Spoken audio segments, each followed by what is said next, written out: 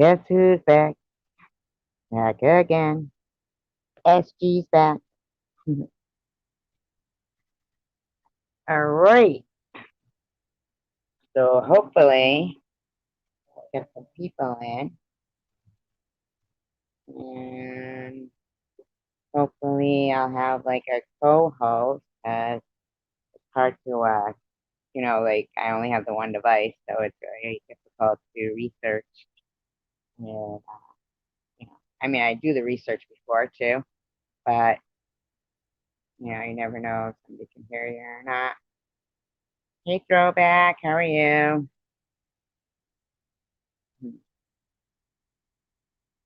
Ready for a little serial killers?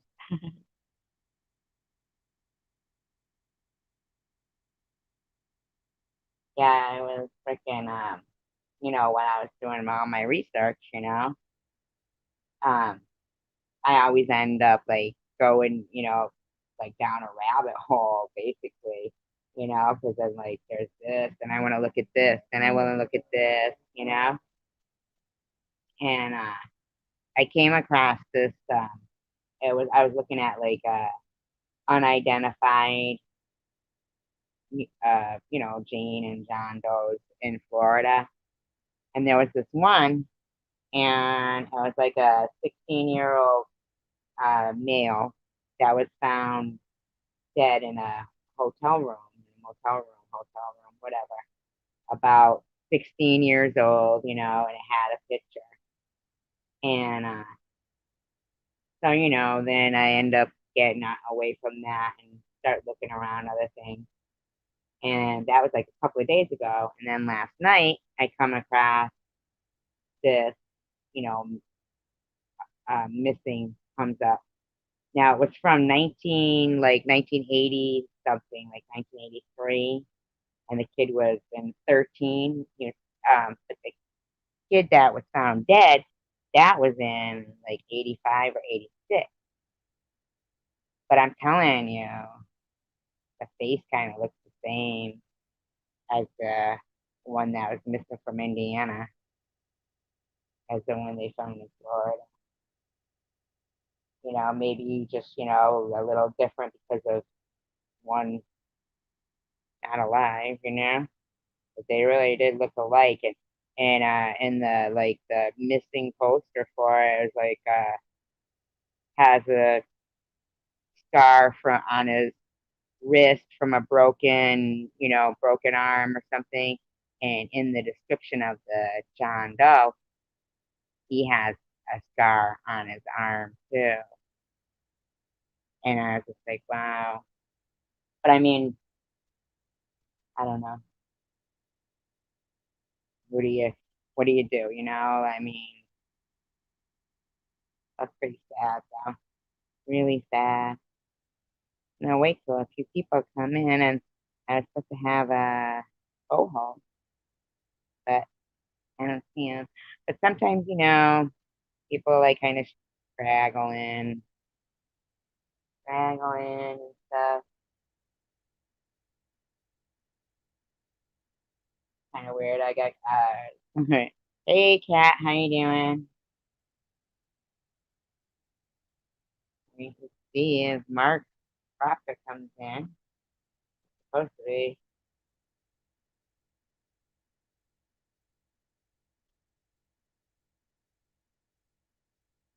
Not. Who knows? Who knows? No, what the John Doe thing? No, because I kept looking, going back, and I can like share it. Well, I'll have to find it, but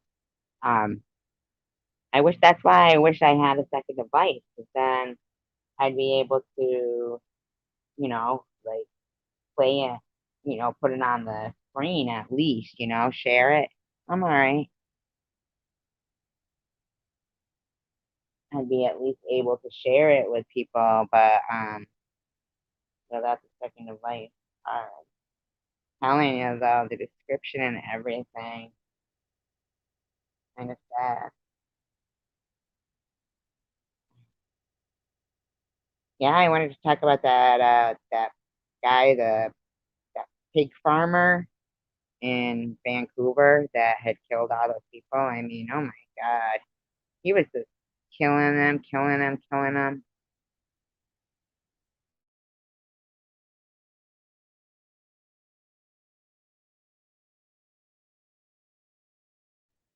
And because most of them were, from the streets and everything, they weren't even really checking it out. Easy. Crazy how, is there like other live streams going on? You guys? I don't know. Yeah, but really similar. So, yeah, really similar.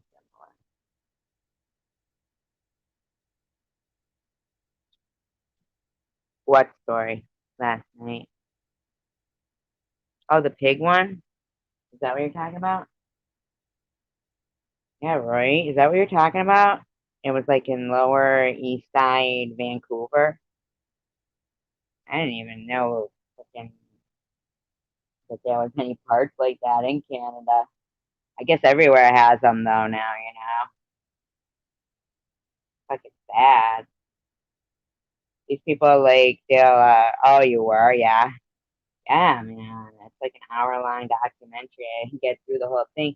But I was gonna, like do like I did when Michigan Mead was here and read up and everything. But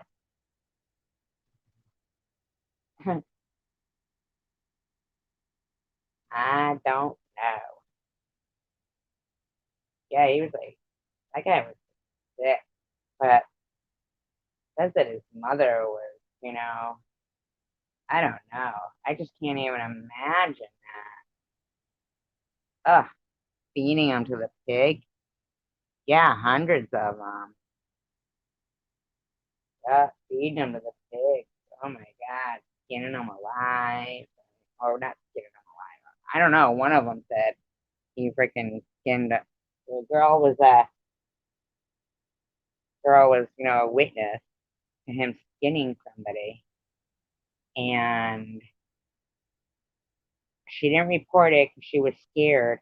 She wasn't so scared that she didn't blackmail him with the information. So she blackmailed him a couple of times with the information. I mean, like seriously, that's crazy. I would think that would be like withholding. And then another one, yeah, up in the air. Yeah, yep, exactly. That's what he did. Hooked them up in the air. Oh God, that must have been just like everything you see in a horror movie. You know, is what those women must have been thinking. But when you got like, I mean, some of these people, they be killing people once a month. Like, I mean, that many, too. Really crazy.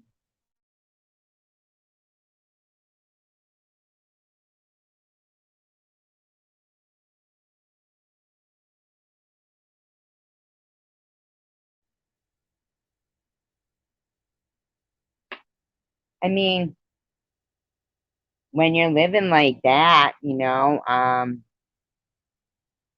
you must always just be, God, you wouldn't be able to ever feel at peace, or safe. Never. That is like so horrible.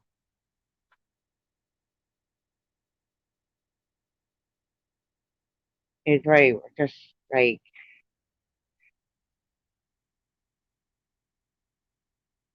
and then hi Mark, oh yay! I was so worried, wasn't I, you guys? I was like, oh my God, I don't think he's coming. Thank God. because I was like, oh shoot, because it gets rough trying to write down everything that you're researching. That's why I really wish I had a second device, because do you know that one of Mark, have you heard of that?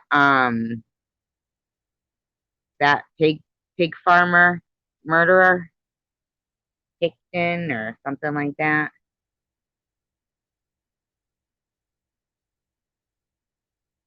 There was his one of the well, I don't know. You can't ever be sure like if it was because I feel like um a lot of times they'll pin a like, oh yeah, okay, 50 of them, yeah, okay. So, but did they ever like find these? I mean, that's the like I was hoping we could but one of his victims actually had survived a serial killer. It was okay. She survived. Oh my God. Clifford Olson. Yes, he did, Cat. He did. And one of his victims survived, Clifford Olson, who was a serial killer. And then 10 years later, a different serial killer got her. But you would think like that would scare you straight. If you like survive a serial killer, right? I would think you could probably write a book or have somebody write a book, with you or help you to because that's pretty incredible. I'm gonna drop the link.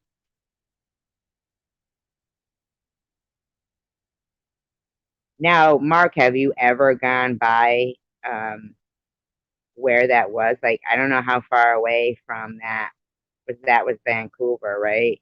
I hear it's like a really, really bad area too. Is the link there? Did it show up?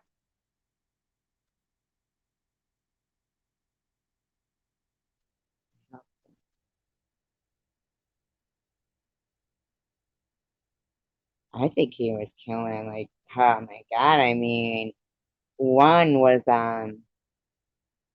she had just gotten out of jail, and so her parents were her mother and stepfather, whatever, were preparing a late Christmas dinner, and then she never came home, and then January 11th is when they reported her missing. They said that a couple of them actually, what they were doing really was basically making a list of all these missing, prostitutes and including them in, like victims.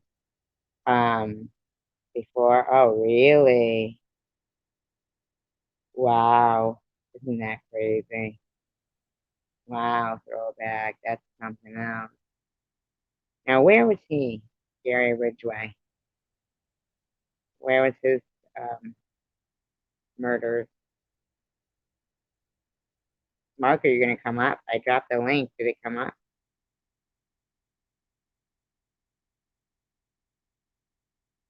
Um,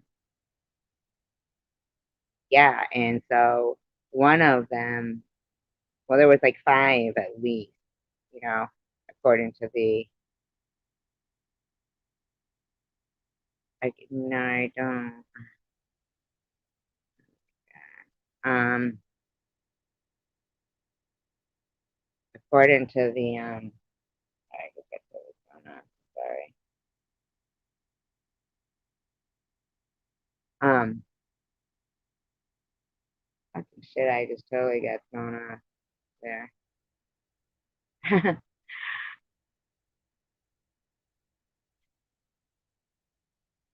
Where did Mark Kropka go?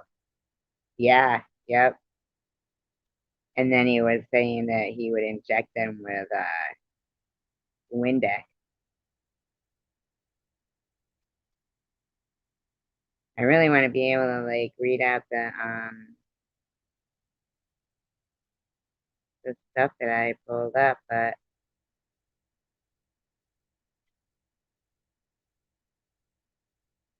yeah. I'm gonna have to get a second device so I can do this shit. Did a link drop? Did you guys see the link? Did it drop? Yeah.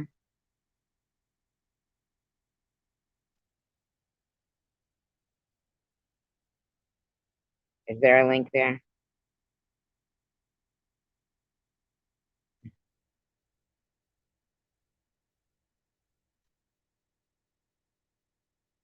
I don't know. Huh. Yeah. One of the, like, well, a couple of them. Oh, thank you, Kat, for answering that. I appreciate it. Oh, I can't come up yet. My girlfriend might finish watching the movie. Okay. How long does she have of the movie?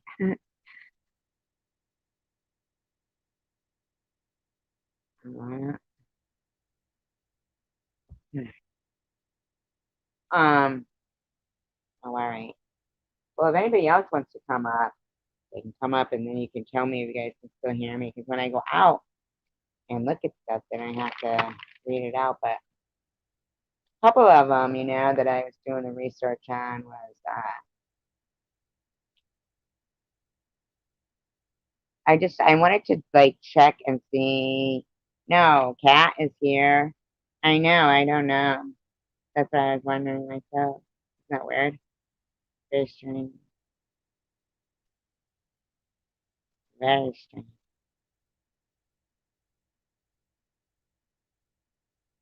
But I don't know. I'm not sure.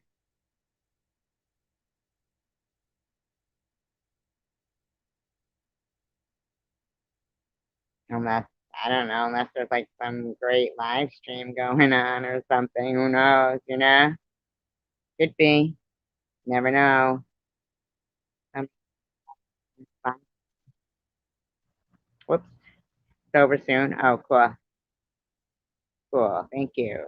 Thank you. I appreciate that. Yeah, I don't see UFO man is live. Huh.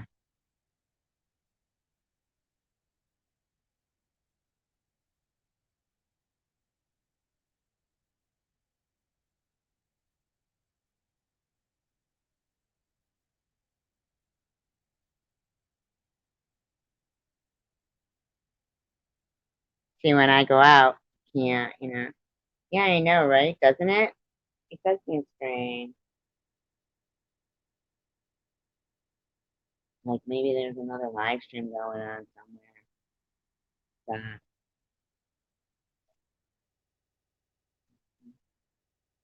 Who knows? Who knows? Who knows? Um, yeah, I was really like interested in knowing if some of the, you know, how much IQ plays a role in serial killer. Like, I don't know, I wanted to like compare somebody with a really low IQ that was a serial killer to one with a really high IQ, and then look at their background and everything. Because I mean, some of these people, they had a pretty good upbringing. I mean, they really, like, and then there's others with, rotten upbringings, and, you can't, it doesn't make sense. Like, then there's others that it seems like oh, well, yeah, of course they turned out to be like that. I mean, look at that upbringing. But then there's other ones where I mean, like I just, yeah, right. It's kind of comparable to suicide. You know how like you would look at somebody whose life was, real difficult. Maybe they came from a bad, upbringing or whatever it may be, right? And they kill themselves. And then there's other people who kill themselves, and they're, the kids of, kid of somebody really, got money, and the family gives them everything, and all of that. And I can't help but wonder if benzodiazepines don't play a role in a lot of things that go on when it comes to the, the psyche, the human psyche, if benzodiazepines, if, when people are, either a psychiatrist, right? And you're going to a psychiatrist or a therapist or something. Hi, Sean. How are you? Oh, you have an eventful night. Are you doing a live stream too? Is everybody doing live streams tonight, Sean? I'm just curious. um, okay. What the hell? Oh, about the benzos. Yeah, like if you'll find that, well, for one thing, I think, when people go and they talk to a therapist or something, I feel like they kind of blanket everybody in with their textbook stuff, you know? Well, it's like, okay, Xanax or Clonopin, I think it's Ativan, Ambien even. Um, there's, a couple others. They're benzodiazepines. They're the ones that, the receptors, the things in your brain that, how they're always saying, oh, it means that your receptors are what's the word I'm trying to think of? I can't think of the word right now, but um not reacting right. So they say to take these, also you'll feel better or whatever. But they also say, but if you go off them, you might get more suicidal thoughts, blah blah blah blah blah. I mean, so maybe somebody didn't even have suicidal thoughts before they went to this therapist. Okay, they just felt sad, depressed, whatever. So you know how a lot of people. Oh, really, Mr. Jones? Yeah, that's crazy that some of them survived a serial killer and then got killed by a serial killer. You know, nice to have you here. Yeah, a couple of them they end up getting because they go right back out on the streets and stuff. I guess it's the same with when they parole a serial killer and they get out there and they start killing again. You know, it's repeating the same behavior, I guess, because I honestly think that instead of these therapists sitting there and just labeling everybody and like feeling like these drugs are the fix all, they're the fix all of everything. But you can never come off like you're never gonna be better. Who wants to go to a doctor that can't make you better? So now you're dependent on something that if you ever can't afford it or something happens, hi Ablavi, then you are going to be screwed. And maybe they're affecting the receptor or whatever they are, that shoot out the messages in your brain. I think that these therapists, the first thing that people should think of is what, how much could they actually care about somebody and their problems if they wouldn't talk to them anymore, if they couldn't get paid. And I get it, it's a job and all that stuff. But that's why sometimes I think their their you know, prescriptions for stuff that you're gonna need now forever. Forever. You know? And if you ever can't afford it, or maybe it makes you start feeling sad, or whatever the case may be, things are gonna fucking be hell for you. And I really think that, when they've got them in prison, they're giving them, maybe this drug to calm them down, this, drug to calm them down. But once they get let out, they're not on them anymore. Hi, Lori. So they're whatever, the benzos effect. Now they're not on them anymore because they're out of prison and they're, fucking reacting to a feeling that they don't know why they have it. And, how you doing, Lori? I like your little flowers. Yes, they do, Mark. I mean, that's like all that. And I really feel like they should try to find out why somebody feels like that and fix it. Fix it by talking to them and figuring it out, finding the positive in it, finding what they could learn from it. I mean, yeah, some things are way more tragic than like molestation or something like that. Yes, I can't even imagine, you know, the guy could be friends with concert type. Exactly. Yeah. Yeah. They're probably not even suicidal when they walk in there.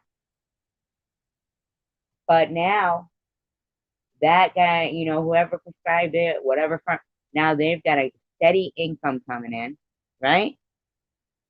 Oh, well, we can clock on another this much every, you know? Yeah. When there's money involved, I think a lot of people, their fucking hair flies out the fucking window. You know? Really does. Really does. I mean, I want to really do like a lot of, some research on finding out if the majority of, serial killers and the majority of women that end up out on the street, doing whatever, is that because of these benzos, you know, and that has deemed them, because of the stigma is what's in their file. Your mom's okay now, though. Did she get off the benzos? Throwback. If that file labeled them, so not only is it like maybe they don't want to take them anymore, but now they're labeled that, oh my God, throwback. Oh, mm. Did she ever try it again, or did she end up off the benzos? But if that's too personal, you don't have to answer. But did she end up off them? I hope. I hope everything's great for her now. I know probably you must have been really affected by that.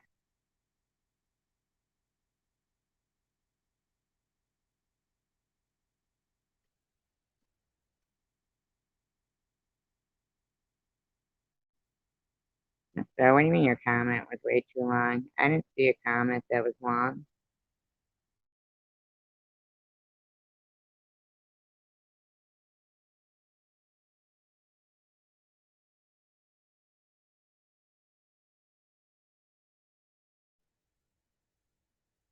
Michael Landon's mother tried to kill herself on a family vacation.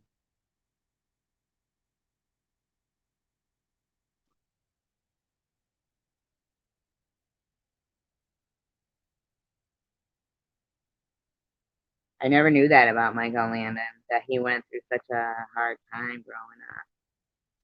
I used to go to school with a girl who came home from school one day and found her mother dead in the garage. She had killed herself. And you know the terrible thing was she was beautiful. Girl was a beautiful girl. She was very quiet. I think it happened when she was in grade school too. And she was very quiet. Hi JC Bear. Hi Ben.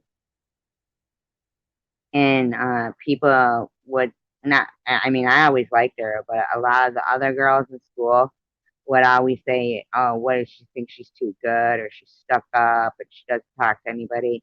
And I remember them really giving her a hard time. And it was because, freaking poor girl came home from school one day and found her mother like that. Wow. Yeah, the meds, yeah, they make, that's why they say that, oh, warning label or side effect may cause, this or that. I mean, I can't even understand how they don't think that by fixing the actual, I'm certain that there's a real topic that person feels the way they feel about. And if the therapist or whatever spoke to them about it instead of just trying to medicate them and act like there's something wrong with them because they feel bad about something in their life or something they have no closure on or anything, I think, that talking to them like a person instead of, textbook Kate. Oh, God. Feel bad for a throwback. What did she say? Did she say anything? Like, did you call 911? Like, did, did you guys ever talk about it? Were you mad or glad that you had found her? I mean, it's like that's a slippery slope, right? Mad that she tried it, but glad that you found her, Like a catch 22. Yeah, Michael Landon said his mother tried to drown herself and he saved her. It was on a family vacation. And I'm so glad you're here, JC Bear. Thank you.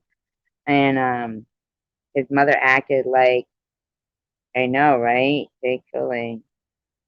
And his mother acted like, you know, she just acted like it didn't happen. And Michael Landon threw up. And when he was a kid, I mean, I remember that after school special where it was called the Lone Runner, and the mother would hang the urine stained sheets out the window, and the kid would run home from school every day so that the other kids on the school bus wouldn't see it.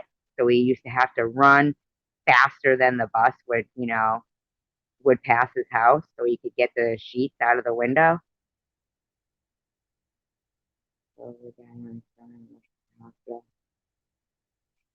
Yeah, did you know that was based on Michael Landon's real life, Lori?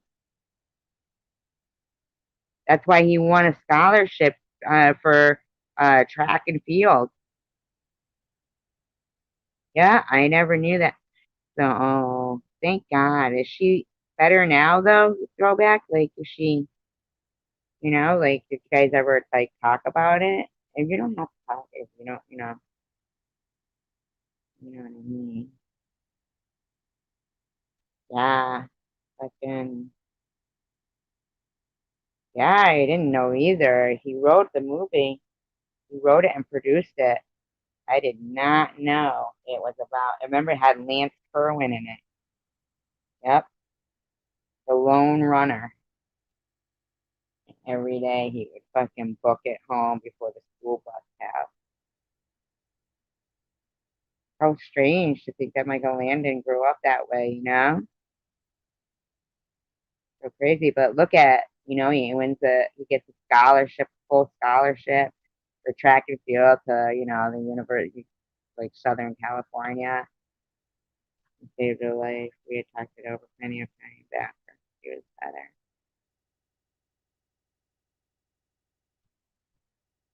I bet you she's so glad it didn't work. I always think people that have done that, they probably, like think about it times down the road when things are changed, their situation in life is changed and they're happier. And they probably think to themselves, oh my God, if that would have worked, I wouldn't be there, I wouldn't be around. I know when my daughter was going to school, there was a girl. Oh, sorry to hear that throwback. Yeah, my mother's gone too. There was a girl who killed herself that she went to high school with, and she posted a picture of herself on Facebook. I guess her family was sleeping the whole time, and she pitched, "Hi West Haven, so nice to see you."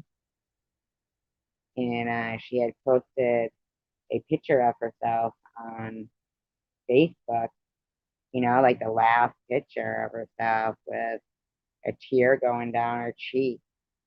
And then she took some pills, and in the morning they found her.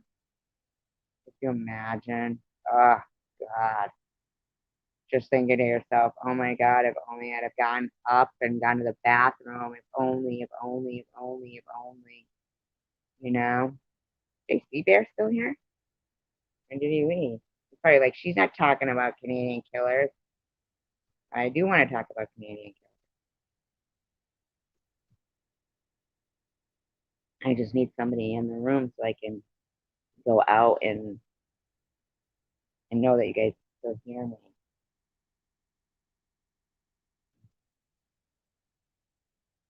Oh, that's, yeah.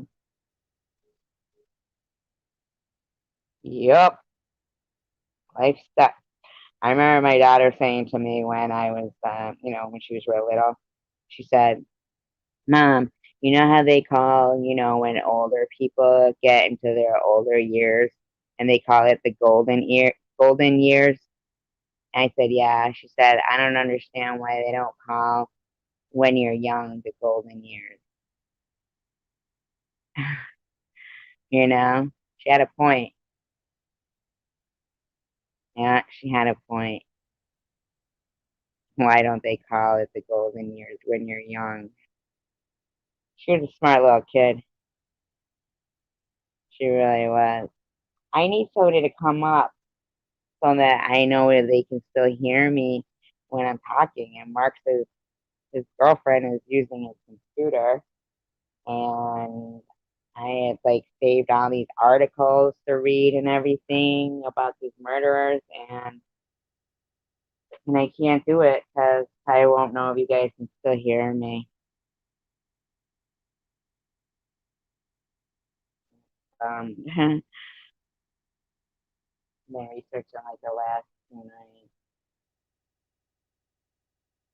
but so if anybody just wants to come up, just to like tell me if you guys can still hear me at least, Otherwise, I have to like read a sentence, come back in, read a sentence, and I didn't want to write it all down. There were so many that I wanted to do.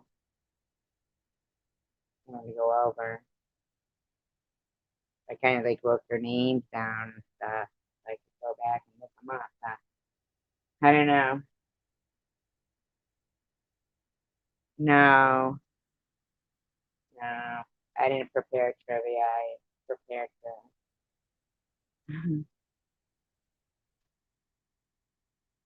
but I don't know. I could just. No, I know you can still hear me, but that's because I'm not. I only have one device, and I'd have to go out, and so I can read the articles that I had pulled up, and then sometimes like it stops the microphone stops. So that's why I like to have somebody in the room so I know that you guys can still hear me when I go out, because I can't see it on the screen because I only have my phone. I'm just doing it from my phone.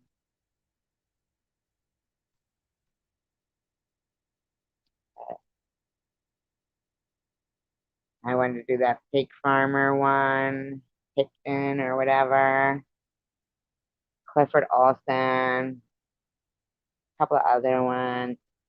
I picked up. No, I know. I was hoping JC Bear or maybe anybody in the room could. It's just to say that they could hear me. You know what I mean? Yeah, just to say they could hear me. It's not like really, you don't even have to be on camera. It's just, yeah, because I can't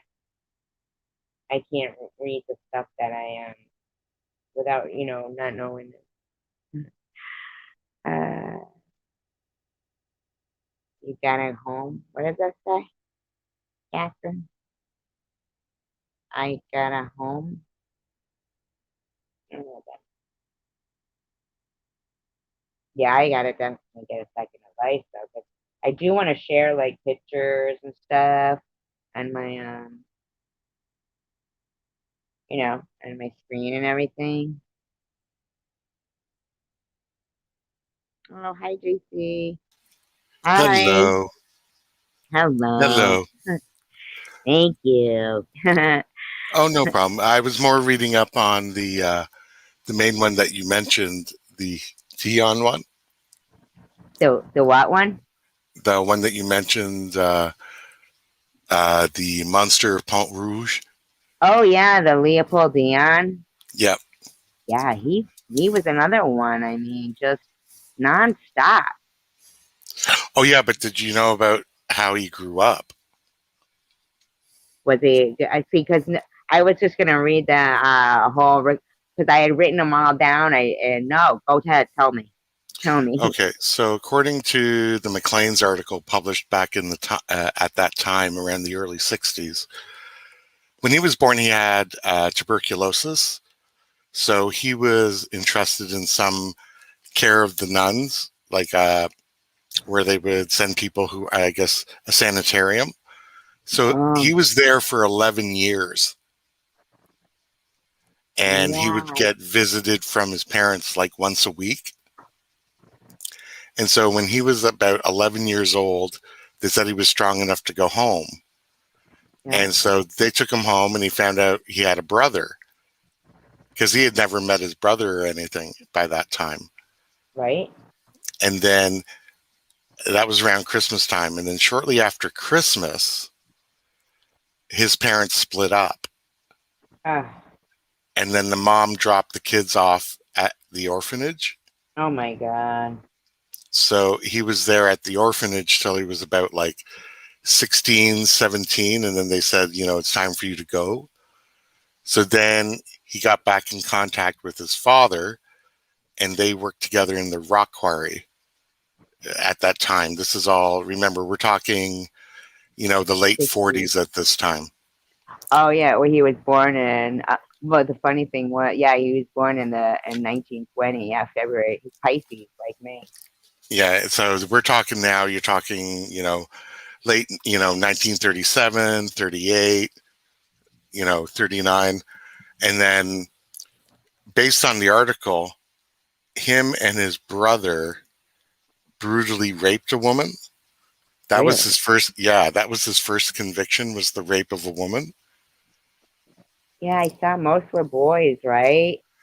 No, but this is going back like Right, before the he first got, one I saw, the first one was a woman. Yeah. Yeah, him and his brother raped a woman, and at that time he was sentenced to death, and then that was commuted to life imprisonment, and he also received the lash. I didn't know that well, back then I guess they still did lashing, or I guess Get whipping. out, did they? Yeah, yeah. I was reading this in the Maclean's article Oh my that God. because back then in the 40s, the whole penal system was really a punishment based one. Yeah, So, but I mean, like, that's so crazy. I didn't know that they were doing that shit. oh yeah, but again, you have to take it as the 1930s, 1940s. Even still, not in any of the movies that we see do we see them doing that back then, you know? Oh yeah, I guess they cleaned it up, but based on this article on Maclean's, that was part of the punishment.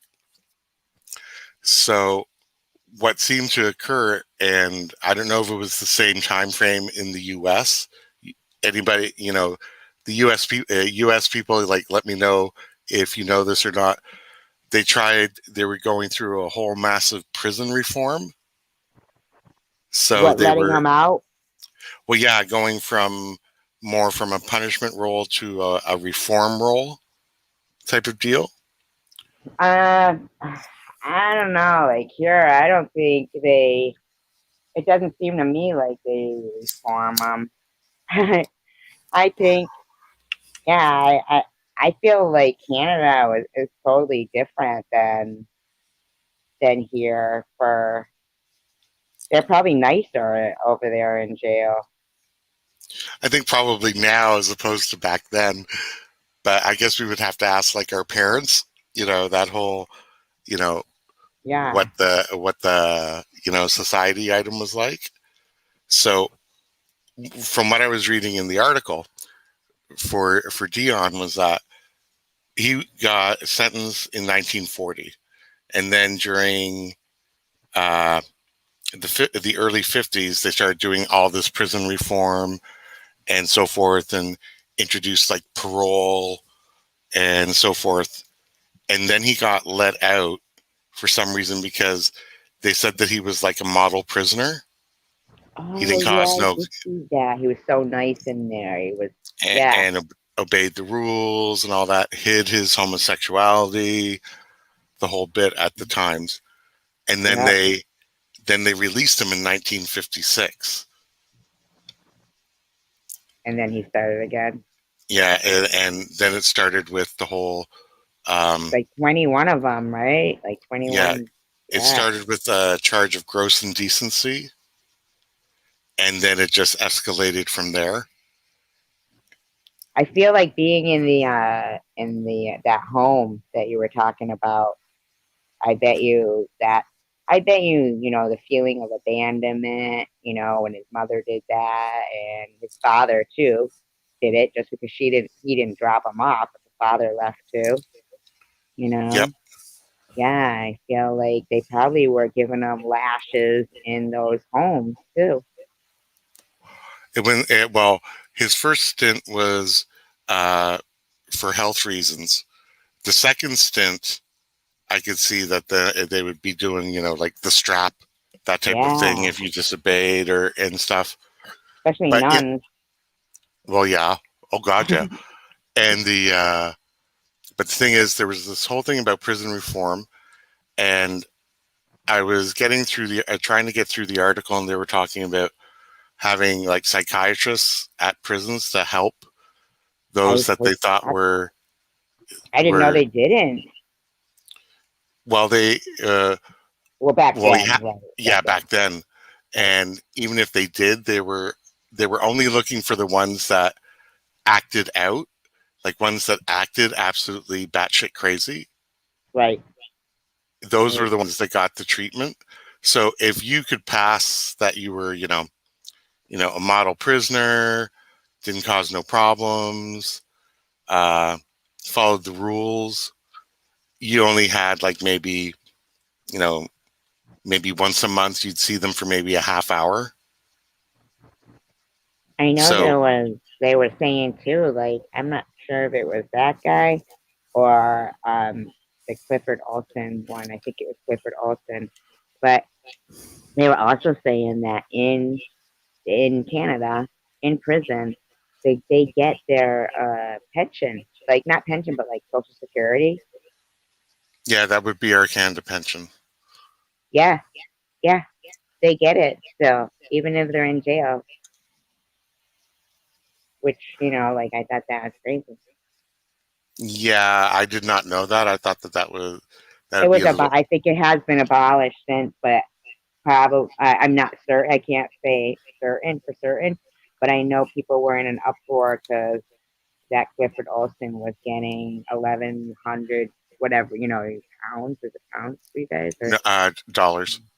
dollars? Okay, and he was just it was stacking it up in there, and he was in there for life. You know. Oh yeah, but I mean, I'm glad he got what he Yeah, deserved. yeah, he died. Well, he died. Yeah, you know who that is too? That Clifford Olson. Yeah, he. If I remember correctly, there are multiple victims, Yeah. multiple female victims that he Mhm. sought out and raped and killed. Yeah, yeah. Like, And he was the same thing too. Like the jails just kept letting him out, and he just it kept getting progressively worse. yeah, because when they go up in front of the parole board, if they've been a good prisoner and they've been, all this and all that, it becomes really difficult on their sentencing. And I just kind of look as a, in my head, I go, it doesn't matter. I think it's only been recently where victims' families are allowed to read their impact The victim's statements. impact statement. Yeah, yeah, Yeah, which has been a key in a few of the Canadian serial killers that have kept them from being released. yeah. Because it seems like a lot of the sentences were, no parole. It's like a life sentence, but not eligible for parole until 25 years. So it's really not like a life sentence because you could get out after 25 years.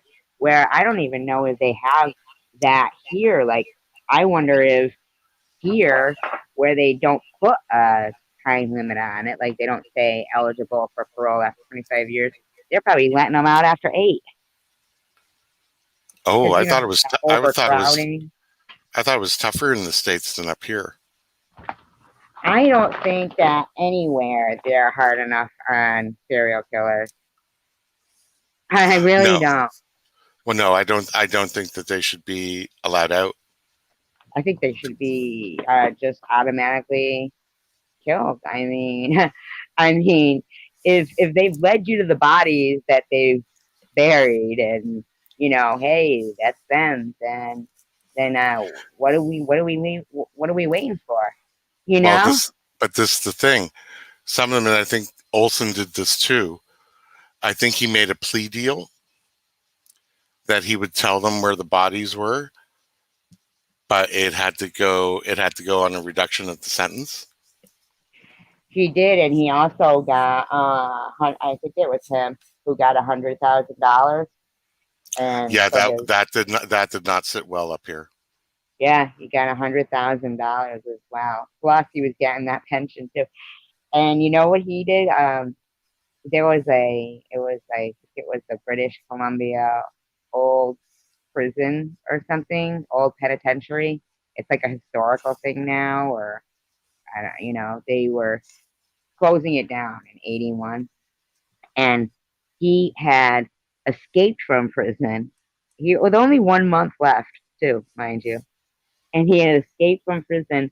But when he heard that this penitentiary that he had spent his first stint in jail at or something was closing down, so they were having a tour of it, he decided he'd go. And they recognized him and arrested him and sent him back to prison for his, 1 more month. But he had actually escaped 7 times. Yeah, I can. Yeah, I vaguely remember like notifications that he's like Canada-wide warrants. Be on the Yeah, lookout for. yeah, Yeah, it's just nuts. But during the Dion one, there was a whole thing of prison reform going on up here in Canada, in Parliament, and in a few other across the country about the prison system, lack of psychiatric assessments, lack of you know proper do they not assessments and have the time. death penalty there? No, the death penalty was abolished by a referendum vote in 1976 in Canada. Uh, uh, Prior to yeah, 1976, there was the death penalty was an option, but since then, no, the um, the death mm, penalty, and because it's federally mandated, like none of the provinces or territories can implement it. uh, how did he Whereas, finally get caught? That Dion guy. I have to look that up. Please play interlude music. Okay. No, that is. I thought you're so funny. I'm like, so I can go look, and now I got you going. Yes, now you got Isn't me it going to look interesting up. though? It's interesting because everybody thinks we have a bit of a dull history up here Mm, when it comes to that, and we have some real, wingnuts yeah. up here that have occurred.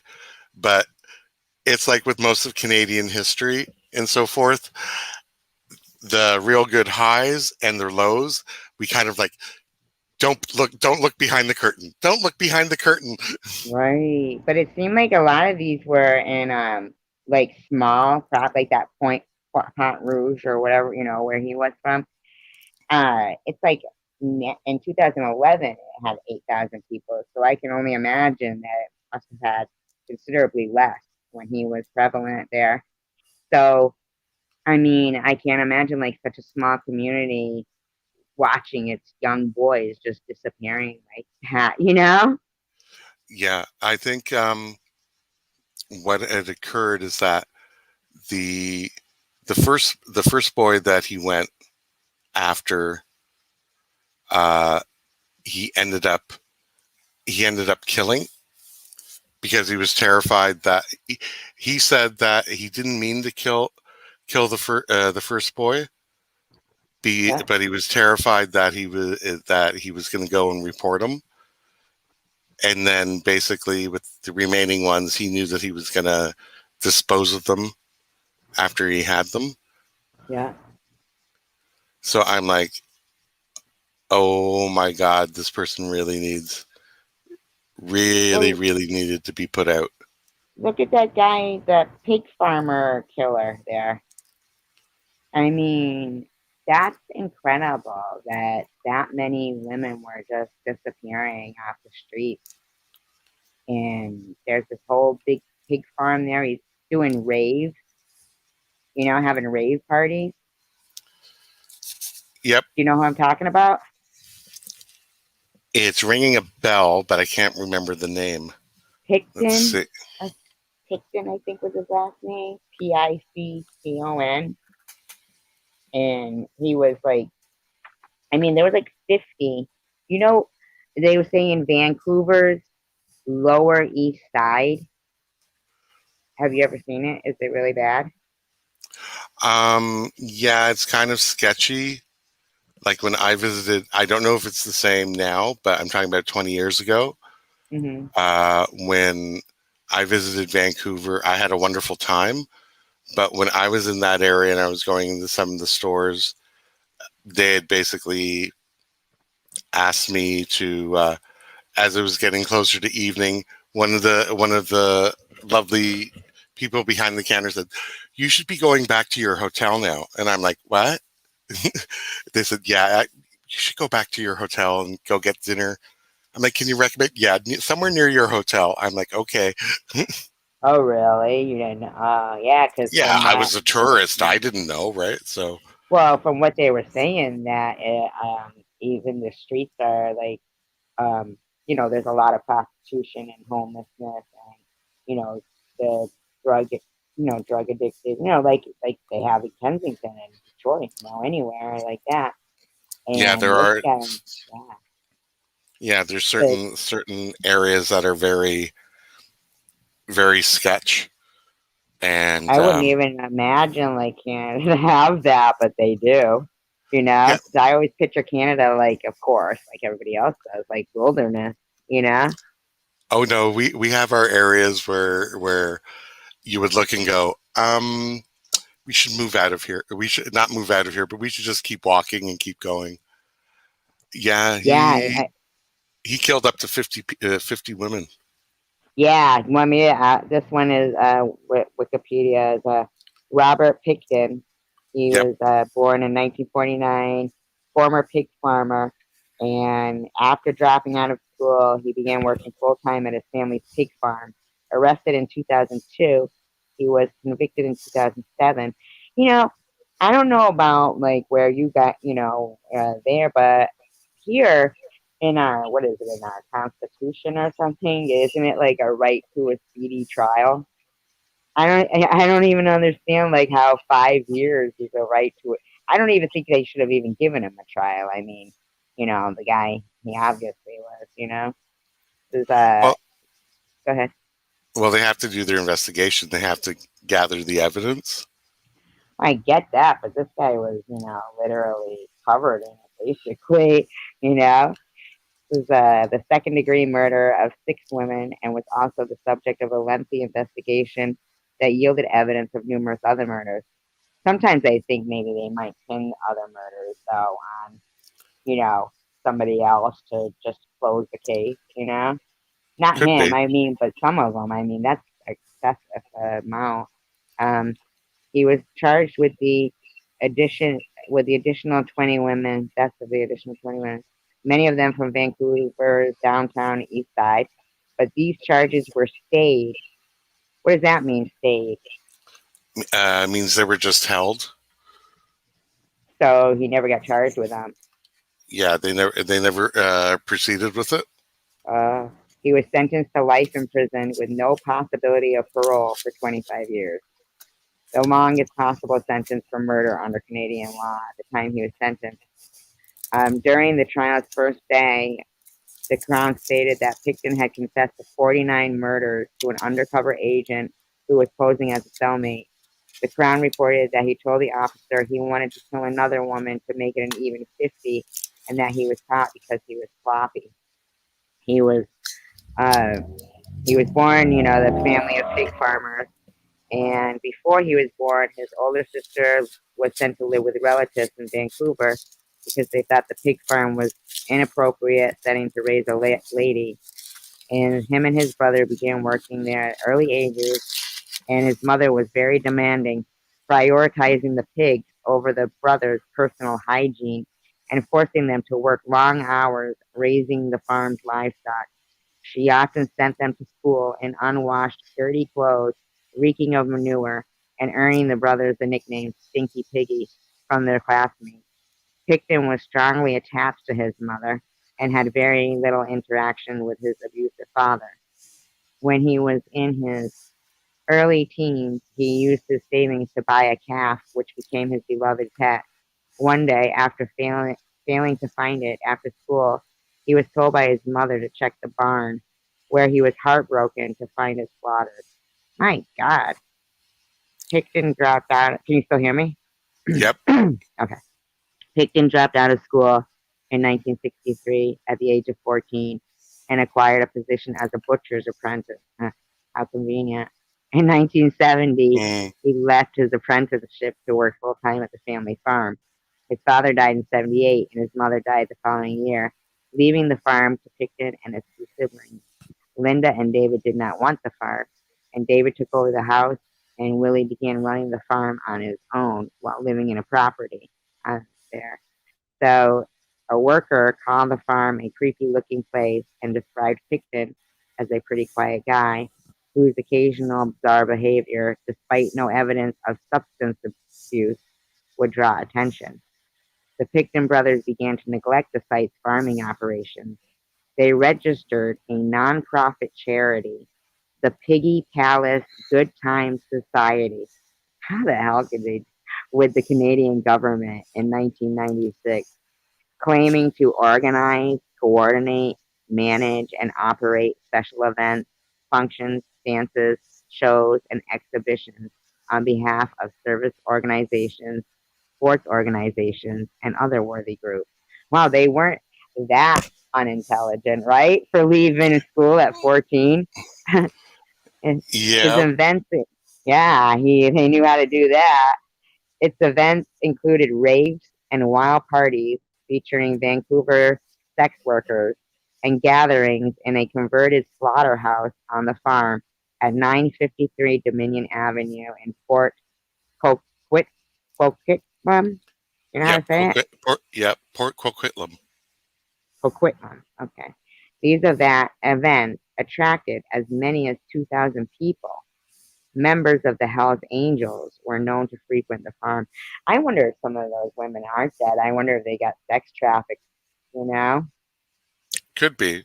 I mean, when you think of the Hells Angels joining your party, Yeah, and 2,000 people, I mean, like that's like huge, you know? yeah, and Uh, you have to think about it. Port Coquitlam is not a huge city, so 2,000 people gathering would you'd notice. oh, really? Wow, Yeah. yeah, that's crazy. He was charged on March 23rd, 1997. He was charged with the attempted murder of sex worker Wendy Lynn Elstetter, whom he had stabbed several times during an altercation at the farm. She had informed police that Pickton had handcuffed her, but that she had escaped after suffering several lacerations. She told them she had disarmed him and stabbed him with his weapon. Pickton sought treatment at the Eagle Ridge Hospital while Elstetter recovered at the nearest emergency room. He was released on $2,000 bond. The charge was dismissed in January 1998. Months later, the Picktons were sued by Port Coquitlam officials for violating zoning ordinance, neglecting the agriculture for which it had been zoned, and having altered a large farm building on the land for the purpose of holding dances, concerts, and other recreations. The Picktons ignored the legal pressure and held a 1998 New Year's Eve party, after which they were faced with an injunction banning future parties. The police were authorized to arrest and remove any person attending future events at the farm. The society's nonprofit status was removed the following year for inability to produce financial statements. Well, that's good at least. Over the course of the 3 years, Hiscox noticed that women, that's the guy who was working there, I guess, a hand on the farm. Hiscox noticed that women who visited the farm eventually went missing. On February 6, 2002, police executed a search warrant for illegal firearms at the property. Robert and David Pickton were arrested, and police obtained a second warrant using what they had seen on the property to search the farm as part of the BC Missing Women investigation. Personal items belonging to missing women were found at the farm, which was sealed off by members of the Joint Task Force. The following day, Pickton was charged with weapons offenses. Both of them were later released. However, Robert Pickton was kept under police surveillance. I can't believe he was later released, though. You know? Oh yeah, but I mean, it all depends on exactly what information was brought forward, what evidence was brought forward. I know, So but I mean, I mean, if they're going to get a search warrant to look for evidence of the missing women and then they find some, then you would think they'd keep him there questioning him or something, you know? On February 22nd, Robert Pickton was arrested and charged with 2 counts of first degree murder in the deaths of Serena Mona, whatever, okay. On April 2nd, 3 more charges were added for the murders of Jacqueline McDonald, Diane Rock, Heather Bottomley. Sixth charge, followed shortly, seventh charge. On September 24, 4 more charges. I'm wondering if they're just like laying all these charges on him, just to close the cases, you know? Well, there's some of that, or what could be occurring is that because of all these missing women in the Vancouver area, and if there were sex workers, and if they were given tips that they were also visiting these parties and raves up at their farm as entertainment, Yeah. then there's a possibility that they disappeared after going to the party. Right. And, a lot of them, I mean, we he had the pigs eating them.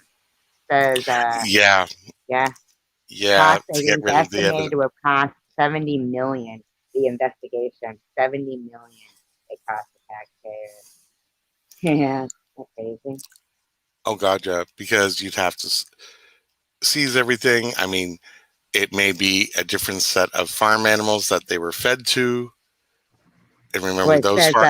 forensic analysis. Well, because of the buildings, they wanted to demolish all the buildings too, and forensic analysis proved difficult because the bodies may have been left to decompose or be eaten by insects and pigs on the farm. During the early days of the excavations, forensic anthropologists brought in heavy equipment, including two 50-foot flat conveyor belts and soil sifters, to find traces of human remains. On March 10th, the government revealed that Pickton may have ground up human flesh and mixed it with pork that he sold to the public. Oh my God. The province's Yep, health authority later issued a warning. Another claim. So, what did they never find anything? I think they found remnants of bones. That's crazy. Yeah, Because it but think says, about it. He's trained as a butcher. yeah, He's on a farm, so he knows how to dismantle somebody. Knows how to, you know, clean to the bone, and they would have the main, I guess, the main grinders to go with the farm ugh. animal meat, and they just mix it all together. I mean, How far do you live I from there? I live about a few thousand miles. That's the equivalent to our like the BC's over like just north of Washington, Oregon, and Uh, California, the and I'm chances north of of. you ever having any of that sausage are slim. Yeah, yeah. I mean, I was like, I'd look at, and thank God, growing up in an Italian household, we made our own. I mean, Uh, yeah. I bet your house smelled good all the time, huh? Would you have like a grandmother that was always cooking good sauce and stuff? oh, growing up, yeah, Yeah. growing up till I was about 10 10, 11 when she passed. Mm-hmm. So yeah, so we grew up knowing how to make sauce, pasta. The prosciutto was hanging in the cold cellar, homemade Mm. wine, all the fun stuff. Do you make your Polenta. own sausage now? No, no. I mean, I could in a small batch, Mm-hmm. but it is a lot of work. And imagine my surprise when I found out what was used as the sausage casing. What? It's the intestines. Oh, okay. Yeah, I was surprised. I never Mm. knew that. So, like you're 12, 13, learning, you're putting it through the hand grinder. And I'm like, what are you blowing up, Dad? He goes, it's the casings for the sausage. Oh, okay. And I'm like, Oh, why are you soaking them in vinegar and this? And he goes, well, that's to keep them clean and to kill anything in them. And I'm like, kill anything in them? He goes, yeah, it's the pig's intestines. I'm like, what? What? oh. What? I hear that. Isn't that like what chitlins are? I gotta go out and come back in. Give me because I don't answer the chitlins question yet. I Okay, don't answer cool. because I can't get unless maybe I can no it went took me out of the comb. Okay, I gotta go out, come right back. Okay. Okay. Why, hello. While we're here and doing a bit of a midnight interlude, um, I'd just like to say it's Friday night. Thank you for joining us. Hopefully, you're curled up with a coffee, tea, wine, or your favorite drink, have some snacks, sit back and relax, and just enjoy listening to us chat. And if you'd like, you can come up and join us on the panel as well. It's all good. It's a nice way to spend a hot, humid Friday evening. But yeah, I knew how to roast peppers, and then you had to slice them, clean them, barbecue them, put them in the oil and the vinegar, spice them up, all the fun stuff. Did you? Did they like? Have they changed like the? Are the casings like? I know if you're making it by yourself, that the casings, but have they since changed casings? Do you think? Yeah, you can get um, a different type of casing for it now, so it's not the actual intestine of the pig that you can use to make your own. But I mean, that's why I like going to when I do get a chance. There's an Amish and Mennonite community just northwest or southwest of Toronto in near St. Thomas and St. Jacobs, and you can get you can get that type of homemade type of preserves, jams, jellies, pies, sausages. I don't know. I don't know if you ever heard of something called blood pudding. I have heard of it. Yeah, my parents loved it. I could not stand it. I could not stand it. I'm just telling you right now. It's blood. Yeah, and it's mixed with oats and spices, and yeah, it was not. My parents, for some reason, really, really loved it. So they used to go to when they did their, Sunday drives. Like the kids are old enough, let's take off for the weekend. They would go out to like smaller communities like that, and when they came across it, they'd bring it home, and to them, they would slice it up thin and make it with their eggs. And I'm like, I would just look at them and go, I had to clean it up. I go, you guys are crazy. It's one of those things I could not stand the smell of it. Lori Watson likes it. It was, I mean, exactly, Lori. My parents loved it. My dad loved it. My mom loved it. Same here. I heart pink. I just couldn't. Did you guys see what Luke? I don't mean to interrupt you, but did you see what Lucas wrote? Pigs can digest everything except hair and fingernails. Larger bones are broken to small bits, or so I've heard from my neighbor Leatherface. Oh my God! Lighthouse Girl is in Port Dover, so they had. Lighthouse Girl. I don't know if you know this. In Canada too. I think yes. Lori lives just north of me, about an hour or two north.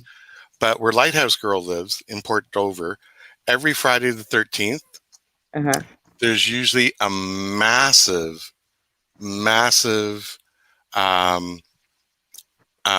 rally. Like all the bikers converge on Port Dover every Friday the 13th. Doesn't matter what.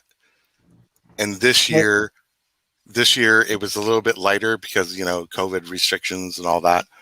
But yeah, that's what every time someone says Port Dover, that's what I always think of. So they have a massive biker rally every Friday the 13th. Doesn't matter. Doesn't matter how cold it is. With the Hells Angels. Oh yeah, like the biker ones are good. Yes, Lori, head cheese. Oh my God. You like it? Yeah, I tried it before I knew what it was, and I liked it. Is it really head cheese? From what I was told, yes, it was the head. It was the head of the pig, right? It really is, like from the head. From the head. Ugh. Yeah. So. I think like years ago, like our parents would. Well, for one thing, I think there's a lot of the same food Canada that in England, right? Oh yeah, because of the British influence. Oh yeah. Yeah.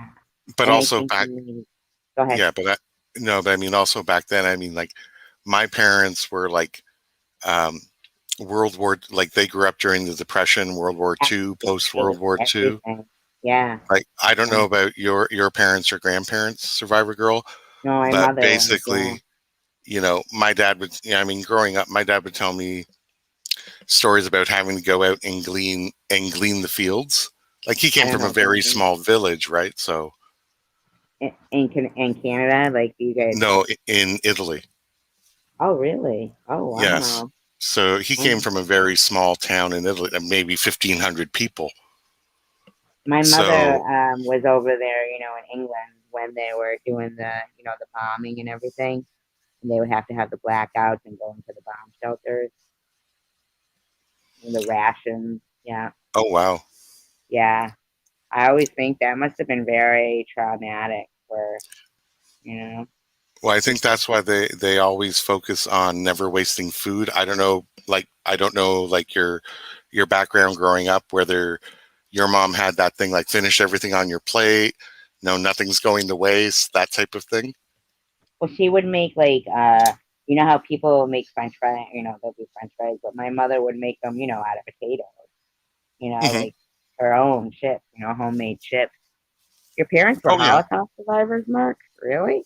Wow, that's interesting. I Oh didn't know wow. that. Wow, that's very interesting. That's Oh yeah, heartbreaking. Lori. Like I mean, my grandmother on both sides, chicken hearts, gizzards, the beef heart, the liver, nothing went to waste. Mm. Something was always put to good use. My mother would, she didn't, I don't know, maybe my mother just didn't like certain things, so she wouldn't make me, but I would eat everything on my plate because she would make good food, like chips and egg, like she'd make the French fries and then, egg on top of it. You know how they have beans with the stuff and everything. I Yeah. love English food. I love English food, but I don't like the liver and onions. Do you like that? Oh God, I love my mom. This what always brings me back to when she was alive. And Yeah. basically, my mom and I loved the beef liver or calf liver, and she would do it up, but she would make like the perfect like sautéed onions to go over it, a little Smells bit of good. gravy, and all that, and it'd be like, oh, Or it's the texture I can't take though. Yeah, oh same with my, the beef. oh my God, yes, Lighthouse girl, save the bacon grease, save the bacon grease. Chicken heart soup is good, she said. We always had it almost like the chicken hearts and gizzards and stuff that you get like or In a that little. soup? Yes, I can remember my Canadian grandmother making it into a like putting it into a soup. A whole bunch of little chicken hearts in there? Yep. Like meatballs, but they're hearts? Yeah, they may look like a meatball, but they're not. Oh, it's the texture that gets me. It really is. I remember when I lived in England, they made me eat noodles, liver and onions. Um, one day, like it was lunch or whatever, and Yes. they make you eat your food there, and I'll never forget it, man. I choked that shit down, but it was gross. Ugh, I couldn't stand the texture. Well, you see, I love to eat, but just yeah, with me it was that there's that thick vein or cartilage that goes through it. That always used to I used to hate trying to get past that, so I would always grab a piece that didn't have that. of But liver. yeah, yeah. I didn't know how to fix vein. I didn't know how to. Do you eat cow tongue? I've tried it once, and it was okay, but it wouldn't be on like my go to seek out.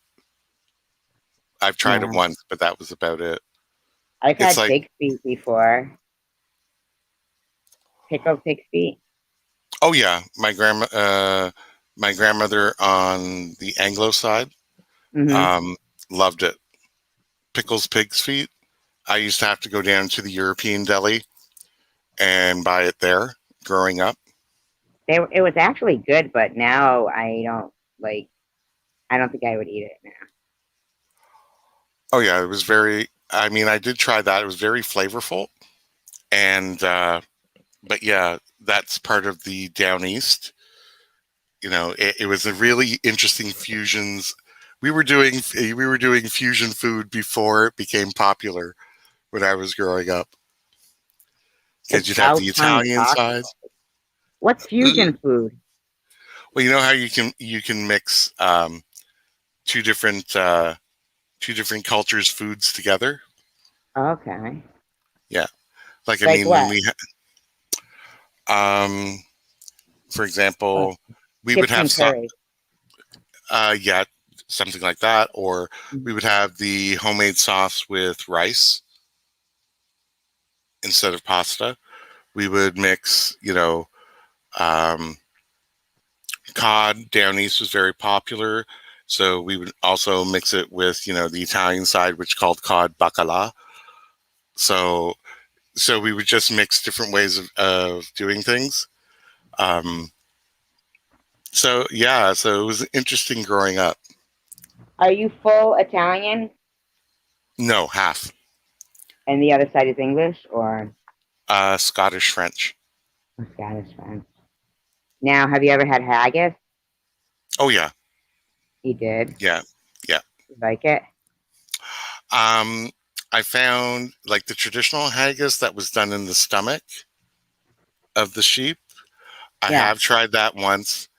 The sheep's stomach was like, it was okay. I found it a little chewy, but the actual stuffing I actually enjoyed. I heard that the stuffing is good. It reminded me of what when Lori was talking about pickled beef heart with spices and onions and vinegar. Hmm. But I heard that it was like a lot of spices and not, I guess they said it had heart in it, but I don't want the heart. Heart. I don't But it, want pro- that. it I'll would have probably beef. be, yeah, it'd probably be ground up. I don't want that. You just don't I want think the the thought of it. texture is yeah. There's texture about it. Liver Yeah. moves, like liver moves towards milk. Oh, Okay. Man, please. oh yeah. Yes, Mark Kropta, goat cheese goes lovely on I love that on salad. You sprinkle a little bit of that on salad, or Oh, if you have feta. well, he was talking about goat cheese. Isn't it the same? I think it's a slightly different process for the Greek feta, because Greek feta has a different. I find Greek feta has a more saltier taste to me Mm. than goat cheese. Goat cheese is a lot more mellow. What do you like on your pizza? I'm a little more traditional. I used to love like when we made it. We used to have it with like uh, pepperoni. We used to pre-fry some bacon. Sometimes we would use uh, prosciutto if my dad wasn't around, because my dad would be like, prosciutto's too expensive to use on pizza. But that's how I was introduced to white pizza, was my dad, Oh, I love because white pizza. I mean, I came home one night and he goes, and asked him, what are you doing? He says, I make myself a pizza. I said, where's the sauce? He goes, you don't need sauce to make pizza every time. I'm like, really? This is news. but, Yeah, but my, butter, garlic, right? yeah, but yeah, my dad used to love putting on like the anchovies and the garlic. And, I love anchovies. but he also liked it a lot more spicy. I love anchovies. I really do. I mean, I hate that, they have those little, the little bones, kind of like hair. Yeah, But I mean, basically, how sometimes, you get used to eating something like with that on it, and then you're like, it doesn't seem right, without the anchovies now, But not a lot exactly. of people like anchovies, but I love seafood. Oh, God, yeah. I mean, I think you can actually have like a shrimp pizza now, um, items like that they'll make. Now, in Italy, you know that the pizza is not the same as what you would get here. That's what I heard. I heard it's Like, not good. well, it's different because They do use the older wood ovens. The wheat for the pasta as well as for the pizza dough is different than what they would have here. Yeah, isn't it So drier or something? I think so. And also it has a slightly different flavor. So, and I think in the South, it's far more thin crust.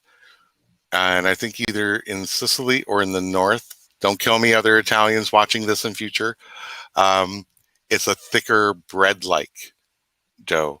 So depending on what area you visit, if you ever go visit in Italy and take So a you tour. have been there? You've been to Italy before?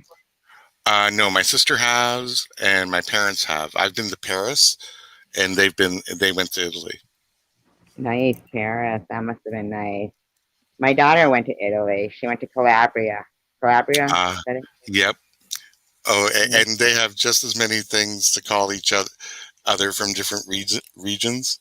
Like the Calabrese, we used to say had heads like cement. Oh, yeah. That's where that is, Calabria, or is that another place? No, Calabria would be the region, and Calabrese would be what you would call somebody from there. Like my dad's Right. from the region of Abruzzi, And so how is that? they would call him he's Abruzzese. Have But you ever if I seen the movie True Romance? no, I haven't. Oh, you haven't? Oh, because it's got such an iconic, like what do you call it? Like a speech or whatever. It's Christopher Walken and oh my God, can't think of the guy's name. Uh, he's like a very famous actor. Does anybody know who like was he played the father in True Romance, and he's the one who said he gives this speech about Christopher Walken is going to kill him. He's like a gangster thing, and he gives this whole speech about Sicilians and like the Moors and how the Moors came in there and all this shit, and he calls them an eggplant. You know, Oh my, oh my yeah, and God. he ends up, Christopher Walken goes, "Give me that gun." To the guy who's going to have him kill him, but then he says, "Oh, it's Dennis, not Dennis Weaver, Dennis Hopper. Dennis Hopper." Absolutely, Dennis I had to Hopper. Google. I had to Google it while you were explaining. You've got to see that movie. What a great movie and awesome. It's got Quentin, Quentin Tarantino and a lot of actors are in it. I mean, it is really good movie. Do you know if it's on Netflix or Amazon or? I don't know. It's called True Romance, and it's got like such a the whole. It's got that James Gandolfini in it, Patricia Arquette, Christian Slater, Val Kilmer, Brad Pitt. I mean, loads of the Dennis Hopper, Christopher Walken, all star-studded cast there. Really good, really good. So, what did you go to Paris for? That was my senior class trip. Was it? What a great trip that was, huh? Hi, Yep, my Dominic. I had the an agreement. Hey, Dom, in NYC, Big Daddy D in the house. Um, I had there was an agreement when my sister was in grade 12 and they had their senior class trip. My parents agreed they would pay for the trip, but we had to pay for our own spending money. Like we had to save for our own spending money. So my class trip at my school was going to Rome, but a friend of mine, her class trip was going to Paris, and they needed more people to make I guess you need a certain amount of students to get the discounts and all that. Yeah. So I said, if our March breaks were the same, because I was in the Catholic school system, she was in the public, they were, and I went, cool. So I said, I'll come to Paris with your class. And I had a blast. I mean, when you're 17, 18, everything looks beautiful on your, like that was the first time I had ever left North America. I had Right. to go get a passport. I felt so adult, you know, when Did you you're, go to the oh, Eiffel look. Tower? And did you go everywhere that Oh, you yeah. know? We went to the Louvre, Montmartre, Sacré-Cœur, the Arc de Triomphe, the Eiffel Tower. But you couldn't go up the Eiffel Tower when we went. It was closed. There was some maintenance going on, but we went to Really? see it. I went to the Moulin Rouge. Oh, that Uh, must have been fun. oh my God, that was a riot. We felt so adult being all dressed up. And we're like, yes. And we came in, you're 17, 18, and wow, we're really classy, right? Yeah, dressing up, going to somewhere. Yeah.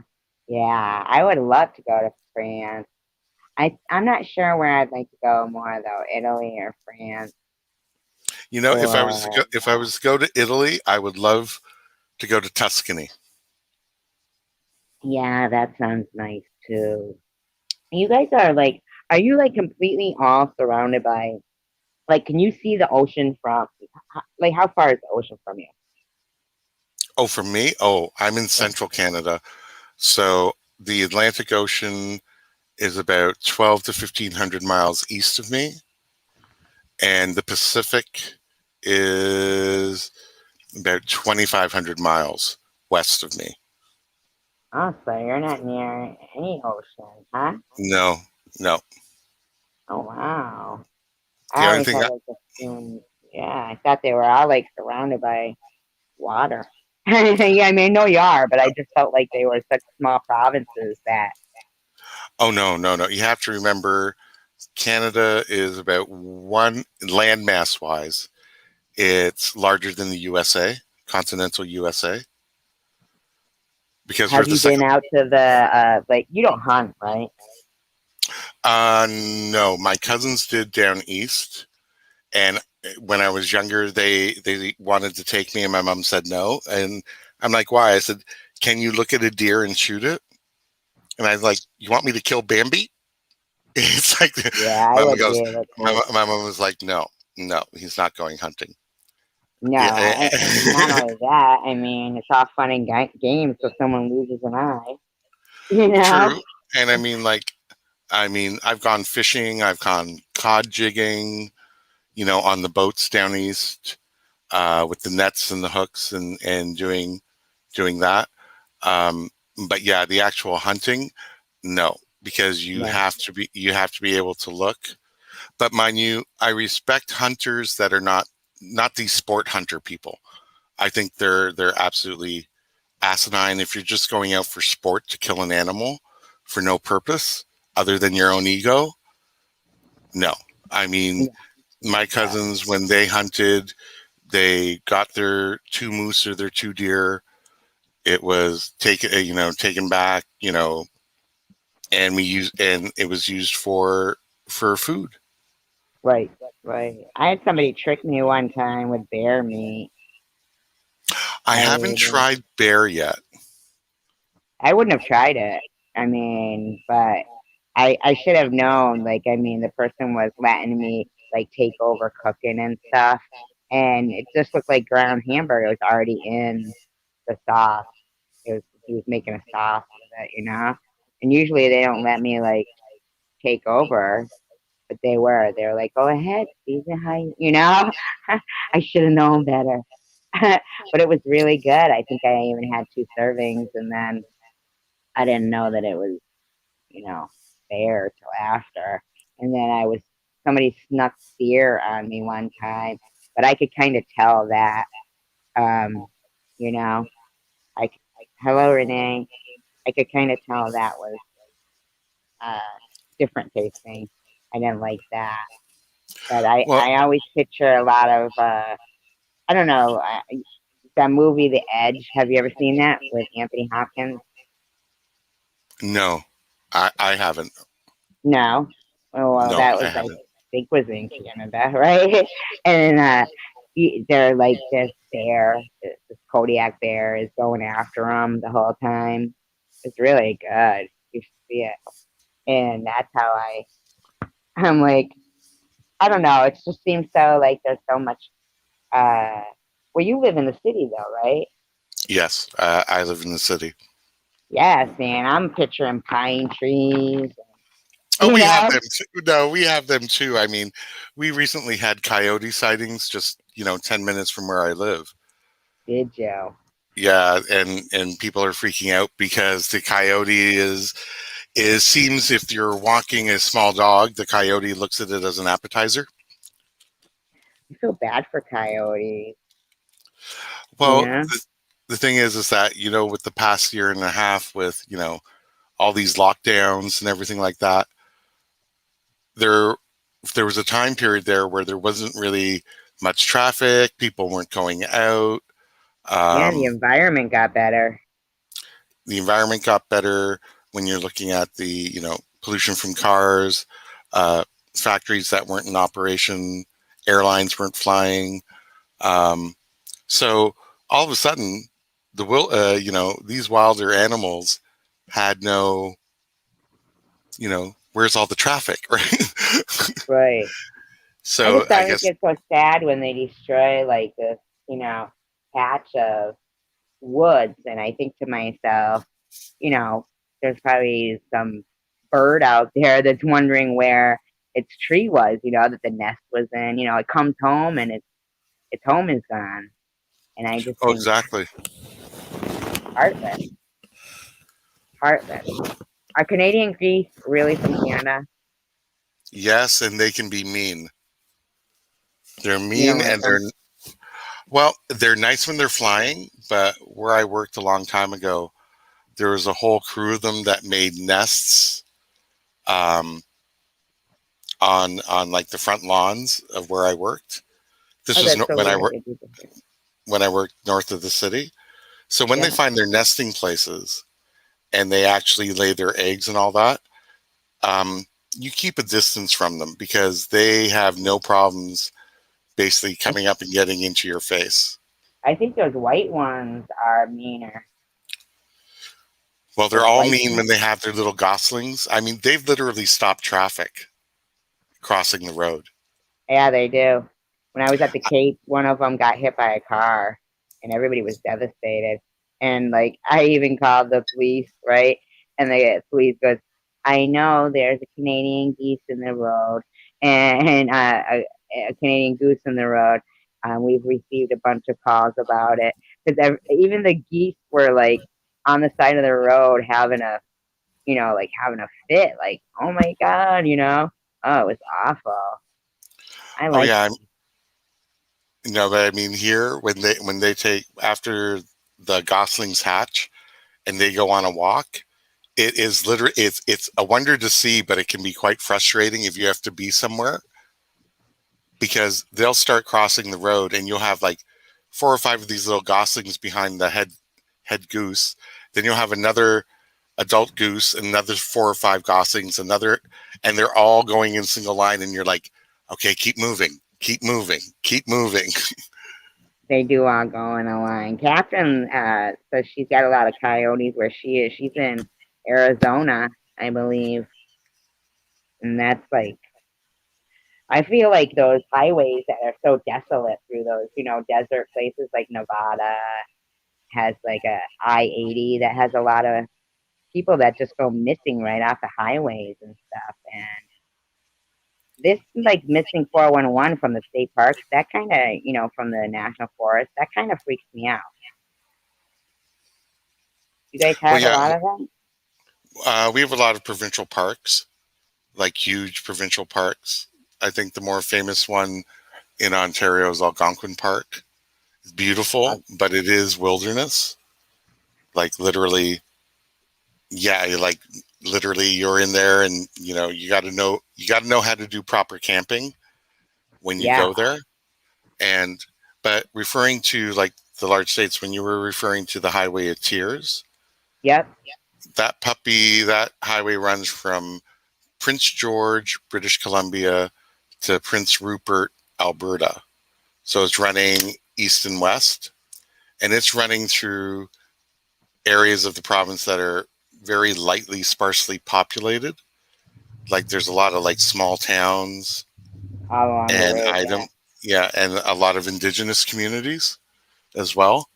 Yep. So when you were talking about all the, the missing women and murdered women along there, it's Yeah. because, if you don't have a car and there's inadequate or no public transport connecting all of these communities, and you start hitching, and people, if, you're hitching, 50 miles to the next town, and you may leave in the morning and they don't know when you're going to get there because there's no real public transport or bus or train or train that's going through there. If you hitch with the wrong person, you're screwed.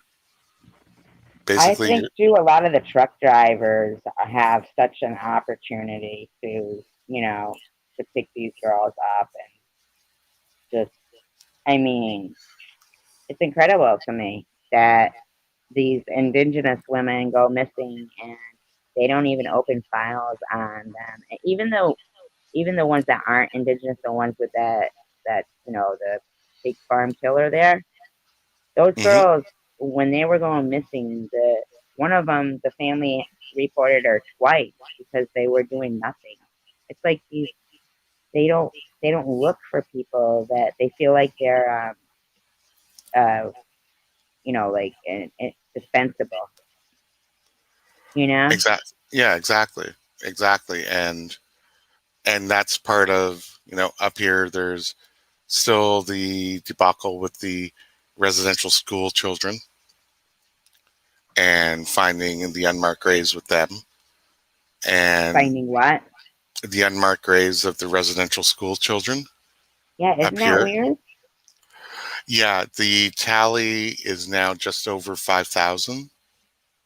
Get out of town. No, it, Where did they find and them? well, back in the late 1880s up until 1978, what they would do with children of the indigenous communities is that at a certain age they would be taken from their home and enrolled in these residential schools, and they would be run by different religious orders, like not only Catholics but Anglican, United Methodist, etc. Isn't that ironic? And they were they were supposedly to be schooled to be, lose their savage ways, was some of the uh, propaganda in the late 19th century, early 20th century.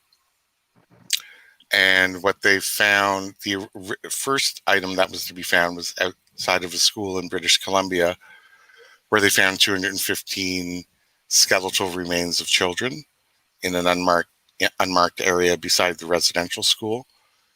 So that started a whole investigation. And at this point, it's at just over 5,000 And they still unmarked. don't know why they what I mean, I wonder if they were like starving them or working them to death or something. There's that has been put forward that there was malnutrition, Yeah, uh, lack of facilities, which could be dysentery. I think a small portion could be attributed to the influenza item during the 1918, 1919, but not to this amount. Um, there was also items of abuse, physical abuse. Um, some where the children had run away, but never actually to try to get back to their homes, but they never actually made it. right. So they could have been found dead due to exposure, depending on the time of year that they tried to escape. Have you ever So seen a moose? a moose, oh yeah, on the Where side did of a you highway, yeah, on you the side of a did? highway. No, just standing there, standing there on the side of the highway, trying to keep cool. Oh my When god. we took trips down east, they're big.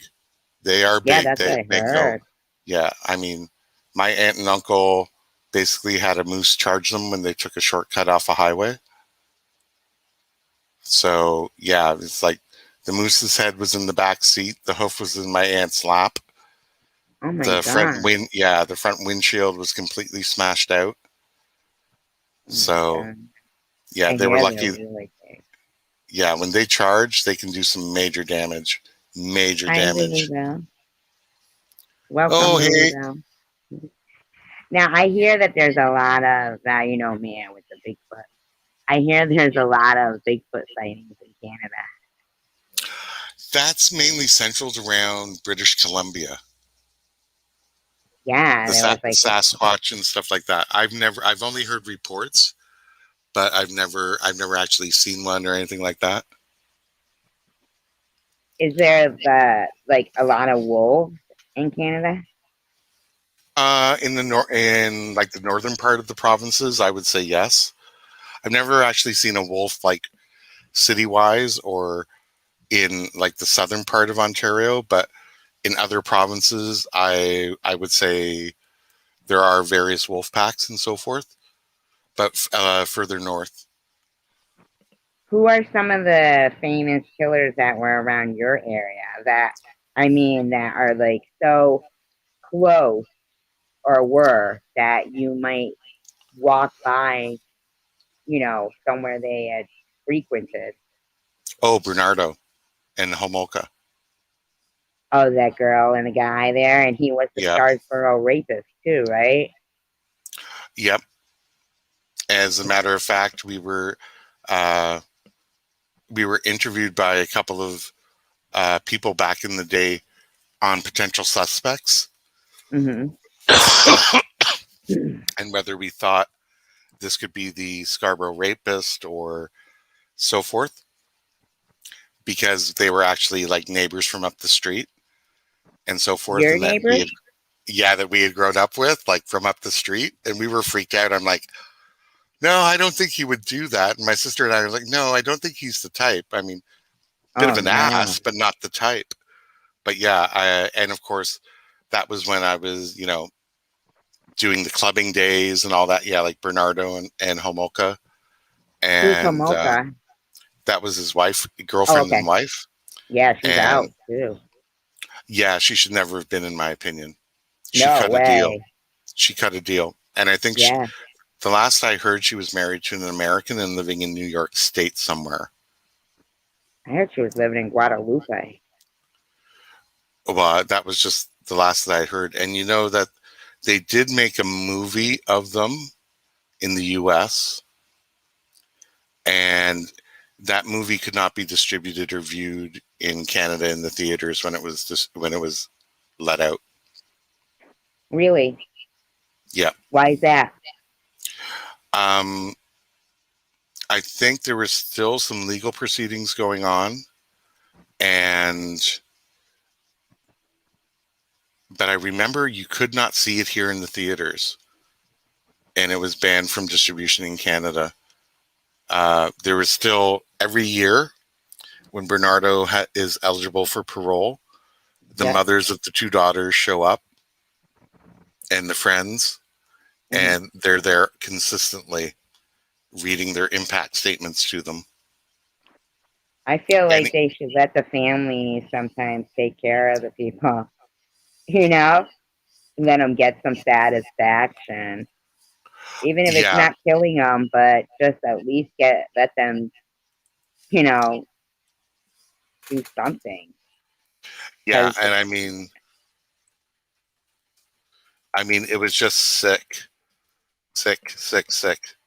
I can't I mean, believe that she like had her sister, yep, you know, like videotaped and killed like that. I mean, she's that's you know, to me that seems even worse than him what he was doing because for her it's a personal family member that someone that trusted her. well, yeah. The movie's called Carla, and it's based on Carla Homolka. That other guy, that what's his name, Luca something. Oh, Luca McNaughton. Yeah, where was he out of? Uh, Montreal. Okay, I've never been there. Have you been there? Oh, Montreal. Oh, yeah. I love that city. Great food, wonderful nightlife. You I hear always it. get a little bit of taste of, um, a little bit of taste of Europe Oh, with the really? mix of the French. Yeah, because Hmm. the way the original old Montreal and the old city and the ports were all built. But I'd yeah, like to go to Nova Scotia. oh well, it's very much like New England, like scenery wise. But Really? yeah, like I mean, there's some parts that are very rugged. Some have like beautiful valleys. Um, Peggy's Cove is a wonderful place if you go to Cape Breton. I think it's on Cape Breton Island. Uh, Bay of Fundy in New Brunswick is one of the world's natural wonders. When you see the changing of the tides, it's absolutely amazing to see how it changes and the way the beach and What do you mean? landscape The changing changes. of the tide? Yeah, you know how when the tide comes in, the water rises, Yep. and then it also when the tide changes, the water drops, and when it drops, it leaves like this beautiful landscape. So What, it's one of those wonders to be seen, have you like a seen Prince natural Edward's wonder. Island? I haven't gone to PEI, but from there I know that you have the original author of Anne of Green Gables. Right. If you're into golfing, they have some amazing golf courses. They're famous for their potatoes in Canada Really? because they grow a lot of potatoes, and their red sandy beaches. Their beaches are red sand. Have you been to the U.S.?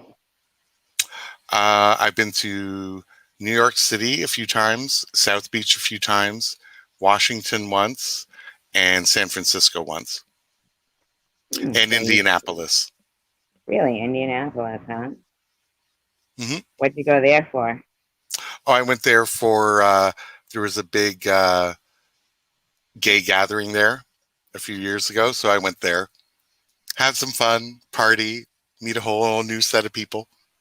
And you never came up to Cape Cod to Provincetown? No, I haven't gone to Provincetown or Fire Island. I know those are gay meccas at certain Mhm. times of the year. Yeah, Uh, I haven't made it to there yet, but when I was Provincetown is a younger, nice place. It really is nice there. The from Cape is beautiful. yeah, from the pictures I've seen, it looks amazing. Like you can have, and I love seafood, so I love anywhere near the coast where you can get I fresh seafood, like seafood chowder, fresh, just fresh fish, clams, mussels, oh, I love fresh all of that. swordfish. Yeah, same here. I love it It's like, all. Salmon, so good. I'm a big oh God, fan of yeah. seafood. Yeah, I'm a big fan of seafood.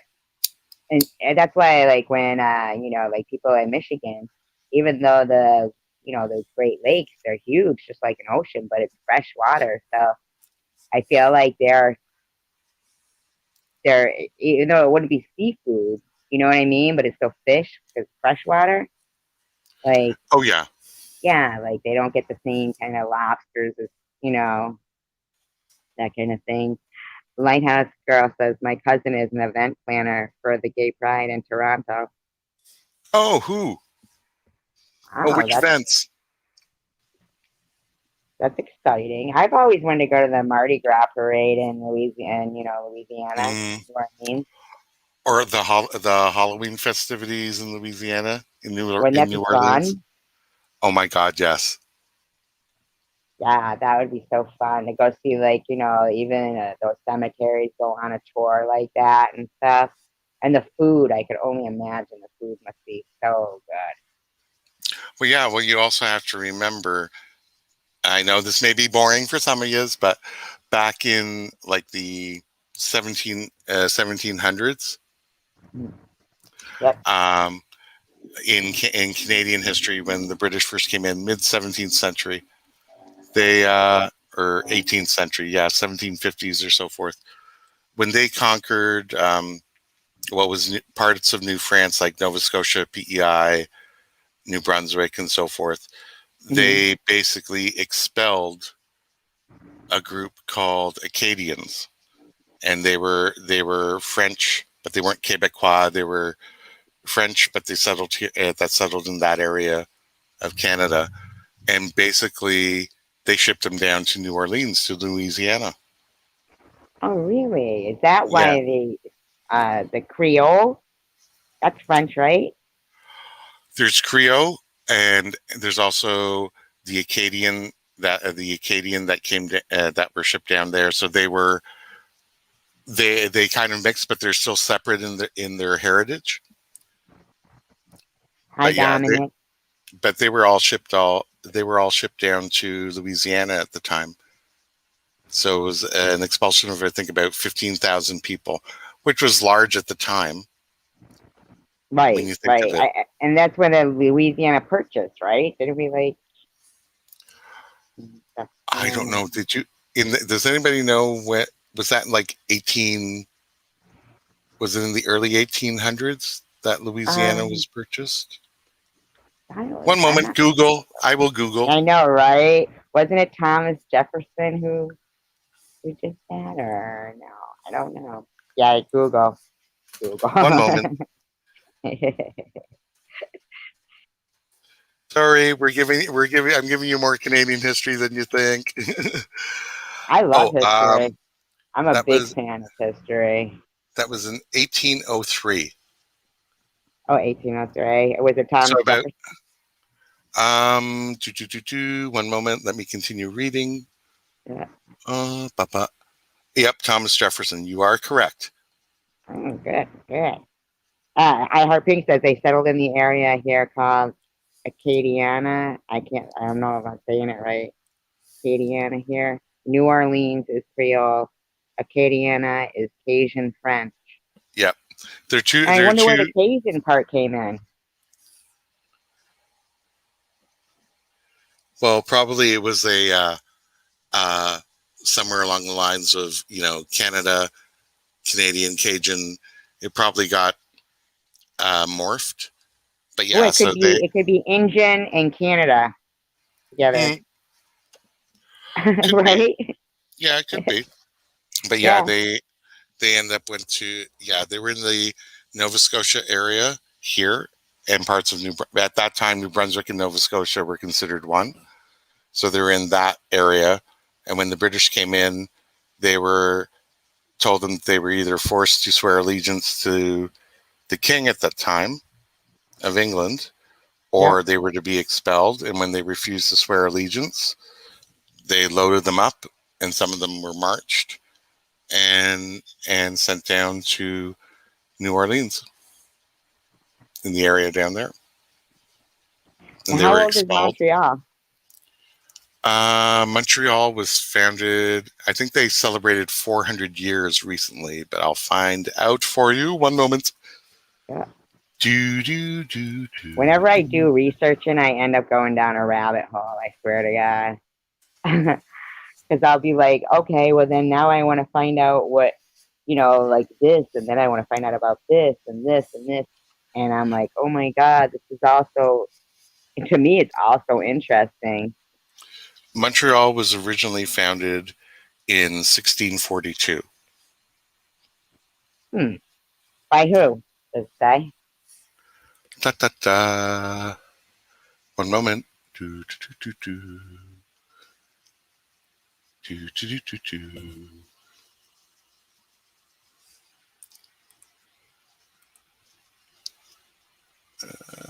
Do, do, do, do. My I'm cat is. pretty sure it is Jacques Cartier. Oh, Cartier. Yeah. Is that the same guy who did the Cartier, like the jewelry or whatever it is? Oh, I wish. I wish. But yeah, yeah. Cartier was well, you probably know, as an explorer. They probably have, you know, he's probably explored parts of like the New England states as well. So he was probably in there in the New England states along the St. Lawrence. So probably Can you upper New York imagine state. being like back in those days where, you know, there was no electricity. So everything is like pitch black outside, and the animals were a lot more abundant than they are now. So And you'd they have to even had find like black panthers and shit. a place to actually, you know, uh, dock the ship or the portage or the canoe that you were in that was safe to moor there. Yeah. Like there'd be nothing there, so you'd have to actually start clearing. If it wasn't a natural port or harbor, you'd actually have to start clearing to be able to, you know, get shelter or make shelter. Yeah. And there's like animals all over the place, you know? I mean, you wouldn't even see if a black panther was coming, or, I mean, Or you anything. wouldn't, and there was also indigenous people around as well. Yeah. So you wouldn't even know. I mean, now I think they discovered that Vikings were actually in Newfoundland and like Newfoundland Island and parts of, I think, the coasts of Labrador, 400 or 500 years before, Columbus came over. Yeah, they say that about them being here too, like around the Cape and everything. Hmm. They'll find, skeleton. That's one group I certainly wouldn't have wanted to come across. The Vikings. Oh God, yeah. Yeah, I certainly wouldn't want to live in those days when they were coming, and it just seems like before they used to, every group, it seemed, every, like even the English and every country, all they wanted to do was just take everything over and make it theirs. True, but you also have to remember these are people that were able to sail up the Seine to Paris at one point. I'm sorry, I didn't hear that. What was that? The Vikings actually sailed up the Seine River in Paris back in the day. Like they really, when they wanted to get somewhere, they wanted to get somewhere. But they were also smart eventually. Like they weren't all these, invading ruffians with, all those, tall Nordic, broad-shouldered, good looks and stuff. I'm getting off topic. Yeah, Friday night. but I feel like a lot of their history isn't around anymore. Like they didn't. It doesn't seem like they. You know, it just doesn't seem like there's a lot of history with the. For the Vikings, and you don't see a Yeah, lot of. yeah, but you have to also remember when they were trying to Christianize all the Nordic countries, Yeah, and the same thing when they were doing uh, a lot of things. They burned a lot of any texts that were around that were considered heretical. yeah, Yeah, they burned and terrible. got rid of them, or they co-opted them and kind of Christianized them a bit to kind of sell the religion. Lighthouse Girl says the Vikings in Scotland. Yeah, they were like in the Highlands or something too, all over the place. Really, Yeah, I I think it. mean, yeah. I I think in Scotland it's that northeast set of islands, the Courtney Islands or the Pictou Islands. I think I'm just going off of memory right now, but it's that northwest corner of Scotland where I think they really had a stronghold as they came in more and more and more and more and more. I feel like there's like some of the Masons came from Scotland too, the Highland area. Is that what it was? The Masonics. You I know what think I so. mean, right? Yeah, Yeah, I think so. I don't know. I don't really know much about like the whole Masons and like their affiliation with the Illuminati and that whole area.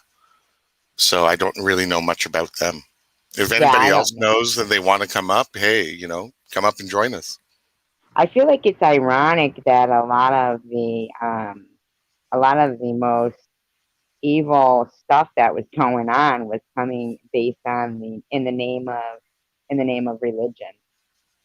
Oh yeah, and you know what? No religion is exempt from using the same tactics over and over. Like basically, Catholicism, Protestantism, uh, Islam, uh, and so forth, all use different aspects of violence to further their own agenda. So, Do none of the religions are clean, can wash their hands clean of it. They all use the same thing. Hello, spectacular human. do you feel like I always, from what I've seen of history and stuff, it seems like a lot of the Jews though were like slaves, the Hebrews stuff. Well, Um, also, when you think back in the day, um, the Jewish people, when the whole diaspora and disbursement came after, when Rome went in and said they basically conquered in Judea and then they dispersed a lot of the Jewish peoples. yeah, like the Crusades. Is that what you mean? Uh, no, this is about 80 AD when they Okay, destroyed when the Romans came in, they destroyed the temple, okay. and then they basically dispersed the majority of the Jewish nation throughout the Roman occupied world. So do Well, you think that what you know how you just said about like no religion is exempt from using, you know, um, methods like aggressive methods or something? Do mhm. you think that goes for the same as the Jewish religion? I mean, other than trying to defend themselves, but do you feel? I No, feel because like they kind of were persecuted. I don't think so, because I've never really read anything that would support that. I'm talking about the Christian and Islamic religions when they were in their evangelical stage. I haven't read anything like about Judaic evangelism or anything like that, where they, hi, greedy kitty, where they I tried to agree with push and you. convert people to Judaism. I've never read anything like that. Yeah, me Or neither. I've never read anything historically that would support that type of statement. I've seen Yeah, it it seems with like they've this. been persecuted so much throughout history that they never really even got that much of a leg hold to even, be that aggressive to convert people. Yeah, like I've never read anything like that. Like the same way with the fervor for the spread of Christianity and the fervor for the spread of Islam, they used various techniques, convert or be killed, those types of techniques. Well, even uh, like back in England too, like with the fight between Protestants and Catholics, mhm. they, and them, Martin Luther, like Lutheranism, you know, Yep, there they, was, yeah, they had fights all the time. There was a lot of bloodshed. and the Huguenots in France, Yep. the and even at the setup of the early Christian or Catholic Church, there were ones where some were deemed as heretical and not included in the canon, and there were others that came back and were included because whether it was a spiritual debate or whether they had an additional agenda, because at that time they were seeping up the powers that be in Rome, and of course you have a huge canon with the pagan religions at the time that were there, and then you had this Christian religion coming up that were attracting everybody, but you had no I guess book of what we call nowadays the Bible to go by. So Right. that's why they had this council, and they decided what was the true doctrine, what was the true spirituality of Christ, the Holy Trinity. And then when you had people disagree with that, their literature and their writings and so forth, when they were found, were destroyed. And that's how you had like the Dead Sea Scroll parchments and Yeah, those other, are so interesting. because some of the narratives differs from what's considered acceptable today. Yeah. Yeah, like So, even that Book of Thomas, like the Vatican hid that, out of the Bible because it totally contradicts the rest of, mhm, the accounts of what went on. yeah, Remember the Doubting Thomas? yep. There's a whole series called the Gnostic Gospels, which were the ones that were rejected from what was considered the acceptable canon back then. So, yeah, there's a whole other amount of literature that was either destroyed or burned because it wasn't considered part of the accepted doctrine and so forth. Hmm. But even if you go further back, when we're talking about the Jewish diaspora, from what I have read, is that when you're looking at the early to late Middle Ages, like we're talking about the 600s to probably the 1500s, there were restrictions even back then placed on what Jewish families could do. Oh Like yeah, they they had could the pogroms and all that stuff. no, but even earlier than that, they could not own land. They could not vote. They were relegated basically to being um, money changers and so forth. Now, when you have to take this into context, Hmm. at that time, what gave you wealth was your land, not your money. What you Right. owned, what you owned. So, what they did is purposely restricted the Jewish communities into limited roles that would propagate poverty and kept them limited at that time. Like I'm going back 1,500 years, and I'm talking about the northern. I'm talking about more of the mainland European side, Right. like in Great Britain, France, um, the different Germanic regions, Italy, Greece, and so forth. So they were limited in what they could actually do and perform legally, and they could never own the land underneath them legally.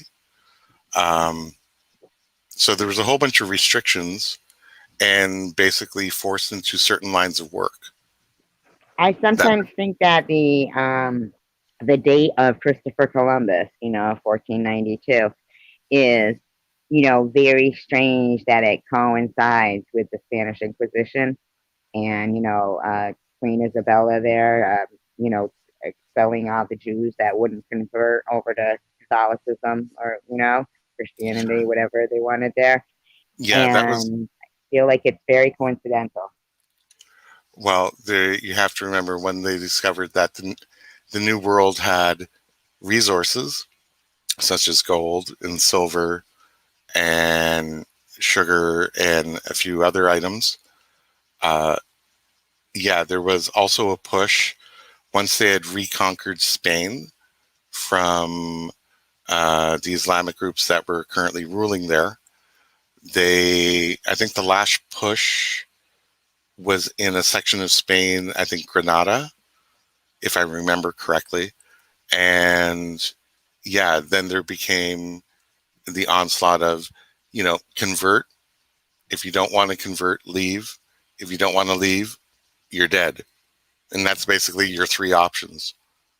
Yeah, yeah, and the date that Christopher Columbus left Spain was the date, that was the last date that the Jews had to either convert or they had to leave. And so a lot of the people who owned ships, that kind of stuff, they would have the Jews buy passage, and they knew that some of the Jews had swallowed their gold or their valuables and stuff. So Mm-hmm. once they got them on there, they would kill them and take their valuables and just throw them into the ocean. A lot of the ship owners there never ended up even bringing the Jews anywhere. But I sometimes wonder if, Christopher Columbus, and he did have Jews on his ship, because it was the last day. And I wonder sometimes is the American Indians, that they call the American Indians, were not Jewish. Some Could of be. the Jews from Spain, because the features would almost, kind of appear to be like somebody who's from Spain, the dark hair, dark eyes, dark skin of the American Indians, and a lot of them sometimes it just seems to me like from what I've heard, from recounts of history, is that some of them were actually speaking Hebrew, where, one of his translators or somebody that was with him who was Jewish could speak to a particular, like they were speaking that and he understood it. And then look at the swastika. Isn't that like an old Indian symbol? Yeah, And it yeah, is. It is an old Hindu symbol. I think it was supposed to represent peace. peace, yeah. And Hitler tilted it like 45 degrees and made it what he made it. And I just find like I actually think that we all have like Jewish, like the tribes of Israel. Like I feel like you said, they all got spread out. And basically I find it like strange that when people do their genetic tree there, their DNA, Hmm. that they can actually detect if you have is some Jewish in you from your DNA. From that area of the world. Yeah, because with the diaspora, uh, at the time, the Jewish nation would have been dispersed all throughout, definitely southern Europe and the Mediterranean, like Southern Europe and North Africa. Mm-hmm. So, and then from there, with further explorations and intermarriage and coming to the coming to the New World, um, yeah, it's a possibility. Yeah, it's strange like how a religion can be detected through DNA. Because True. you think of Jewish as a religion, but yet a lot of these genealogy testings I see, they actually have like a little category of where they can detect the DNA of Jewish. Like that's strange to me. The Vatican needs to issue an apology to the gay community. Praise be to science. We know why humans are gay. What does that mean? True. Well, that I think spectacular is referring back to when we were discussing about the uh, how religions use violence to further their own agendas, to spread their own version of spirituality. Yep. There's a lot of things the Vatican has to come clean on. Oh Um, yeah, yeah. He says an apology for widespread abuse of children, child oh rape, yeah, yep. and doctrine of children is akin to a child abuse. Yeah, I literally believe that some of those remains that you were talking about have to do with like I read this whole thing about where way back, and they are still doing it, that they do sacrifices and stuff. And it was called like the night gate or something like that. And it's, part of that Templar and, the Templar Knights and everything. Hmm. And goes on throughout history of how the Pope and they would do. That's why there's like so many. I just find the whole Catholic religion to be But so, but here's the thing: when you look at the original actual um, documents and what they were actually written in originally, which would be Aramaic or Greek at the time, yeah, yeah, and Aramaic, yeah. then and then you know how that in some when you study languages, some words have more than one meaning, depending on Mm-hmm. the context that you're using them. So if you have original scriptures written in Aramaic, and then at that time they would be converted to Greek, like ancient Greek, Mm-hmm. so that they could be dispersed amongst the Gentiles. And then from Greek, they're converted into Latin. And then from Latin, they're converted into the local languages of either, Spanish, French, German, English, etc. Throughout all of those items, they could have selected an alternate meaning to suit their agenda. Oh, Like there was, absolutely. yeah. Yeah. So I mean, initially, the whole items about uh, being gay, there was a YouTube video that was an interesting item on it that said the actual word could also have meant pedestry, which was, the man boy loving item that came up through Greek culture. And that's what it was actually referring to, and not the fact of relations between between two people of the same sex. That would make a very key difference in the LGBTQ community's history with the Catholic faith and a few of the other faiths around the world. So, I find that also in like in oh my God, we're compare getting so intellectual. I wanted to make you laugh.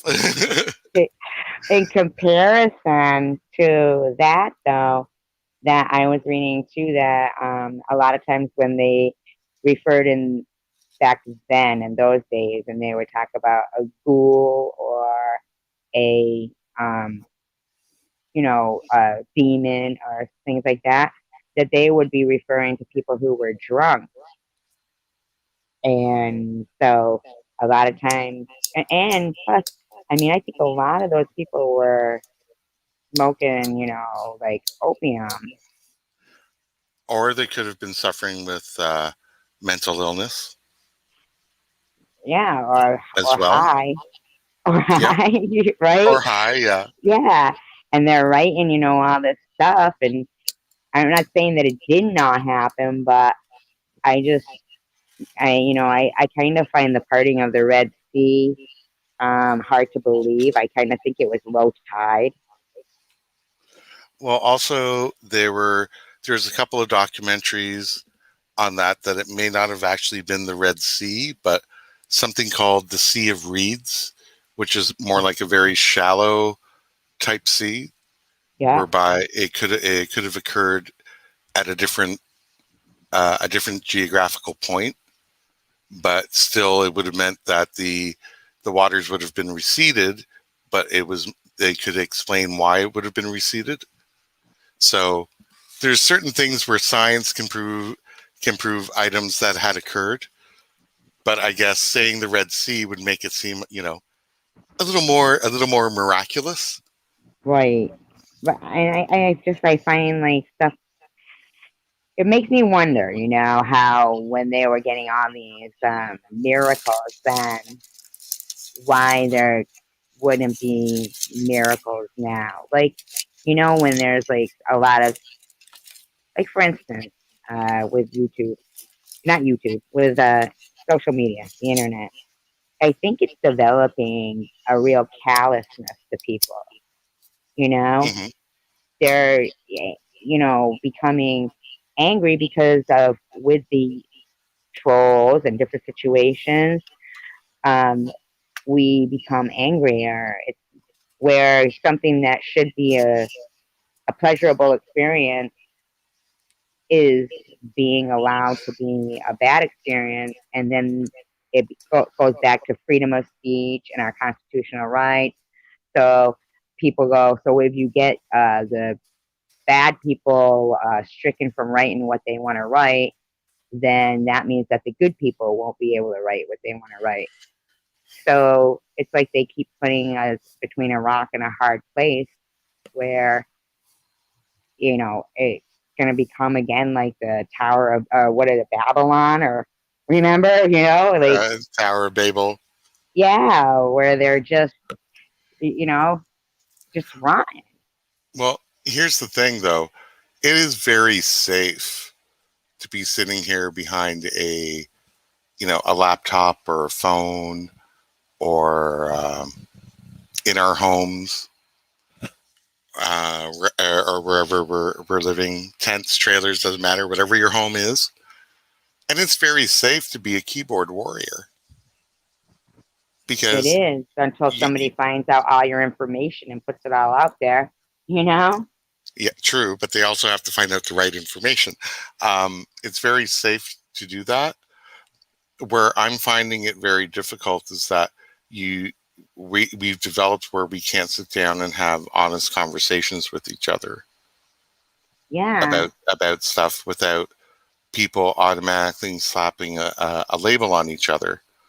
And I grew up at a time, maybe it could have been the Catholic high school thing, where if there was an idea that you were in favor of, you had to defend it logically. And if Uh, there was an idea that you were against, you'd have to bring arguments to dismantle it yeah. and And they couldn't and even like proof. print stories in the newspaper if it wasn't, a fact check. And now they can put anything they want. Yeah, media has changed dramatically in the last 30 years, where reporters Absolutely. that were supposed to simply be objective and report the facts and so forth end up becoming an op-ed piece on air. It's crazy that none of the reporters that I grew up with, the ones that had integrity and credibility, they're not around anymore. Oh, It's the like, Cronkites, there's another one. He is still around, but he's retired. Older gentleman. Dan Rather, Yeah, like, yeah, yeah, yeah, yeah, yeah, Dan all Rather. of Like, them. Yeah, it's like Stone Phillips. I mean, they were credible. Reporter Barbara Walters. They were Hugh Downs. They were all credible newscasters. And then, I mean, I'm sorry, I just remember where I think that I saw myself where things changed was in a presidential election where they announced the winner of the race. And then, and it was like, you know, uh, one of the credible newscasters. And he said, "Oh, wait a minute. I have to change that because this is the first time I've ever had to do this." And he had to change it to the other person because the electoral. But I mean, I feel like after that, first of all, it was such a slap in my face to take time off to learn about the issues and then cast your vote and then to find out that it doesn't matter anyway. oh wow, Like for politics. Well, yeah, well, you're in Canada. Like I forgot you're in Canada. But yeah, yeah. yeah, Up here. See, this is where we differ from nation to nation. Like we have something called hi, Kathy. Elections Canada, Uh-huh. and the rules are applied across the country. So the way of voting is almost standardized across the country. Like we have early polls, the election day polls, and so forth. Some areas do have mail-in ballots. Um, Do you have the I, Electoral College? no, no, we Yeah. don't have the And Electoral College, which differs from the U.S. We're a constitutional parliamentary system.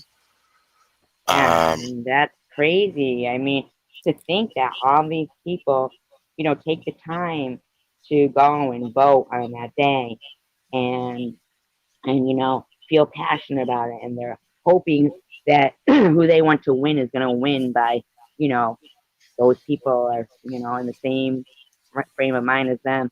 And then to find out that what was the point of that, man? we all just went and voted, and then they erased the vote for us. Like it was a slap in the face because I took politics very, very serious, and that was But disappointing. now, in your state, is it still just a two-party system in the state where you live? What do you mean, like Republican and Democrat? Yes. Um, I think people can run as independent, can't they?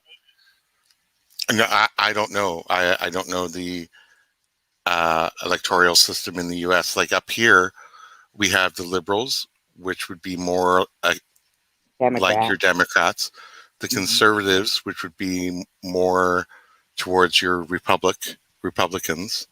But then we have the New Democratic Party, which is a little further left of our Liberal Party. And we have the Green Party, which Is is very Ralph much an Nader? environmental, yeah, somewhere Yeah. along those lines.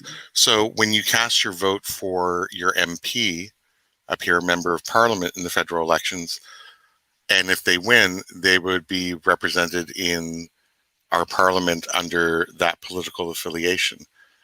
But in the US, I think because it's mainly a two-party system, for people who may feel either a little more right or a little more left, they may not feel represented in your Congress as a percentage. So yeah, Trudeau is, but he's going to have to really fight to maintain being prime minister in this election of Blavy. It's going to be a battle because it's only like 34% for the Liberals, 30% for the Conservatives, and then you have the other parties following. So it's going to be a battle. Plus, it's only been 2.5 years since our last election, so it's a calculated risk. But we'll know September Is the 20th. are you guys still like connected with the royal family there though? Like, is Yes, the Queen constitutionally is our head of state, and her representative is called the Governor General. And we've selected our first female indigenous Governor General recently. So oh she's wow. been installed. Um, and then the provinces and territories have what they call a Lieutenant Governor General, Hmm. who would be the provincial equivalent to the Governor General. And we basically pay for maintaining their official residences in the respective provinces and in Ottawa.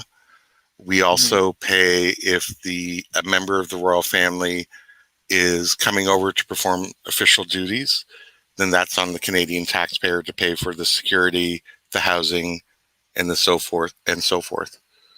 So that's how we pay. We don't remit money to Britain, and we don't remit money directly to the royal family.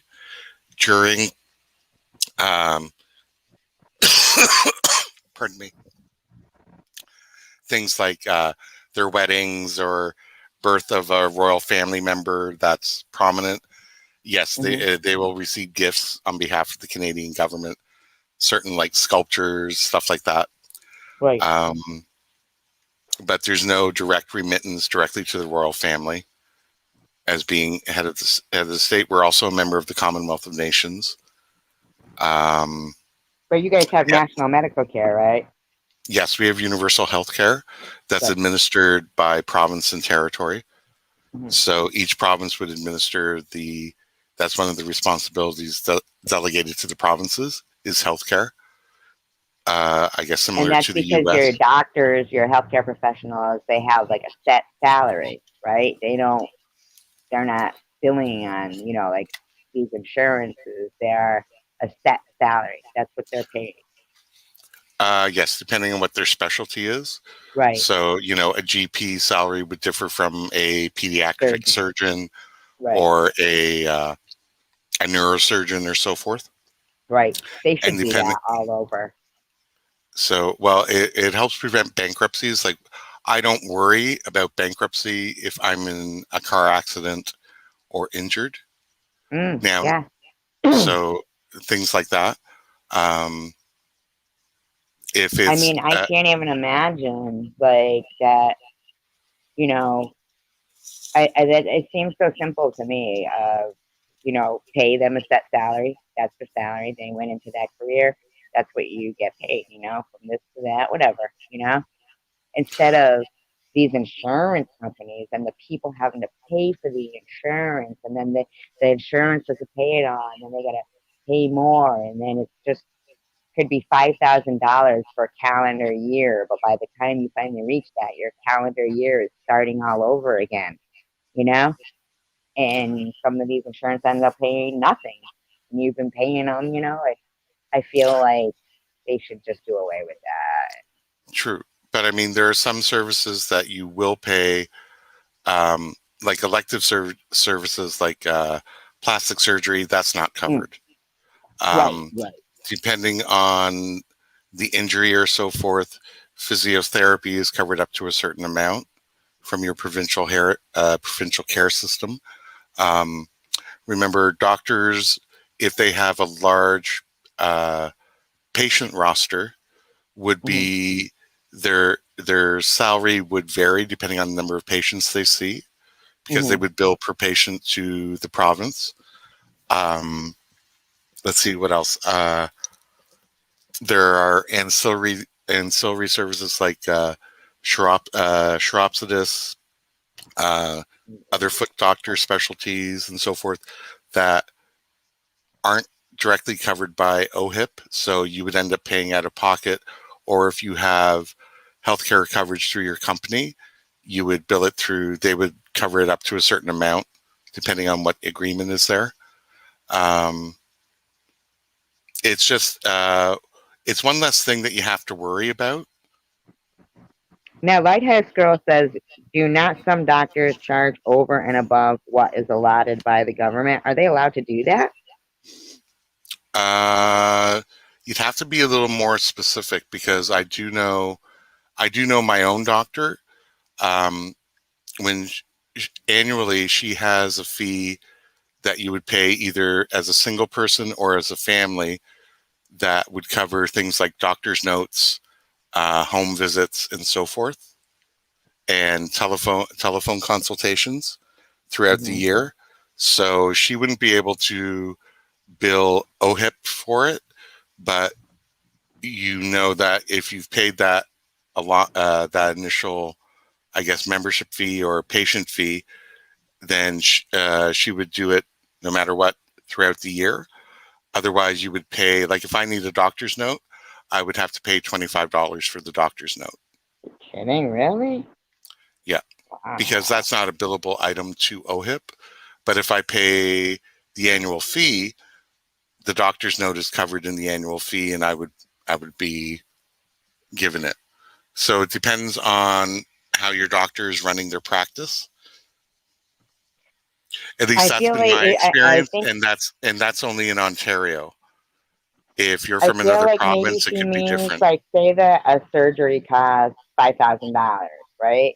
Um, and that's what they would pay, right?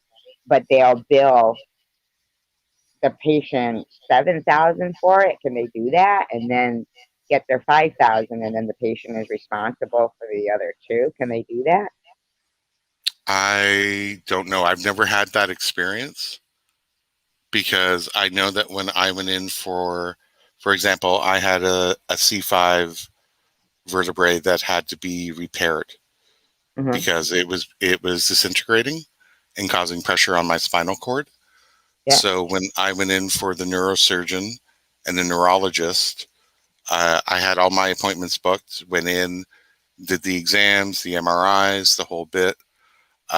Went in, had my surgery, follow up appointments, and the only thing I paid for was the pain medication they gave me afterwards. Wow. I've never received a bill for any of the other items.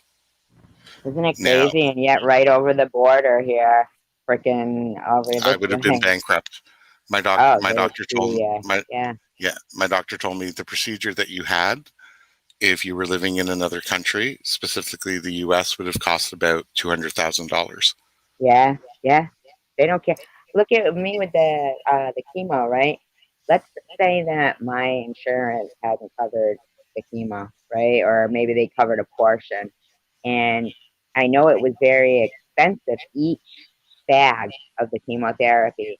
They wouldn't mix it so you're actually there sitting in your seat. So that because it's so expensive, it will go, it'll to waste. So say they each one cost $10,000 and 20% of that was my bill. Okay. And then that 6 or 7 months worth of chemotherapy for them to say, oh, well, it's still there. You have an aggressive form. I mean, wait a minute. I've heard so many people who have gone through chemo and then still, that's, it's like, if you're going to charge $10,000 for it, shouldn't it be some kind of freaking miracle drug? I mean, I would 10,000 each treatment. I would think so. I would hope so. Mm-hmm. I mean, my my only experience when it's come to cancer treatments was when my mother was diagnosed with a stage 4 tumor over the vocal center of her brain. And throughout that, Who was that um, again? I'm sorry. my mother. Uh-huh. Okay. And she went through the initial surgery to remove the tumor because it was causing pressure, and then a series of radiation treatments to try and shrink and stall off the growth of the tumor. But they hadn't And removed it, or they had removed it already? they had removed it initially because it had grown so fast that we initially thought she was having a stroke Mm-hmm. one morning, and then we took her to the hospital, and they diagnosed that there was a tumor over the area that controlled the vocalization. So when she spoke, it sounded like she was speaking gibberish. Mm-hmm. But in her mind, she knew exactly what she was saying, but she couldn't write it properly or vocalize it because the pressure of the tumor was on the center of the part of the brain that controlled that. Right. So they finally got her in for surgery, and they removed as much of the tumor as they could, and basically said, well, we've given you an additional about 8 to 10 months.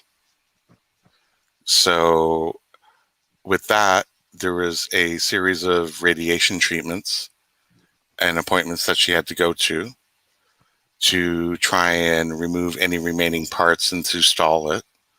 Mm-hmm. And but we never received any bill for that. What eventually ended up happening, if you don't mind me Oh, asking? my mom passed away about 8.5 months later after the initial. That was in November when we found out, and she passed away in July of the following Wow. year. But Was she able to speak again after the operation? after the surgery and during the whole radiation things, we couldn't shut her up, which was fine, right? but Right. but throughout all of those treatments and so forth, basically the only thing we had to pay for was the parking at the hospital. Right. Right. Like all You of have to pay that for other parking at items. a hospital? Yes, that's the way they try, and hospital administrations try to raise money. They gouge I you. could see Yes. that, I guess. Yeah. Yeah. Yeah. Yeah. They pay. You have to pay for parking, but we never received any bills for that. Mm-hmm. Like for any radiation treatments, for the required surgery, for the initial stay at the local hospital before she was moved to the Sunnybrook Medical Center is one of the best neurosciences hospitals in Canada. So before she was moved from our local hospital to there, um, there was no bills ever sent to the house uh, for anything, for any of the treatments. Um, so for me, I'm thankful, but I'm also like, I just don't know how people survive in the US when they're going through stuff like that. Oh I my really don't. God. When No, I she just passed don't. away, did you guys have to sell the house to pay back the country? Oh, no, no, nothing like that. No. That's what they do here. Get out of here. Nah, mm-mm. You can't will your house to your kids. You have to give it to them like at least 2 years before, because if you don't give it to them 2 years before, then if say you become on Social Security, so you get Medicaid and Medicare, then they take your house, they put a lien on the house.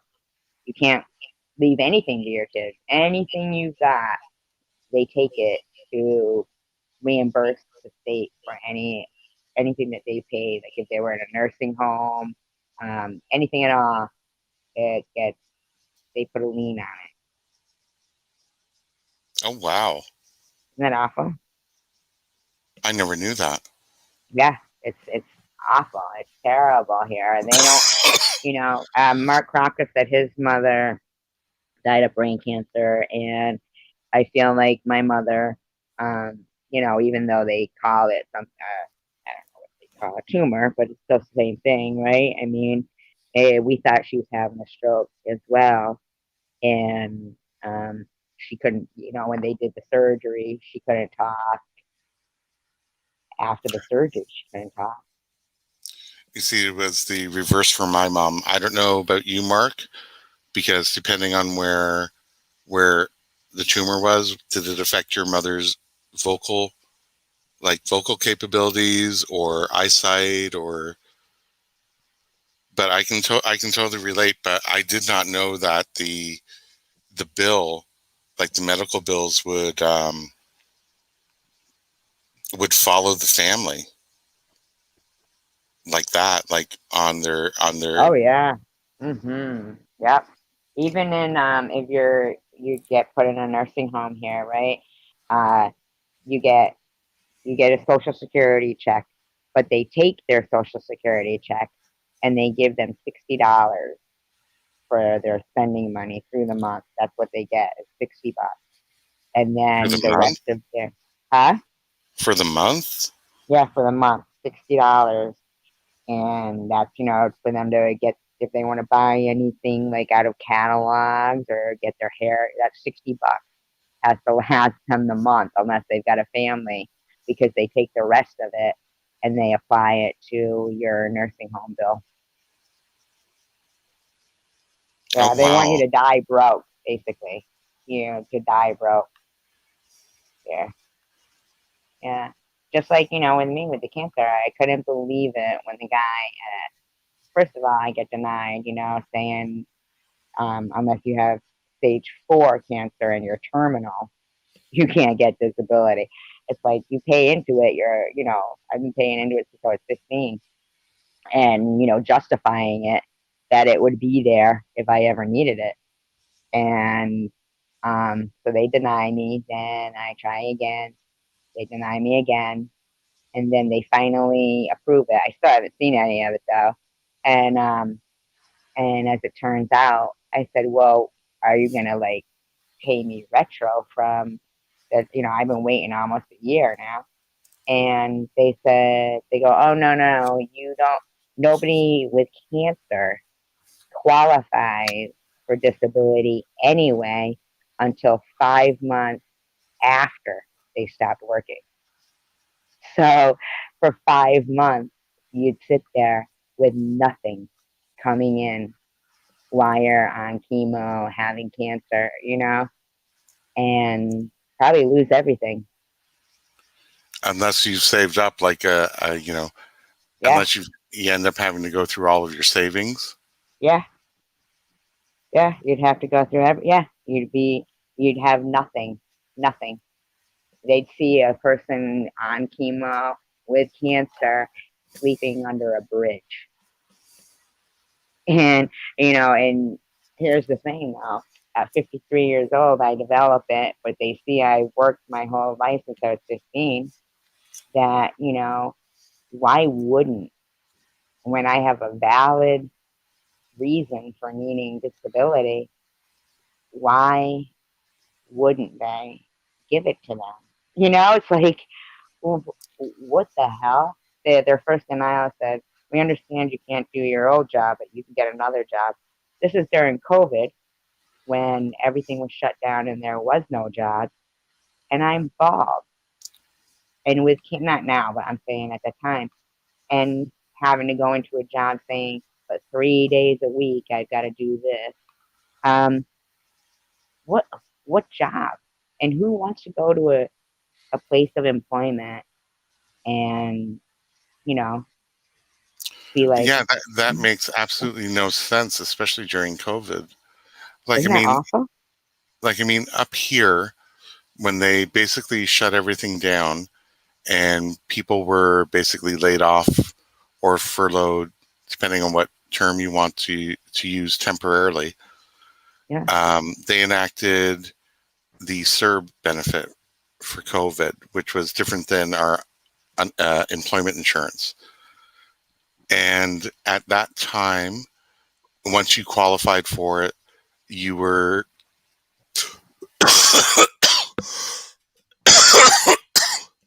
pardon me, Yeah. provided with $2,000 per month. 2,000 per month. Wow. See, but this is disability I'm talking about, not unemployment. This is disability, and that you pay into with your taxes. You know, and you go, oh, what is expecting this? Yeah, expecting that if you're disabled for any number of reasons, you would be covered. yeah, yeah. That's how people justify it in their mind. Like, okay, well, at least um, your government's gonna, you know, you're helping out your government on your years working. That's 40 years of working that they took out from paychecks. I paid taxes. I did all that, and these people would be, and that's only with people with cancer that they make wait five, because they'll go, oh well, there's a 5 month waiting period anyway before you could get, and you go, oh well, then I'll work until the 5 months is up. Oh no, it's 5 months from the date you stop working, not from when you apply. So they So want you broke. yeah, they either want you broke or Dead. they want you dead. Yeah. Mm-hmm. Mm-hmm. Broke or dead. And the Now, is that federally, like all across the U.S., or is that yep, differ from yep, state to state? yep. That's a government pro. Yep, federal. Yeah, yeah, federal. And it's like, are you kidding me? I mean, but somebody, and I'm not putting down depression or anything, okay? I'm not saying it's not a disability. I'm not saying anything like that. But somebody who's never worked a day in their life, or even alcoholism is considered a disability, and they say they've never worked a day in their life, they don't plan on not, being an alcoholic ever, and they don't check to see if they go to AA and try to eventually get a job or something.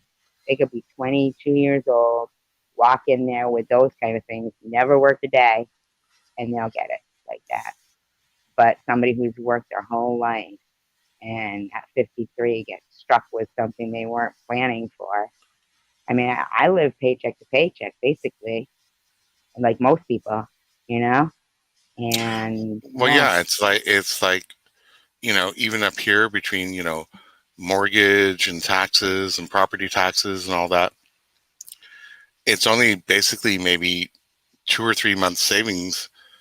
You think you're saving and putting away, but if I was to lose my job, it's like without EI, I mean, I'd have 2 or 3 months savings, and that would be all gone. they approved me for just enough for my rent, my car insurance, and my electric bill. So how are you And that's supposed it. to feed yourself? They will like give you like 100 and something dollars a month food stamp. But basically, as for gas, or if I have a car problem, or anything that comes up, feeding my animals, um, phone, anything over, the essentials of rent, car insurance, and electric. I'm screwed. It's $300 over my rent, and which that just covers that $300 would be my insurance and electric, and that's So basically, basically, they're forcing you into food bank lines. yeah. After working my whole fucking life, and that's why I just can't wait for That's why I just keep thinking in my head, I just got to go back to work. I can't even think about it. Freaking going 35 weeks of radiation. I mean, 35 weeks of radiation, living on, nothing. I've been practically living on basically nothing and still haven't received anything. And then had and I hate to bring it up, but had people basically, you saw, like, I don't know if you saw the troll that came in here, basically going around consistently, faking cancer, laundering money through my GoFundMe page, running a racket. So it basically just, was like laughable. And I was just too embarrassed to even talk about it anymore, or even embarrassed to talk about having cancer, because within a month of being diagnosed with cancer, everybody was saying she's using the cancer card. She's always crying about cancer as a victim. So basically, just, it was, I don't Demoralized. even, huh? Demoralized. Yeah, yeah. Ostracized from everybody. Nobody would support. It was just, it made something that was very difficult in my life 100 times harder. Like every time I Oh, look back on definitely. cancer, I'm gonna remember that what I went through, like going to chemo, and I can hear my own voice shaking in those videos because I'm so. What I wanted to do was talk about. Remember when a long time ago, like you were talking to me about your nieces and cancer and everything, and Yeah. that's I wanted to like inform people or maybe support people or have support as well, like, other cancer people, all that. But who's going to come to a cancer person when you Google my name and it comes up healthcare fraud? That's what it comes up, Yeah. healthcare fraud. And not my name, but Survivor Girl, but it comes up healthcare fraud. And literally, um, consistently. It was like I'd hear people going, "Well, I'm not sure if she has cancer, but if she does have cancer, she got to stop crying about it, playing the victim." And I'm like, "Oh my god!" Like I never in my life thought that I'd be trying to prove that. I mean, it's a pore; it's under my skin. Like, how am I faking that? And they're like, "Well, if she doesn't lose her hair within this amount of time, blah, blah, blah." I mean, and the whole time, aren't you dead yet? You know, and just feeling like a fool. And I'd been on YouTube for a couple of years, and never, ever had anybody clone me, call me a liar, call me a fraud, call me this, call me that. Never. I got along with everybody until I got cancer. And then particular people made an aggressive campaign against me that, I couldn't wrap my head around and still can't. So people will go, oh, but past is the past. No, because every time I think about my battle with cancer, I think about how damn lonely I was because it was COVID and I wasn't going out because of my immunity.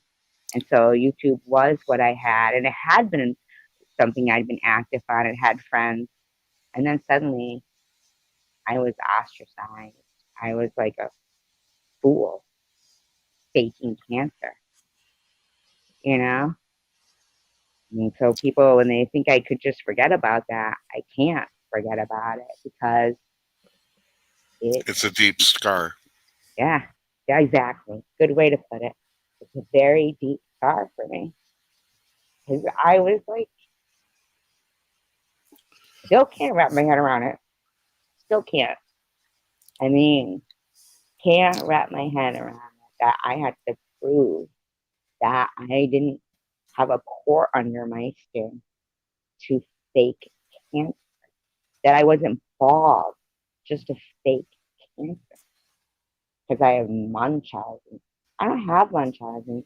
I don't go to the doctors a lot. Like if they looked at my medical folder, they wouldn't see me in and out of freaking doctors.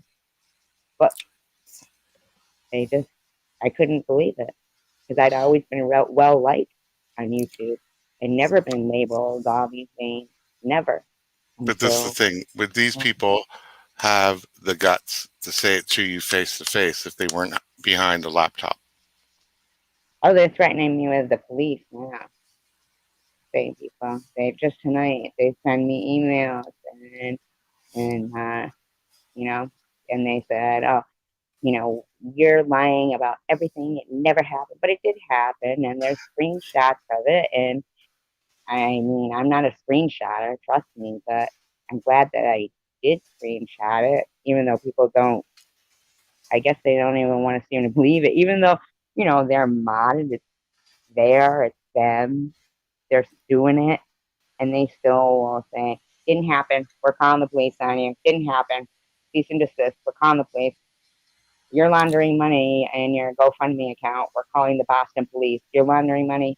I mean, and I'd be sitting here with my stomach and not thinking, is somebody gonna like come busting through my fucking door? I mean, and they'd come in and they'd see this fucking lonely fucking bald woman who can't even open her fucking mouth without, sorry to swear so much, without being called every name in the book and been made to feel like I've never been a liar in my life. I've never been a job person. I'm never a victim. I pay my own bills.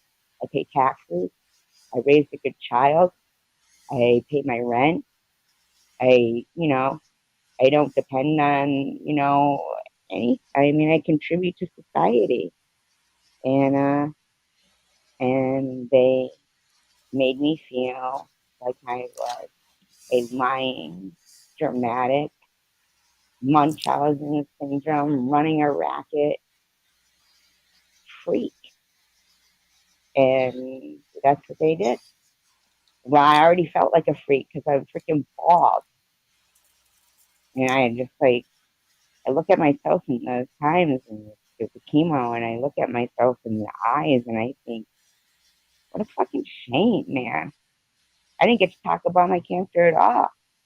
I didn't get to teach anybody about what to expect to go through or anything. Because if I opened my mouth about cancer, it's like, don't you ever shut up about cancer. I mean, it's like, it's just, and people go, don't you get it? It's YouTube. No, I really have cancer. And it's my real life. And these people, they want to make somebody feel like they're nothing. And the amount of times I would get, aren't you dead yet? Was like, what? Well, that's the thing. If it's a tactic, if people can try and portray you, dehumanize you, then they don't have to feel any emotional connection to you. And that's a tactic that people will use. Yeah, but they did it open. Like, I mean, okay, they might want to be mean to me in private, fine. But to run lives, these people were running live streams, all different channels were running live streams. And, and they'd all go, that's you in that video saying you don't really have cancer. Why would I make a video going, Survivor Girl does not have cancer? Survivor Girl is taking cancer for money. Why would I do that? It doesn't sound anything like me. I mean, what the fuck? And these people they were like, that's you. It's you. I'm like, HIPAA laws wouldn't even allow somebody to call the hospital and ask, you don't know you're calling me Survivor Girl. You're not saying my full name. what did you do? Call the hospital and say, hey, is Survivor Girl there? I mean, but people were saying, it's you. Nobody would talk to me, Stacey, and I'm not trying to whine or anything at all. I know it sounds like it, but um, I've turned the other cheek so long that now I think to myself, I just can't feel good about myself. If, say, something did happen, say I got hit by a car tomorrow, it had nothing to do with cancer. I can't go out like that, like being silent and letting these people carry on. I've watched them beat down some guy who died 10 years ago who killed himself. He had cancer, but he ended up killing himself because they recorded him talking about being, going through a traumatic sexual thing when he was a child. And his friend, so called, recorded him and put it on the internet. And the guy killed himself. 10 years later, they still talk about that guy and bash him. They don't talk kindly, they bash him. And it's terrible. Well, it's easy when someone is not there to defend themselves. See, look at look at Spectacular. Why would he even use my first and last name right there? Like that's like a logical thing. Like even if I knew your first and last name, JC, and even if I thought everybody in the world knew your first and last name, but you're not going by your first and last name, I certainly wouldn't print your first and last name in a live stream when I'm sitting there telling you about, especially when the person's talking about how badly they've been trolled.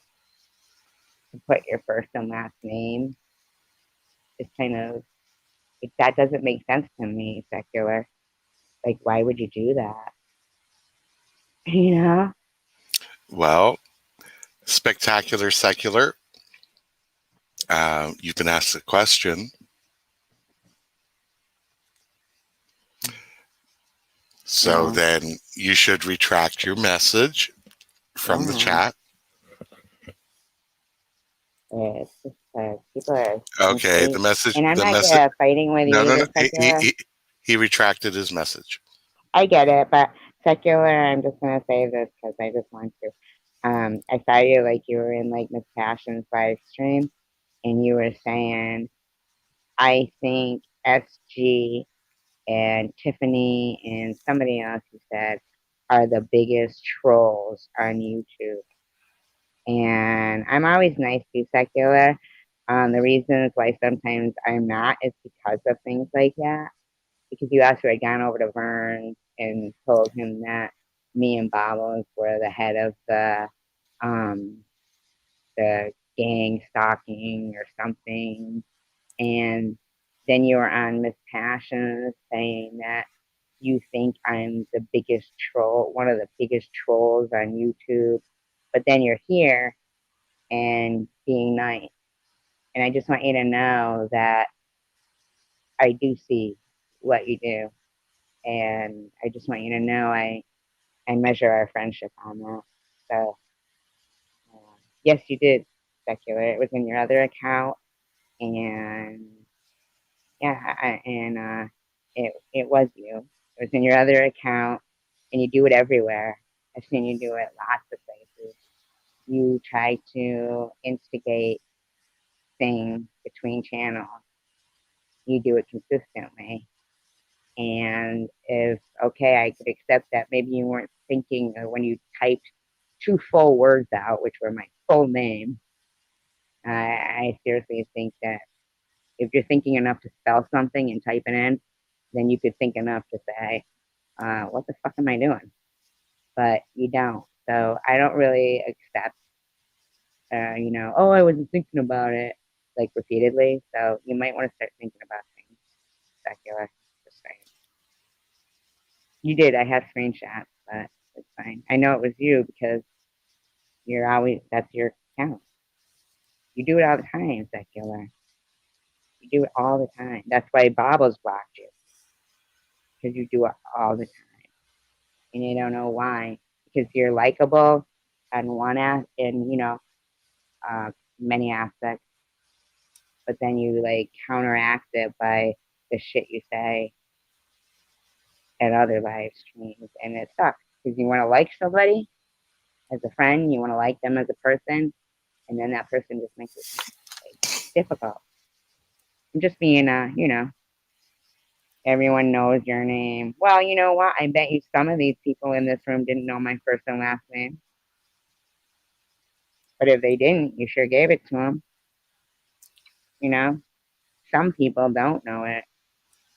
Everyone knows my name. Why secular? Because maybe you were typing it ever. I don't know. All I know is what you did wasn't anything I would do to you. Because I don't even know you're. Oh yes, I do. But you know what? I forget those things. I don't.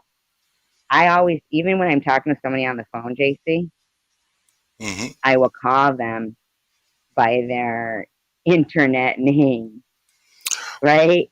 And then I had somebody today say, "No, this is my name." Like they're.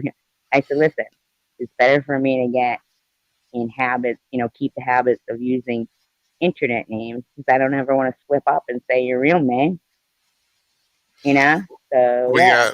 Well, the thing is that I've gotten to know so many people via YouTube by their YouTube name that when they do refer to their birth name, I have no idea who they're talking about.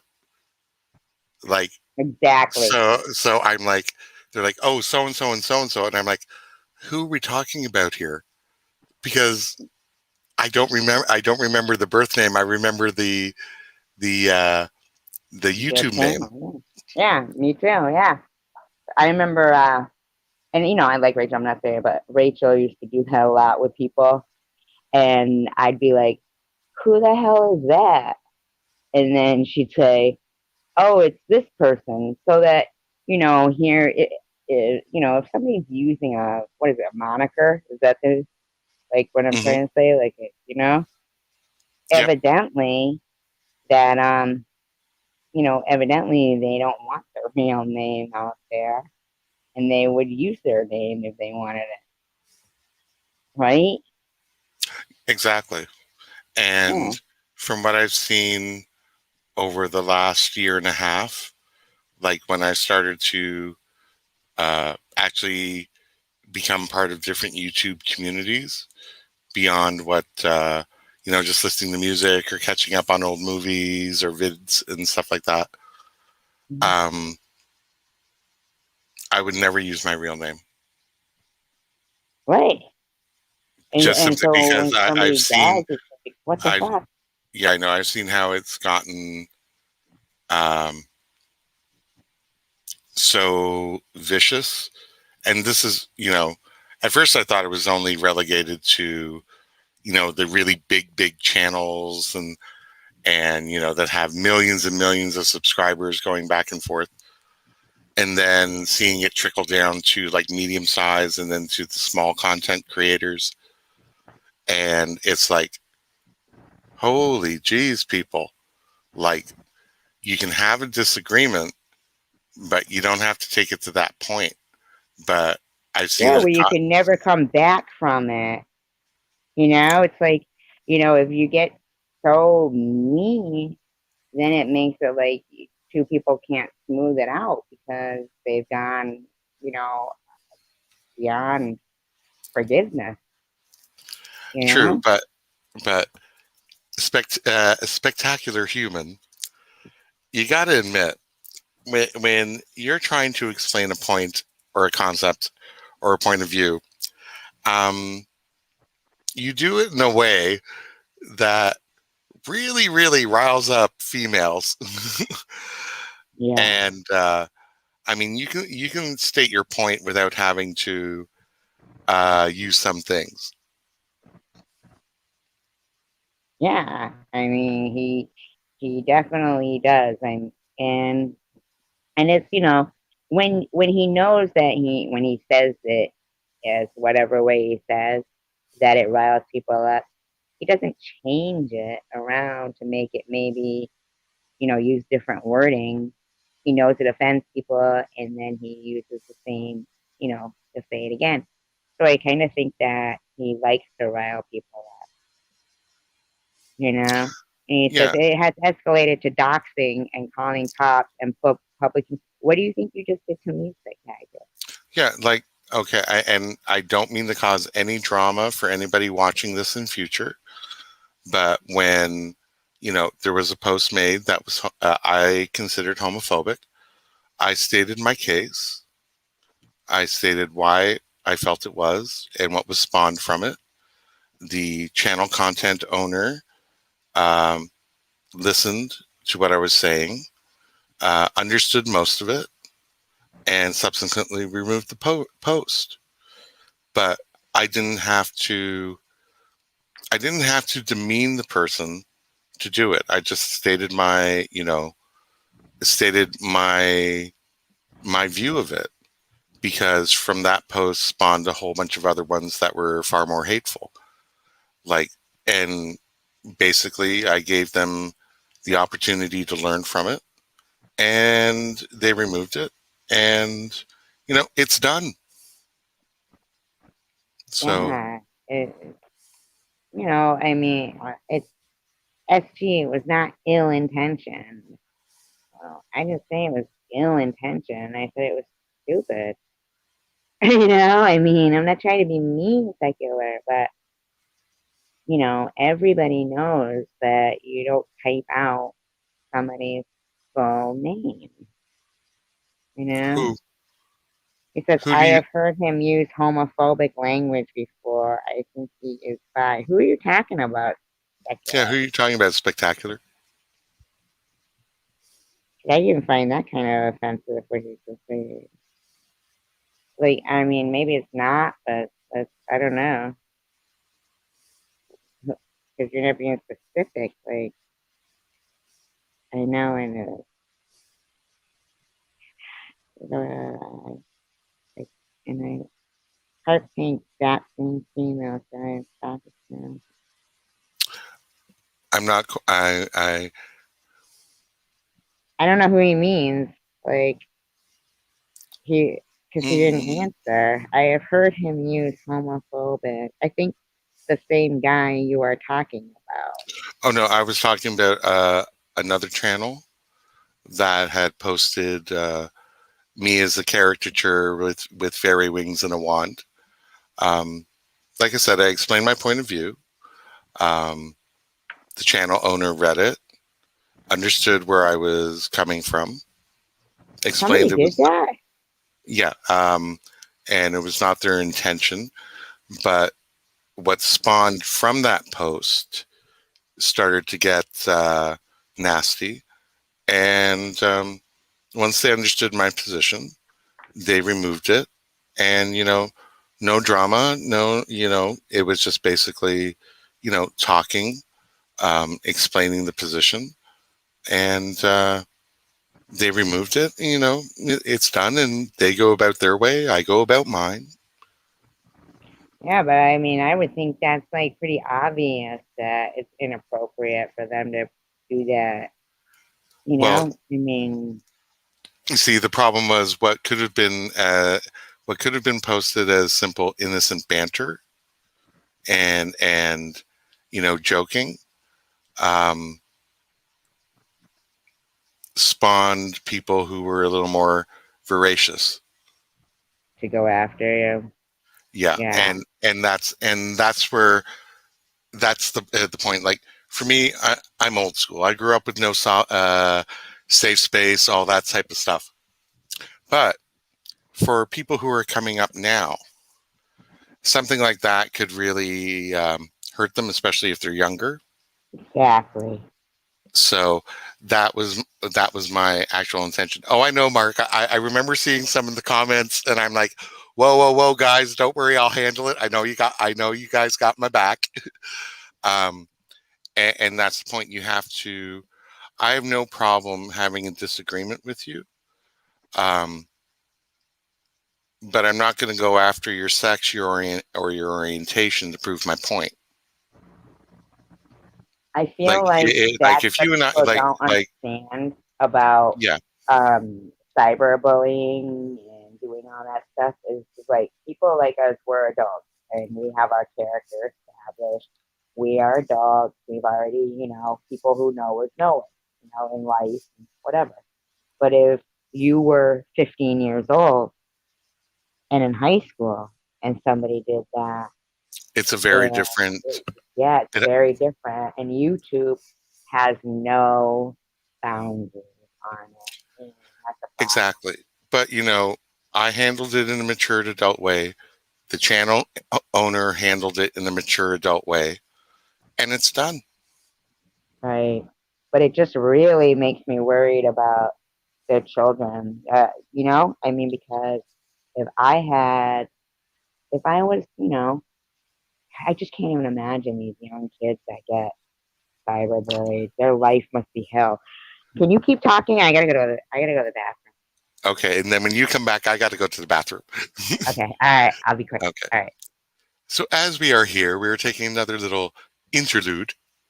So if any of you in the chat want to go and refill your drinks, your coffee, your tea, pour yourself a beer or a nice scotch or a rum and coke or whichever you may be imbibing in, maybe, you know, light up and have a little, choice of cigars, cigarettes, blunt, whatever floats your boat.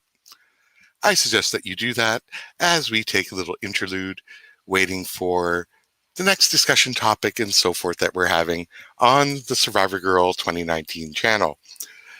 We seem to have run the gambit tonight from all through healthcare, a couple of Canadian serial killers, to um, cyberbullying. Different methods of handling issues that come up. Exactly what keyboard warriors can do, and items like that. So it's just a very interesting. Yes, exactly. Smoke them if you got them, or if it's legal in your state. Just saying, or province, or municipality. And then you just have to relax and enjoy. Oh my God, it's almost 12:30. Lordy, lordy, lordy. So it's all good. Oh, hello, Big Daddy D. You're back. Where'd you go to? Was I in the shower with you again, or were you out roaming around I'm your house? back. I'm back, so you can go pee. Okay, my turn. Okay. Smoke them if you got them. Let's see what's happening. I think I called Marshall where she lives and talked with her. I found out she's alive. Who are we talking about? Makes friends and then turns on people. Who are we talking about? I don't have any other kind of thing. Is this somebody like that that's not in this? Anything I have some female is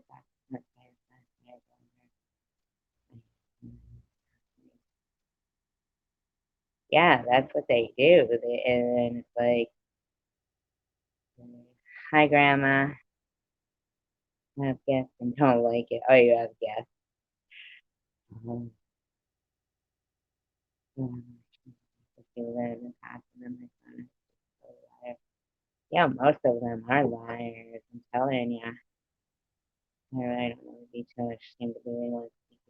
Oh, who are you talking about? Tiffany? Tiffany, I mean, Tiffany is just like anybody else who's just responding to a lot of people that are mean, and people are mean. I It just gets shocking at how, and I'll tell you, these little kids are gonna be even meaner. Like what guests? Oh, the guests at your house. You're saying have guests, and don't like it. You don't like guests either. I don't like guests when I have. Yeah, that's why I never have anybody over my house. I like people on YouTube. Yeah, you have Tiffany all around. Yeah, it's basically the same sense of where people are. like defending themselves. An apology video for sharing. Good night, Dominic. Yeah, I mean, yeah, I haven't seen any of that lately. Oh, at people's houses, yeah. Don't sound so down and out. No, no, no. It's just, like this freaking um this letter that I had received from the, woman tonight. Very long, kind of blaming me for saying about the you know, uh her nursing stuff. I mean, I never even mentioned her nursing stuff. I don't care about her nursing stuff. I don't think it's my business to care about other people's, careers and what happened in their past. It's not my business. Thank you, Dominic. Yeah, it's like it's just not my business, but I know that I never went after her and said about anything about her, that stuff. And I never said she was drunk handling babies. I don't know anything about what she's talking about, but she's got this whole list of things that, she's calling the police on for me. It's like, lady, you have harassed me since I was diagnosed with cancer. Can't you let me be? Because I've seen that person in, you know, in chats and stuff, and I'll say hello, to them. Not because, I'm looking to be friends or anything. I'm polite. They don't say it back. And then people will give me shit. They'll go, oh, you're saying hello to her, blah, blah, blah. What are you kissing her ass? I'm like, no, I'm not kissing anybody's ass. That's just me. I'm polite, but, I just feel like her writing this letter full of lies and saying, I never said anything. I owe you nothing. And that's the bottom line. Are you working outside in the sea? And why would you say that? Spectacular. Oh, God, is I heart Pink in here? Can you remove his comment or Dominic's here? He's a mod. Can you just remove spectacular? Like, look at a few of his comments. Like Angie shanked another inmate. Like, what the fuck is that supposed to mean? That's fucking ridiculous, man. He must be pensional low. Pensional low. Did he disappear? Pensional low. Dropping a link. Uh, It's Amaretto. I oh, like amaretto, but I'm not. It doesn't get you drunk though. Amaretto. I like Tia Maria over ice. Oh, Tia Maria. yeah, you pour that over a couple of ice cubes, like post dinner drink when you want a little bit, but you don't really want to go too far. Is that like Amaretto, amaretto? yeah, but it's more coffee, like coffee, coffee flavored. Okay. I'll find Because out. Amaretto I I know like, there's but the Di Serona, which yeah, is that's that's a good that's one. yeah, it's sweet. So I It's usually too like only sweet. make yeah, I usually like one of them like after Mhm. after dinner if I'm out like at a fancy place or but a Tia Maria over ice because my dad and I used to um he used to love it, watching the hockey game if he wanted a nice Tia Maria so we'd share a couple of glasses over ice. So I always have good memories with that, Mhm. watching hockey with them as he got older I and wonder why I didn't knocking know back a like few. Tia Maria. Is that something from Canada? No, it's. Oh, you used to make Tia Maria. Oh, Lighthouse Girl, I got to visit you in Port Dover, but you have to find me a place to stay because if we go through a whole bottle of Tia Maria, I'm not driving behind the wheel of no car. Yeah, but is um, Tia Maria strong, or isn't it just like a look it's a like nice a? aperitif, but you start getting a few of them in you, and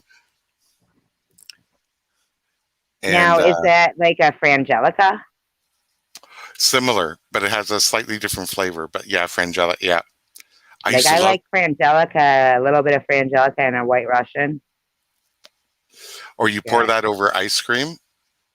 You can That pour. would be good too. Yep, Southern Comfort over ice cream as well. Too. If you'd like Ugh, to do a little mix. I can't stand Southern Comfort. Oh, I just can't stand it. It's too sweet for me. Well, yeah, Now, that. there's a drink called the Sicilian Kiss. It's a shot, and that's with Southern Comfort and amaretto. Yeah, it's goes down sweet, but trust me, you'll pay for it later. Oh yeah, Southern Comfort's rough. I mean, I think I actually there used to be a shot like with it, not the Sicilian. It was another one that had Southern Comfort in it, and I just can't think of the shot that it was. And I remember just drinking too much of them, and then the next day having to work as a cocktail waitress, and anything with Southern Comfort smell in it was to me. Couldn't take it. The I don't, key to drinking is having a nice full stomach before you start drinking. yeah, but this is the weirdest thing, and I don't know when you were doing bartending, did you find the drinks change between a younger group and an older group? Like Absolutely. when I was younger, I loved, you know, loved the like the sweeter drinks, like the rums and so forth. And as I got older, I found that I started liking like the bourbons and the scotches more. Well, the Like sweet they drinks will just, give you a hangover. oh, big time. Yeah. Yeah, B-52. Was that the one with that? No, B-52 didn't have the Southern Comfort in it. Was it Kamikaze? No. My God, I'm trying to think of a shot with Southern Sex on Comfort the in it. beach. No, that's not Southern Comfort. Alabama Slammer has Southern Comfort in it. I don't know how people can drink Long Island iced tea. Well, after the third one, you forget you're drinking tea. I know. I hear it doesn't even taste. I've never had one. I've never I had that. have, I've never had a gin and tonic. no, literally, I've had Long Island iced teas, and trust me, you do not know. I don't know what they put in it to cover it, but you don't know you're drinking alcohol. Isn't it And amazing? and after the second one, let me tell you, whatever bartender made that, for me, it was like I must have tipped him well or her well, whichever one, because I was flying, man. I was flying. It's absolutely pure alcohol, basically. It's got one splash of Coke in it, one splash of Coca Cola, and that's it. It's basically pure alcohol. It's uh, it's all the white liquors. It's your Bacardi, tequila, which isn't white, but you still use it. Your Cuervo, your gin, vodka. It's all the white liquors. Um, Anything else I'm missing? I don't know. I'd have to think of it. I'd have to be right there to make it. All you got to do is just pull out all the white liquors and yeah, clear, could clear could one, you all the clear. Yeah, could you imagine the bartenders that had to experiment to get it that way? yeah. It's amazing to me with liquor that how you can mix together two different things and it will taste exactly like something, or three different things. I mean, I can uh, make a pistachio martini and oh my God, it's delicious. But it's pure alcohol, but it's green. It tastes just like pistachio, but it's frangelico, amaretto, vanilla, or like the cream vodka, and blue carousel, Bailey's. And you want to make sure that you don't put too much of the blue carousel because you want it to be green, you know? And the Bailey's and the blue carousel is going to make it green. And it tastes exactly like pistachio. So when Exactly. you're so when you were working as a bartender, What was the most popular drink order you had to do, and the most popular beer order you had to hand out? For beer, it's the Bud Light. Definitely took over from Budweiser, that's for sure. Bud Light and Coors Light took over from Budweiser. And for drinks, basically like old schoolers will do like, the regular Cape Codder. Um, young kids, you can always tell like first new drinkers, because they're gonna order either a Long Island iced tea or a vodka and orange juice, and they don't even know that it's a screwdriver. And they don't know that a vodka and cranberry is Cape Codder. So they'll say vodka, and they don't know, but because I think a screwdriver is like the basic, like they probably saw their parents drinking it or something. Yeah. So that's why they don't know what to order. They won't know what to order, so they'll order that. But then if they think that they're really ballsy, they'll you could tell the cocky ones that are, they'll be ordering a Long Island iced tea, where most people won't order a Long Island iced tea because it's expensive and it's gonna fuck you up. Yeah. Well, if you have So more than one, oh yeah. yeah, it'll fuck you up. And I don't, I'm not, I'm a heavy-handed bartender. I can't help it. It's just how I am. I'm a 4 count pourer. And when I see those places where they have the measured shots on the top of the bottles, I hate it. I hate Welcome it. to Canada. Welcome to Canada. I hate it because it's like, come on, man, simmer down. It's fucking, and I've actually, pissed quite a few places off because I'll just take it right off the tap. I'll take it off 4 count pour because, you're charging somebody $8 for a drink. Like, hey, can they taste the alcohol? I mean, really? You know, Nothing worse than paying for a drink and being like, what the fuck? A little tiny little less than a half inch at the bottom. Give me a break. Oh yeah, that's why anytime I'm ordering a straight bourbon or a straight scotch, I always have it straight up, no ice, because I want to see exactly what I'm being given. Then do you add ice? Do you get it on the side? I haven't yet, but I will ask next time to have it on the Yeah, side so that way I can drop it in. yeah, drop it in. I mean, I always think that to actually get, because they don't put it in a rocks glass when you get, oh, I like a good Bloody Mary too. Oh, lemon drops are good too. Very good. Oh yeah, lemon drops are good. Have you ever had those? Um, Bloody Marys, yes, as well as Bloody Caesars. Never had that. And What's that?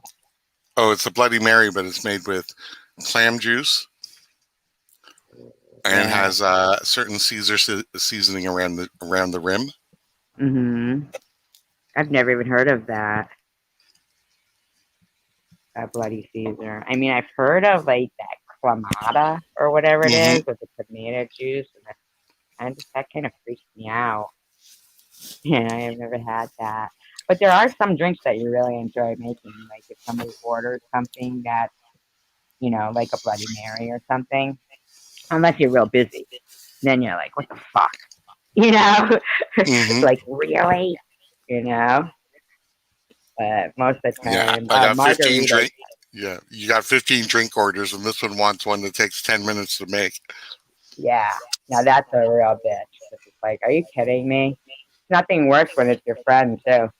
And you're like, are you kidding me right now? You can't see how busy I am and you need a goddamn Bloody Mary? You know? Like, oh, well, I'll get to you later. Bye bye. Yeah. Mm-hmm. That's why I like that bartending, and I like jobs that go fast. That you're not sitting there watching the clock all day. So basically, you like to keep busy. Yeah, exactly. Usually I never sit. I've never had a job where I have had jobs where I sit, and then I used to see all the ladies go out and they'd on their lunch break, they would switch into their sneakers, like in their work clothes, but they got their sneakers on, and they'd walk.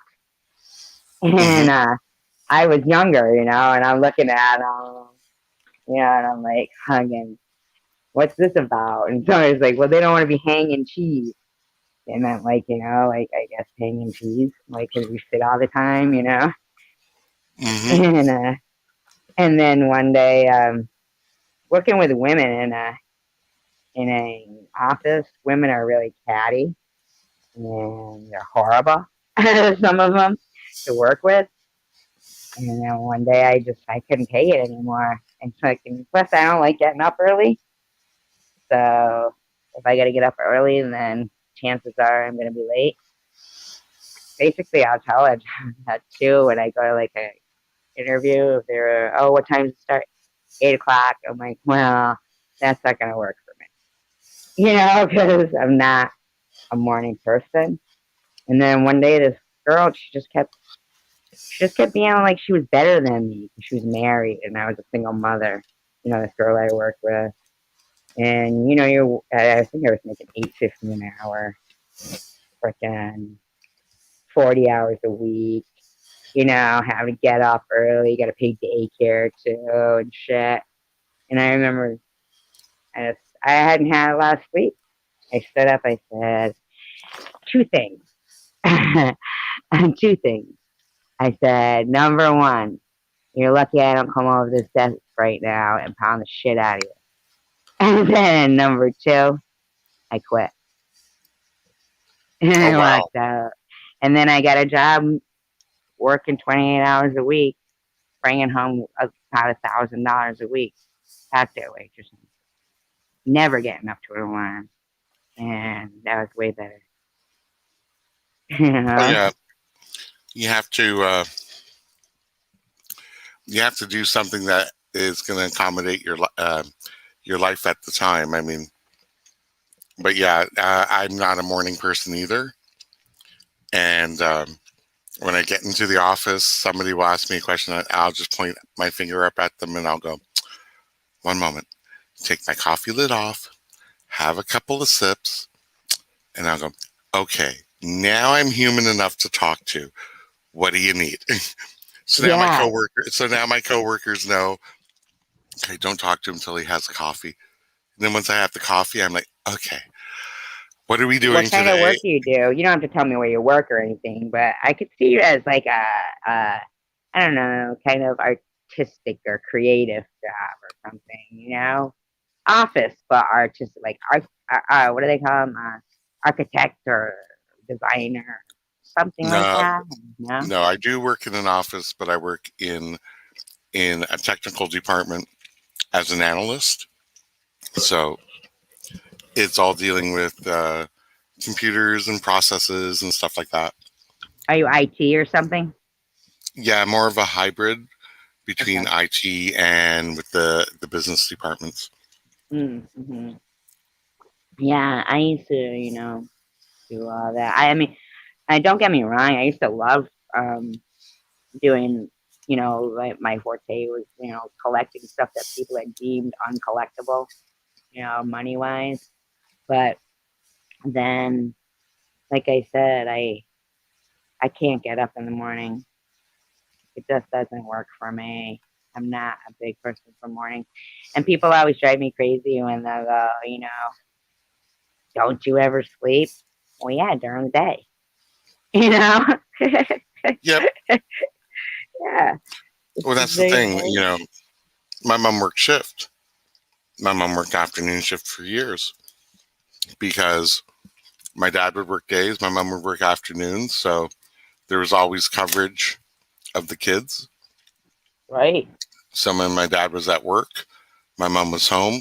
There was about an hour and a half gap. No, about an hour between the time school let out till my dad drove up. So basically, we were at our neighbors for like a half hour because, after school, kids will play. You kind of screw around for That's a where little bit. trouble starts. Yeah, you screw around for a little bit. And then by the time we got home, we would be playing in the neighbor's yard. My dad would be home like half hour later, and then boom, we'd be home. Yeah. I remember my daycare provider, but it wasn't like, daycare, but it was at that point then she would be picking Rachel, like getting them off the bus. Like Rachel stayed with the same person always, and went to school with her son and everything. And I appreciate Michelle because one thing that she always specifically would do, as soon as they get off the bus, they can get their snacks, but they have to do their homework right away because she didn't want them out of the mindset of school. She didn't want them to get, where then they're begrudgingly doing their homework. She wanted them to still be in the mindset of, okay, do the homework, get it out of the way, and then, which it was good for me because then I didn't have to keep being on her. And I remember she gave me some really good advice. When my daughter was young, she would wait till the last minute sometimes with like reports and shit, and then start going on. This was like in elementary school, and it would stress me out because then suddenly I'm like, I didn't know. And so I remember Michelle, that was girl, she said, let her take the failing grade. I said, what? She goes, don't help her. Let her take the failing grade. And I said, really? She goes, yeah, because if you keep, freaking out and doing, helping her doing this, then she's never going to learn herself that any failing grade is her own doing. And if she said, and if I know Rachel, that'll be the only failing grade she'll ever get. And yeah, my daughter, yeah. And it really relieved a lot of stress off me too. Say, hey, you're responsible for your own homework. You're all, not up to me. You didn't do it. You didn't do it, and you're the one who'll stay back, not me. But I would have put the kibosh on it had she not actually, been like, okay, well, do her own homework. I think it's important. The library and even the whole college experience must be great. I didn't go to college or anything. Did you? I did after high school, and I went to a community college and then started straight into the workforce. And Mm-hmm. then years later, I always wanted a degree. So I started a degree uh, about 15 years ago, and I finished it in 2018. So I was Wow. working and doing my degree at night. Yeah, that's ambition. Sometimes people they just get complacent, and I think that's Well, what happened with me. this thing with me, I found if I wanted to switch jobs, Mm-hmm. even though I had, maybe 15, 20 years more experience than people in the workforce entering and competing with the same jobs, the one thing I didn't have that they were all asking for is a bachelor's degree. And what I found that nowadays, when you submit your resume and so forth, it's all into basically a computer software. And if you don't have one of the requirements, your resume goes into a secondary pile. Yeah, Like, they can check it out right away now, huh? See if somebody's yeah. lying on there. So I wasn't getting a lot of interview responses to be called for an interview. Once I got my degree, it changed it because I made it past that hurdle Mm-hmm. on the resume. So they said, "Oh, okay, well, this will go into the pile of candidates for potential interviews." Do you have to, like in Canada, like I remember in England, what they would call, like you would get out of school at 16 in England, and then you would go on to what they would call college, like university, but it doesn't seem the same as and this is in England, because you got out of school so early. And I don't know myself, but do you get as buried in school loans in Canada as you do here in the States? Some people have a heavy student debt, but it's not compared to what tuition costs in the U.S. Yeah. Very Uh, like when I added up all of my courses and so forth that I took over the years for my degree, I would say it costs about $23,000 in total and for 12 what? for a 4-year bachelor's degree. Oh, for all those years. Yeah, did you get any like, well, you went back later, right? So probably any kind of scholarships or financial aid or anything like that, was it It was available? Yeah, it wasn't available because I was working at the time, so I made Mhm. too much money to qualify for it. Yeah. But yeah, so when you compare about 20 to 23,000 for the degree compared to a bachelor's degree in the US, that is, I think that's maybe 1 or 2 years of what college tuition would be at a US university. My daughter's was 55,000 a year. Wow. Yeah, because she was out of state. It was, she was a Rhode Island resident. And then the room and board was, so it was like initially, you know, one for, but then you have to buy the meal package. Then you have to pay for room and board. But what ended up happening, so she had initially gotten 28,000, offered to her. Not like, government, but a scholarship from them. And then, but that's spread out over the 4 years. And she also ended up where the first year, we did have to pay the room and board, but the next 3 years, she became the resident mentor and she had to keep like office hours. So she lived, on campus, but they didn't charge her room and board because she was, doing a job there. So that was good. She did quite, like what she could do to make it as least as possible. I find it's crazy how, how you said about they're always asking for this particular degree, and then these people, they have to go get that degree to make more money, but then most of that money is going to pay for the loan for the degree. Exactly. Yeah. But it's just I'm amazed at the amount of student debt that a lot of the, young 20 somethings are graduating with. And basically I look and I go, oh my God, that's almost a down payment on a house. Yeah. Yeah. I mean, I know people who have like just recently finished paying off their student loan from years ago. And it's just crazy. And even during the COVID, when they weren't allowing the same things, these people were still having to pay for college, even though they weren't getting the whole college experience. I feel like the college experience in itself is probably something pretty amazing.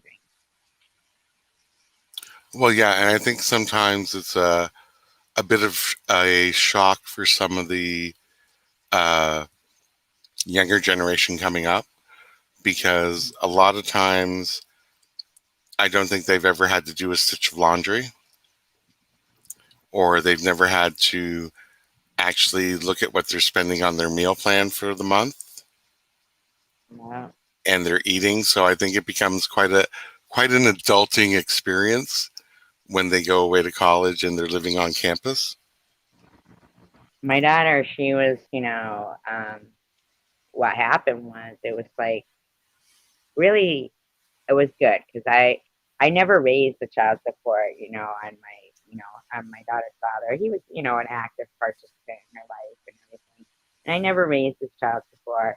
It was that he always worked at the same job too. So, how like when they reach different stages and their income changes or whatever, I could have done that, but I didn't. And I always hoped that he knew that, yeah, that, like in his mind, whatever.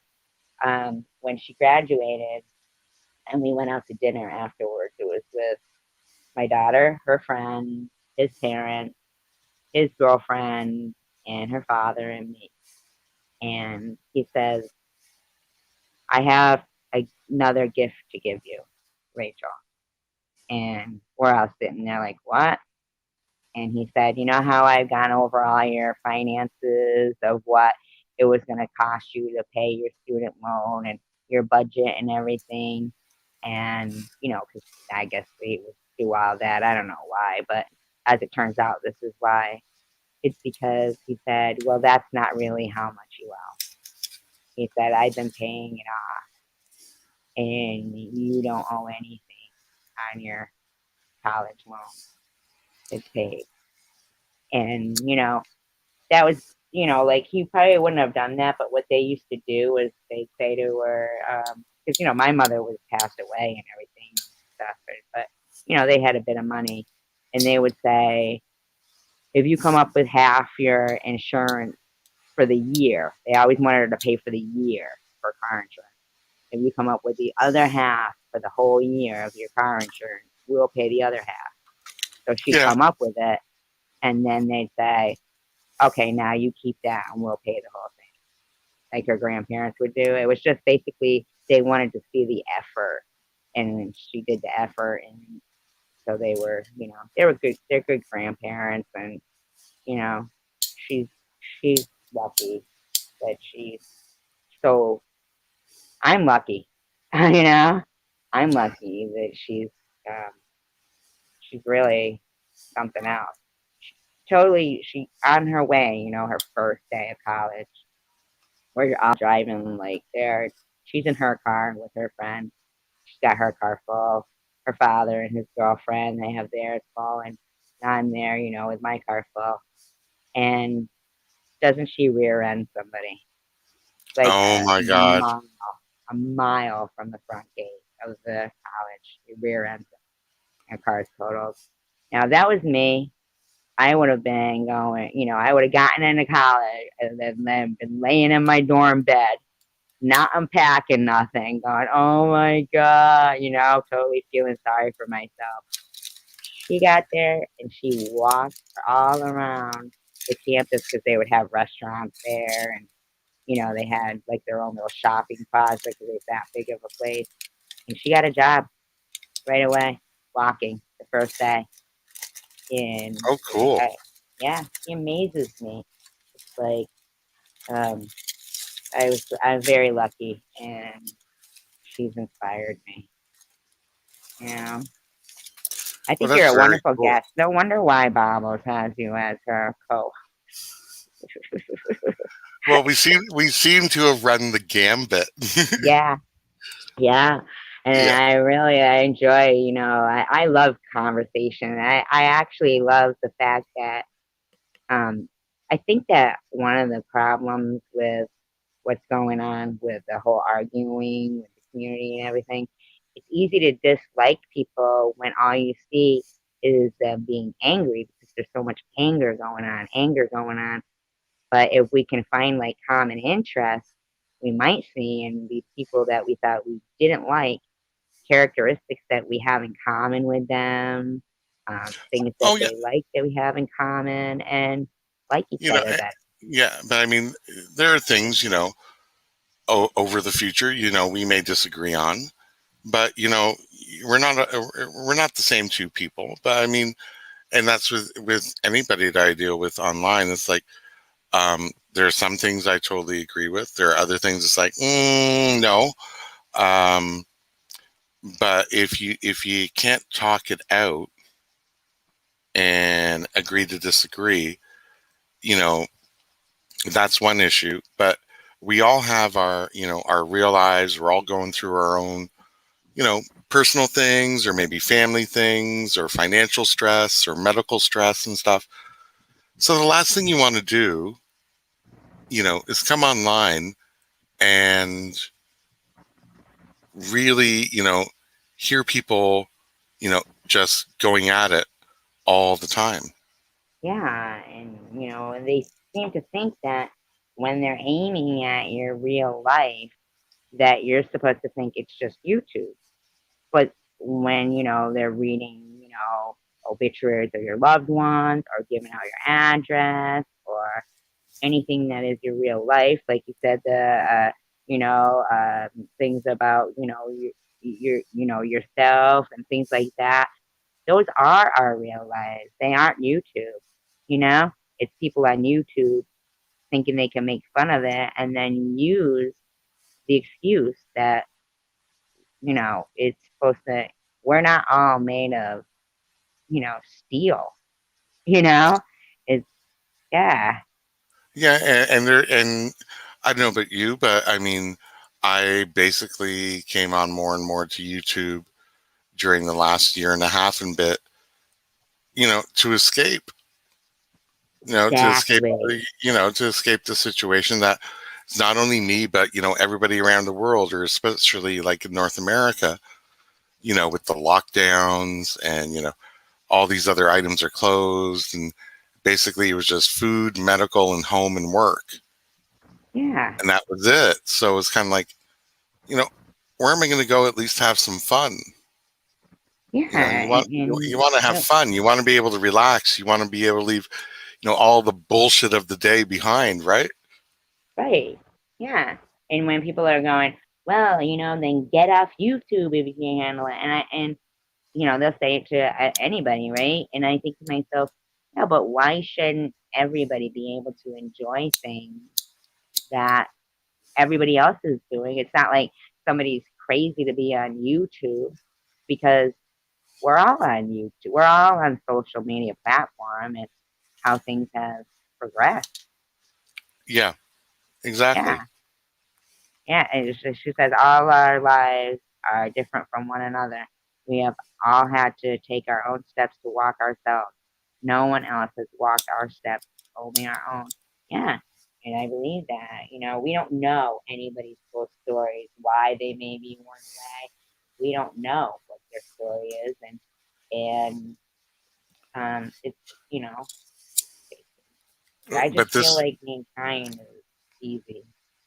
but this is the other thing, is that I may state an opinion and may state a position on something, and somebody may be triggered by it. Well, for me, it's like, okay, how is this position offensive to you? If I don't know what may have been happened to you in your past, or in your maybe recent past, or in your childhood, or so forth, it's not directed at the person. It's because I never experienced that. Right. And So, we don't know how it feels, right. like, So, yeah, but for me, it's like, if this has triggered a real like diatribe from somebody, then I say, come up and join me on the panel and talk to me. Tell me, because I don't have that. I may not have had that life experience. I may not have right, had that trauma.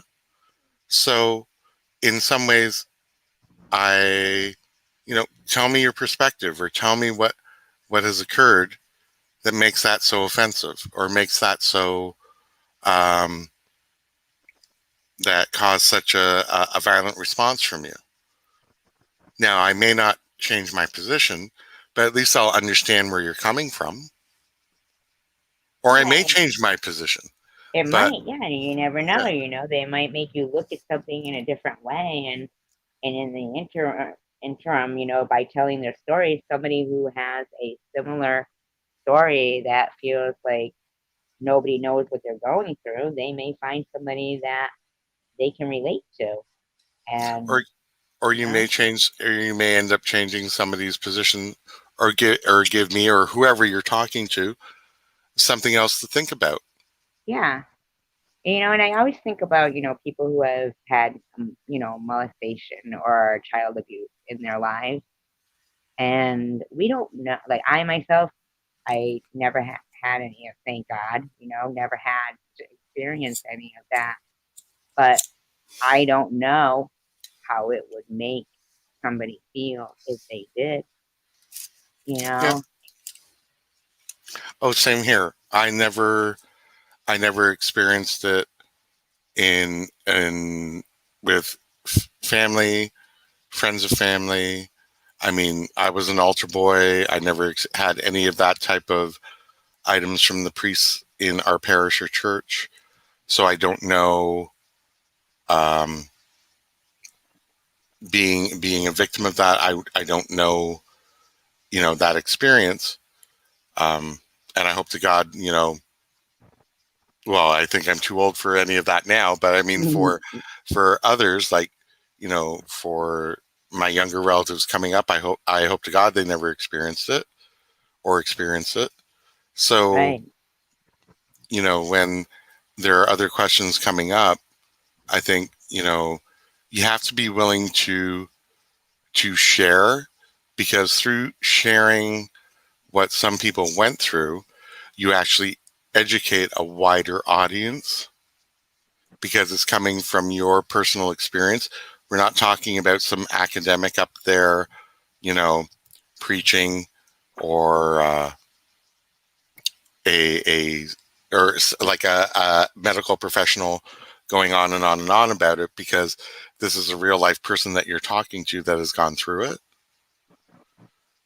So Right. I think that has far more impact and far more educational purposes to a broader audience. I think so too. And I think that, like, the risk of that is, like, say, okay, for instance, with the cancer, like, I wanted to, cancer was horrible diagnosis, didn't want it, but I tried to think, okay, well, how can I turn it into a positive? Well, maybe I could tell people what to expect, maybe talk about what to look for, what I missed, you know, that kind of stuff. And then you get people who will take something like that, and I can't wrap my head around, like, people who derive pleasure from, bullying people. But I feel like it goes back to even like children, when kids are just mean, and you're like,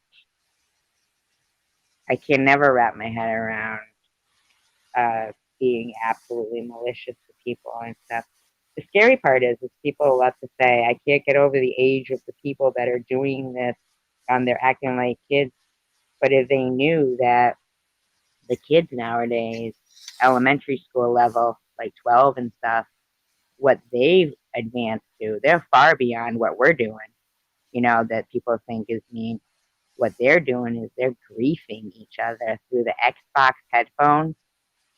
They're Mm-hmm. literally griefing and suicide trolling. And that's where they've gone to. They're past this bullying. They're trying to, like, really suicide troll people, little kids. When I, like, tried to research it, everything that came up was the Xbox and those gaming devices with the headphones. And I think to myself, the future is, I don't know if they're just raising like a generation of kids that are, like, disassociated or whatever it is, disassociative. They don't, they're antisocial. They think they're social, but they're not. They're really antisocial, and it's scary, very scary. I don't think people should. Yeah, young kids are coming up in a dangerous society, and they are, because there's other parents who don't allow the Xbox and they don't do this, but they still have to go to school with kids where parents have allowed it, and that kind of danger and violence in their life and things like that. Yes, Like but how having Cheryl said, we should all offer compassion to people, listen, learn, and try to understand before we pass judgment. That is true. true, but and I agree with you, and that's why with some people who have, I've seen some people who have a very virulent reaction in previous chats that I've been in to certain guests and people who are up on the panel. And, I've contacted them outside of the live to say, okay, I understand that you said this and this and this. If you want, you can share your experiences with me so I get a better understanding of where you're coming from. Yeah, Because, I thought you and I, when I had, misunderstood something that was going on, and then you and I talked in the comment section and bobbles, it seemed like, it was, you're pretty, the word I'm trying I to think try to of. be objective. Yeah, yeah, Like, like kind and yeah, no, that, I mean, that's the thing. On here, things can get misheard, or people are talking about something, and within like a minute, you may have missed a change over to a different subject. So, you're thinking we're talking about the previous subject when actually we moved on. And that's the thing. If there's no clear up of the communication, it just gets, it can spiral out of control so quickly. right, right. And And I then, felt like, um, from the way that it came out, maybe she had said earlier in the stream that she wasn't going to say the name of the surfer. So there was no name. You know what I mean? So it was like, mhm, so I was just, but when we cleared it up, then I was like, okay, I'm going to take it down because, I did jump off. But I remember when I had made a video where, I was angry about stuff, but I took it down and I remember you saying, um, you said, can I just interject? You go, I feel like that comes from a place of hurt. And you mhm. were right about that, and I appreciated that because it wasn't so much anger as hurt, you Yeah, know? and that's what a lot of people, I think, fail to recognize. It's like when a panel guest, especially when it's between two straight guys, use certain slurs Mm-hmm. because they know that that type of slur will cut into another straight man. And I basically interjected because it was happening multiple times. I was like, okay, I can hear it a few times, but this is getting really, out of hand. And it's like I said, I understand where it's coming from. I understand that it's not what the person core believes. And I came up through a time where that type of slur was used to, really cut into another straight guy. And I feel and like I even the N word, like we grew up in a time where that word is so, derogatory that it seemed like it was, totally, no, no, no, but so then now we hear it so often, like in songs and yeah, things like like I that mean, uses me. yeah, growing up, like it was never used in my family, and if it was, um, my mother basically read the riot act to whoever was using it, and especially using it in front of her kids. Yeah, she did not approve of it and did not want it spoken. My mom was a bit of a ball breaker in the family, so uh, I cringe and when I hear it. I well, yeah, cringe. well, Yeah, even some of my friends who are black and they use it, and they'll purposely use it around me because they know it makes me cringe, and yeah, it and I makes go me cringe. and I go and I go, will you please not use it? And they go, it's okay, I can use it. Yeah, but it drives me nuts. And they go, Yeah, and they go, it I know totally that's why. contradicts everything. Yeah, but this is only when like when we're in our private circle. I said, just don't use it. It just drives me crazy. They go, okay, we'll protect you, and I'm like, oh, okay, that's nice, and then and then we'll be fine. But when they use it, they'll do it on the spur of the moment just to get a reaction out of me, and I'm like, and I go, And I I'll hear kill it you. so often, like the other, I think it was what you're talking about the night with the hearing the other slur you kept hearing too, Yeah. and that So too. So it's so I don't know if people realize that um, even though it seems like they seem to think that we're people of that are white or whatever are racist, and just because of their color, we're not racist, and that word offends us, and we're not. But it's Yeah. offensive, yeah, Like I, because we were raised right. yeah, I bet. I mean, I grew up in, I was on sports teams when I was younger. I used to hear, the locker room talk where, certain words were used to describe the other team's players and their talents and stuff like that. And you used to always bait the star player on the other team because Mm, you would bait them to try and get them to cause a foul so they'd be out of the game.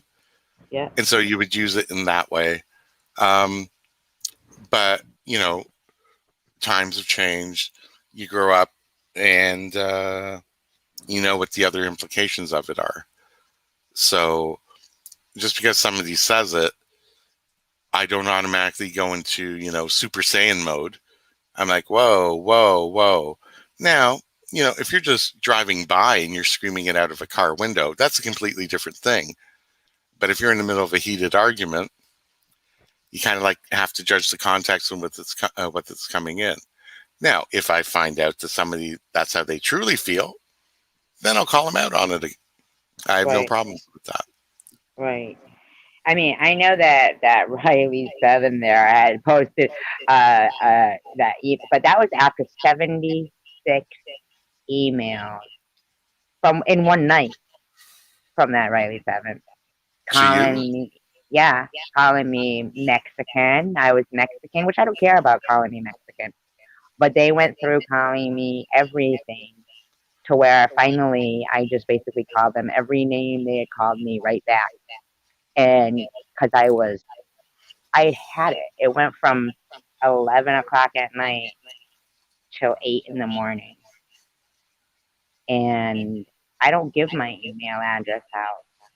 So when some random person I don't even know all night is threatening, you know, all of us, like this person just came out of nowhere and they're like just going off, well, and at some point, you lose it. Like you said, if you think about like what's going on, and I felt horrible, but and I didn't even post the emails that prompted me. I posted a few, but not 76 that have prompted me to get to that point, because I finally am like, okay, I've had enough. This person's putting up all those videos were going up. It was all happening at the same time. And, oh, this is her daughter. This is this. I don't know that person from Adam. I I had no idea who the person was. But again, this is where you have, one post spawning several other posts that are more uh, hateful, and then putting up videos that were slamming a whole variety, not just me. It was just slamming a whole variety of people, and that's why I said this person is in serious need of professional help, because that is not a normal reaction. No, me or them. No, the person, the Riley who became Aubrey Taylor, who is now no longer. Yeah, I mean, how do they even get to change their? I thought like YouTube only allowed like if you change your name, you got to wait another 30 days to change your account name. I don't even know how they kept changing their account name like that. You know, it didn't even make unless sense to me. unless they had set up multiple accounts, and unless that person has actually gone to seek some professional help, um, they'll probably crop back up again somewhere in the future. Yeah, I mean, their emails to me were like they were gonna shit in my mouth. They were gonna do. I mean, I was like, I had enough of this, man. I don't even know this person, and um, just I lost. I was like, I'm done with this. And thank God that Bob was as tech savvy as she is, because she's very smart when it comes to scanning something and seeing is this, this person is, like just knowing, having her I's dotted and her T's crossed. Yeah, I mean, I was just looking and going, because the way they did it on me is that they'll put JC and they'll put a space and then bear, and so I wouldn't even notice it because it wouldn't even be Exactly. highlighted. So I received, a couple of emails, like one from Bobbles and from a couple of other people going, like some friends going, who the hell is this wingnut? And I'm like, what are you talking about? I said, you got a YouTube video about you. I said, about me? What the hell do I have? You're right. And then they pointed over. I said, oh, okay. I got your number. Yeah, and And you feel like helpless because if if you're not that type of person who's, you know, you're just not looking to sit there and try to get something removed of derogatory reasons. And then you don't even know if there's even more videos that you don't know about. And it's like, what the hell? oh yeah, and that's why, when I found out that this same person was also a commentator and left comments with slurs on another channel owner's post, it's like, okay, this little person thought that because they had support and endorsement, felt empowered to go and make something more hateful. So, and that's where I was trying to explain that although one person's post may be, cute and banter and slightly homophobic, it can spawn other people because it gives them a platform to think, oh, I have this whole person's backing to do this. So that's why as channel owners, you have to you have to be careful on what you're posting, because you Mm, can enable people that you never thought would go off in that type of direction, but then it can get linked back to you and make you look as the ultimate. right, exactly. Which I felt like it kind of did, but I was like, huh. But with the 6 videos of me, this is heard. I mean, and then please understand as well that those aren't the only videos that were ever made of me. Like I was having people come in saying, "Oh, a video came up on my feed called healthcare fraud about you." And this is a year later. That channel only has 8 subscribers, mind you. That that healthcare fraud video is on. It doesn't pop up for me either, just like you said, and but it's popping up in people's feeds. And Hmm. it surprises me that YouTube just lets, and no matter how many times reported, nothing happens. They don't do anything. Well, that's the thing. If they're putting in and utilizing the hashtags, if you Yeah. use certain types of hashtags, it's Right. going to come up in other people's searches.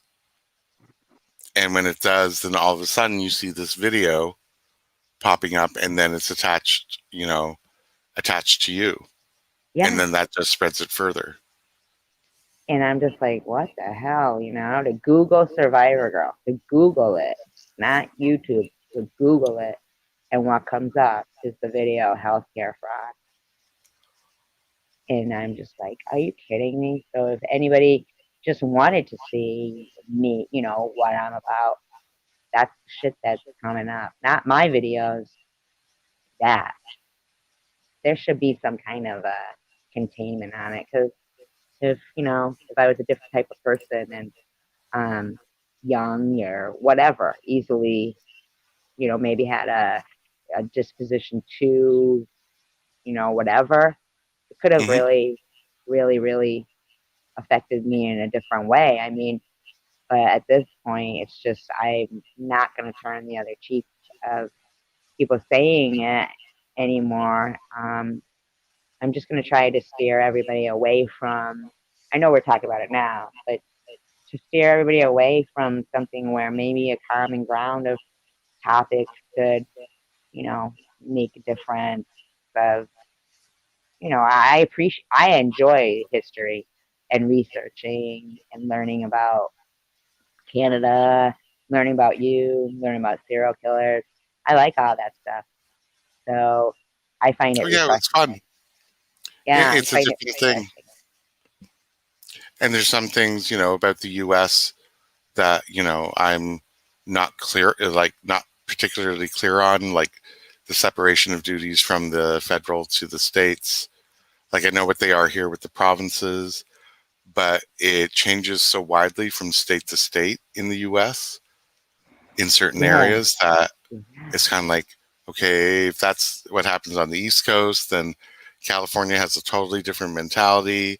Then you have the Midwest, and then you have the southern states that have a completely different, mentality and view on different things that they It's allow. So I'm like, oh my God. it's really strange because people are under the impression that the Constitution is, the Constitution, right? But each state has its own Constitution, and so it changes. All the laws change from state to state. So, what is going on here is different over here. The gun laws in this state are different from when you cross over to, and then they're different there, or whatever it is. It's all different. And so I feel like there's no real rule book for the authorities to follow, because they use that also as their excuse when something goes wrong. Oh, well, that's not in our manual. They're not taught that, they're not trained that, or whatever. So as long as they don't set the precedence by following that, they don't ever have to. And people, they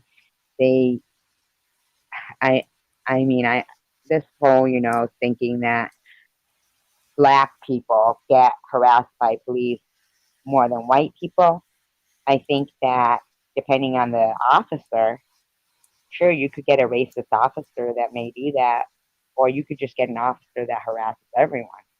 Doesn't matter what color they are. I think we are all a little afraid of police and have been disappointed by them, called them for help, and they don't do anything.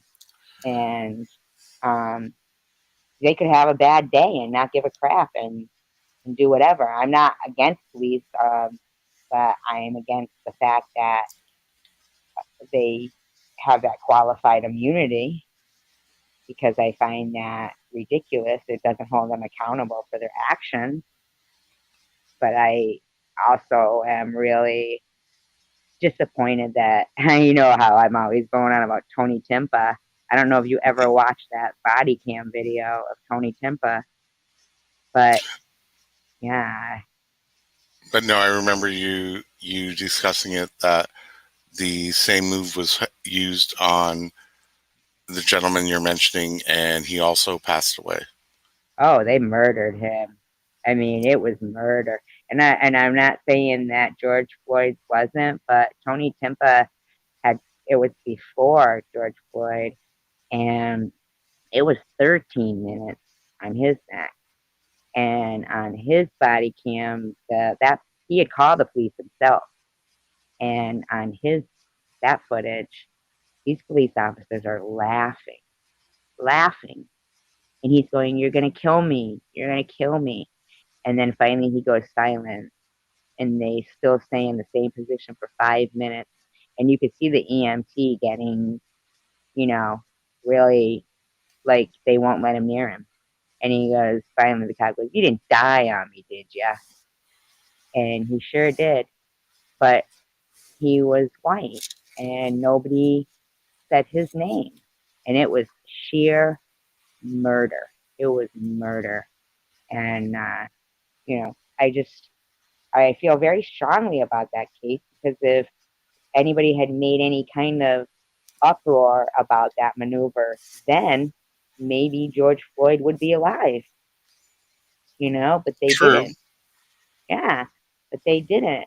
And his mother, she must feel so devastated, that the people, her son, to watch that video, if you ever get a chance, please, you know, take a look at that Tony Timpa body cam footage if you can even get through it, because it is a disgrace and nobody did anything. I felt kind of proud though, because when I did the video for it, like a while ago, his mother actually reached out to me, and I thought that was, she told me I did a good job and had my details good and stuff. Oh, very cool. Yeah. It makes it worthwhile when you know you've reached somebody in the family. Oh, it sure does. Yeah.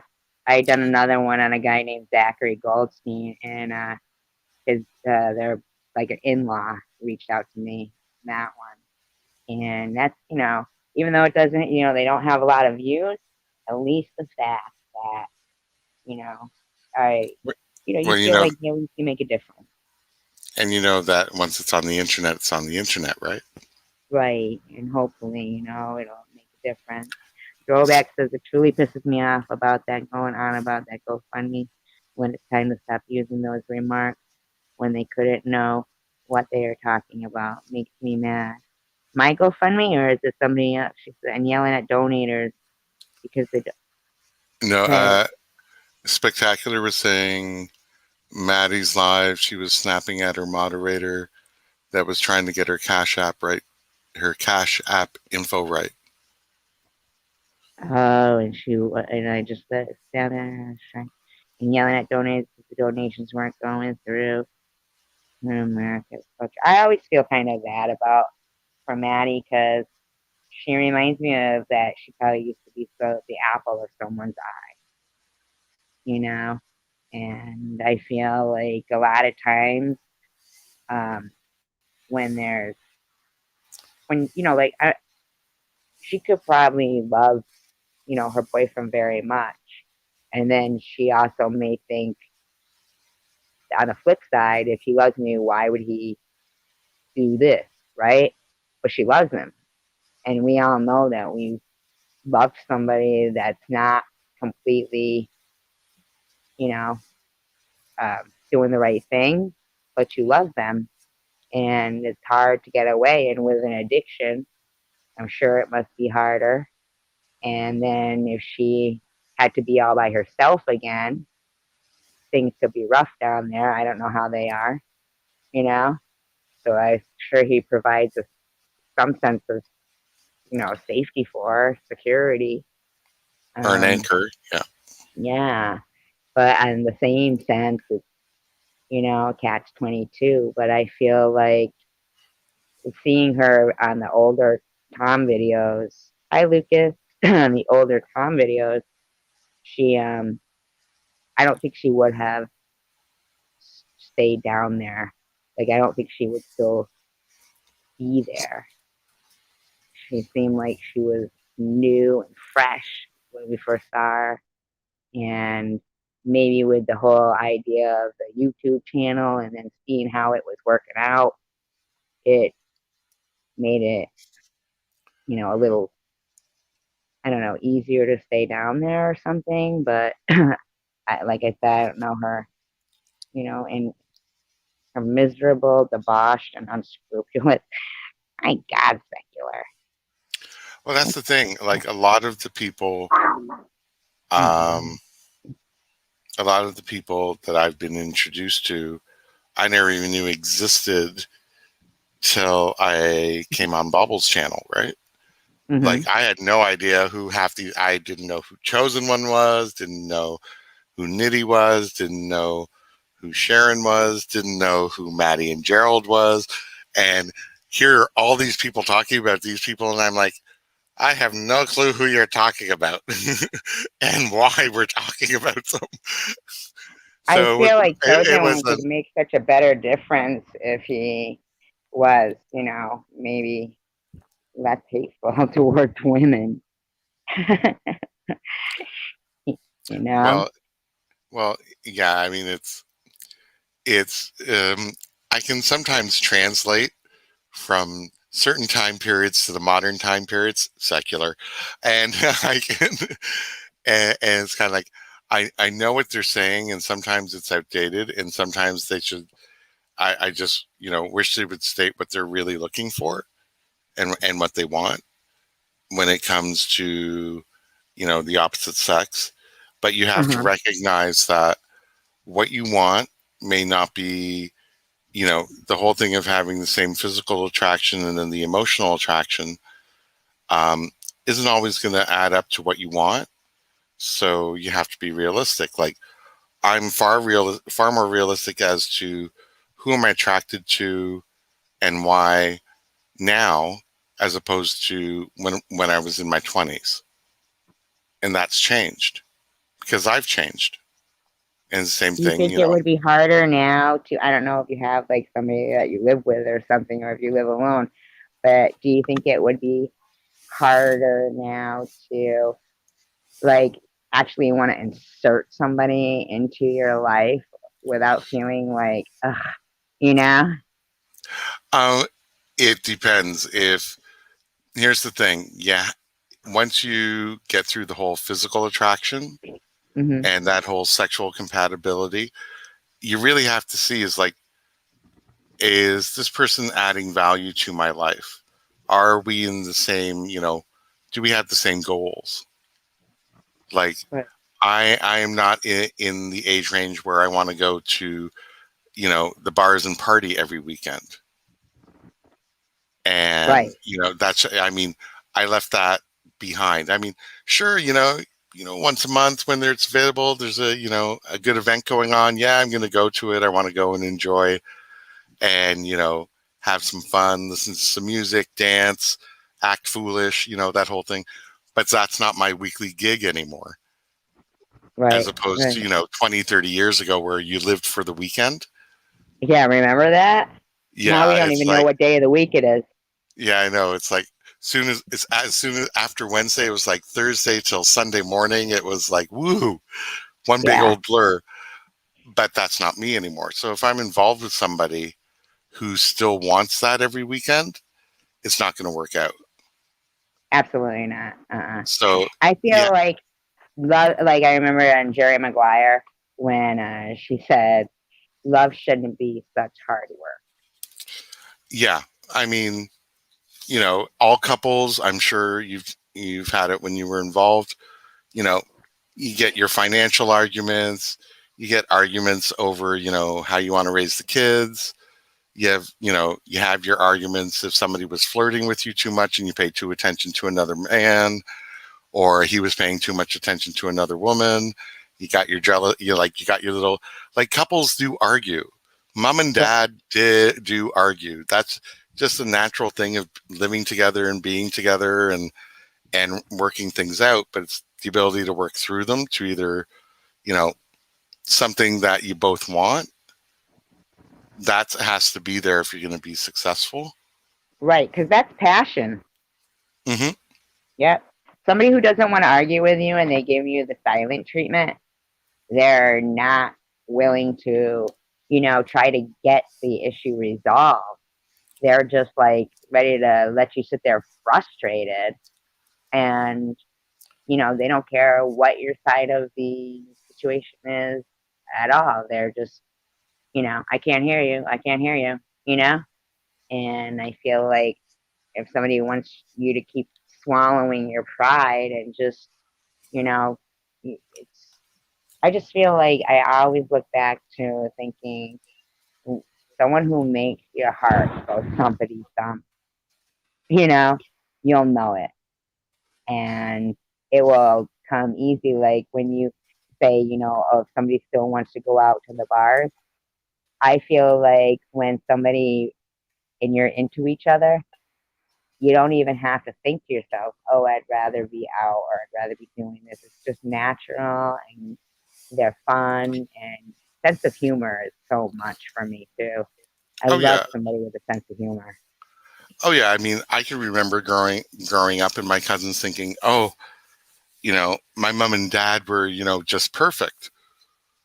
and as we got into our teens and young adults, oh, your mom and dad. I said, that's because you were their niece and nephew. You weren't their son or daughter. It's like you didn't see, when they had their fights. You didn't see the fights they had with us.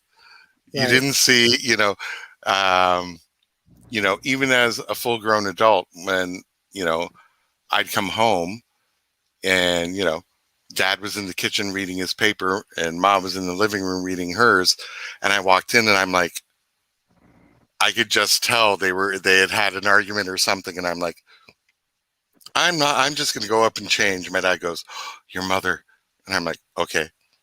And then I'd walk through the living room. I'm like, what are you doing here? I said, oh, your father. I said, I'm just going to go upstairs and change. You guys hash it out. You've been married for 30 some odd years. You better hash it out. And I just keep going. But I mean, even till then, they still had their arguments. People are going to get on each other's nerves living together, especially when they both Exactly. retire. It's like, oh my God, because no one's going to work and no one's leaving the house. I remember when my daughter was little, I just do her, I go, Rachel, I go, I'm sorry if sometimes, I get annoyed. I go, but you know how it is. Like when, you've lived by yourself and now you're living with somebody all the time, like meaning her, me living with her. And she goes, no, Mhm. mom, I don't know how it is. I've lived with you my whole life. I'm like, oh, good point. You know, Yeah. Oh it my is, God. Yeah. yeah, Yes. Spectacular. Or it makes the crotch go throbbity throbbity. Um, I miss but that. I miss liking the smell of someone's skin, the touch of someone's hand and stuff. I oh just yeah. wouldn't even know where to start to meet somebody. Nowadays it's hard. It really Like, I is. mean, now you have to go to take a look at meetup groups, stuff like that to see if you have any common interests, um, stuff like that, and see if there's anybody in the group that you actually piques your interest romantically. That you know, it's just hard. It's just harder now than it It was is. before because a lot of people have become quite comfortable, like I said, behind their laptop Yeah, as opposed to interacting face to face. Across the table. exactly. It's like so hard to, I wouldn't even know where to start. Because, like you, I don't want to go out to bars and stuff. I mean, Baba's was lucky she met Mr. Baba's in the grocery store. You know, you hear those stories, but they don't happen often as we like to think. Usually when I go to the grocery store, I look like shit. Oh, I got picked up out of a cookie place downtown. Did you? Yep. Did you like him? Very. No. Yeah, he seemed interesting and cute. Very nice. 28. I was surprised. Went out on a few dates, but it didn't go beyond that. It just I knew that there wasn't a connection beyond that. Yeah. I think like with, and now I'm, with men, they're dating men, right?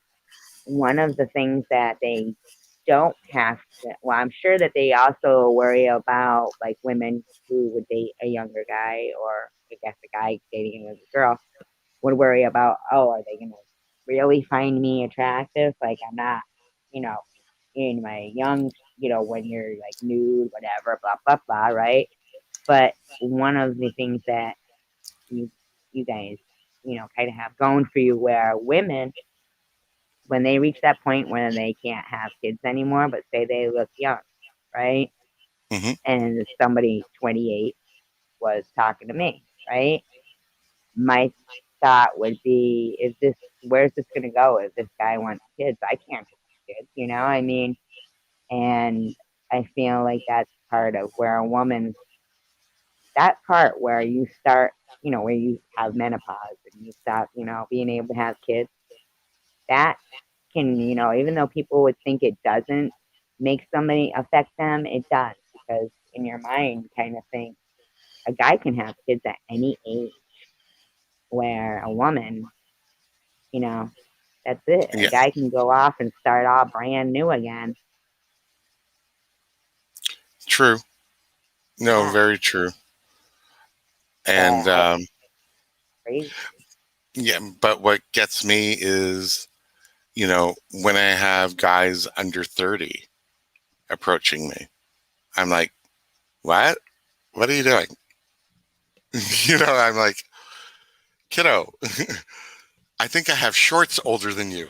Um, I know it's like hard because you don't really want to tell them your real age, even though you know you're gonna because you're not a liar and who wants to start a relationship with a lie. But as I always think it is, well, how old do you think I am? Right? Because let's just stick with that one. I mean, because once you say your age, then you become that age to them. exactly. And I was just like, I mean, I'm not going to lie to you. It is a nice ego boost. I'm just going to say it right out there. Oh When you yeah, have when you have somebody, under 30 that wants to be something more than just, friends or go for a couple of beers, it's a nice ego boost. I'm not going to lie. I had a oh little it extra is spring in my step, makes you feel definitely, good. It absolutely. does. But I mean, in reality, it's kind of like I've already done where you're going, and I kind of like I don't want to relive it because I've already done it type of thing. But you don't know And like how mature someone might be in their mind. Like they might be oh, in this that where they don't want to go to yeah, bars and stuff. yeah, this gentleman, he was funny, he was cute, we got along great, but I just didn't have that romantic connection. Gotcha, gotcha. It's Yeah, like we were out and we went to brunch a couple of times, and that lasted like 3 4 hours, just laughing and talking. But when it came to the next thing, it's like I just didn't feel it. right. And you can't make Which yourself. Nobody learns to love somebody.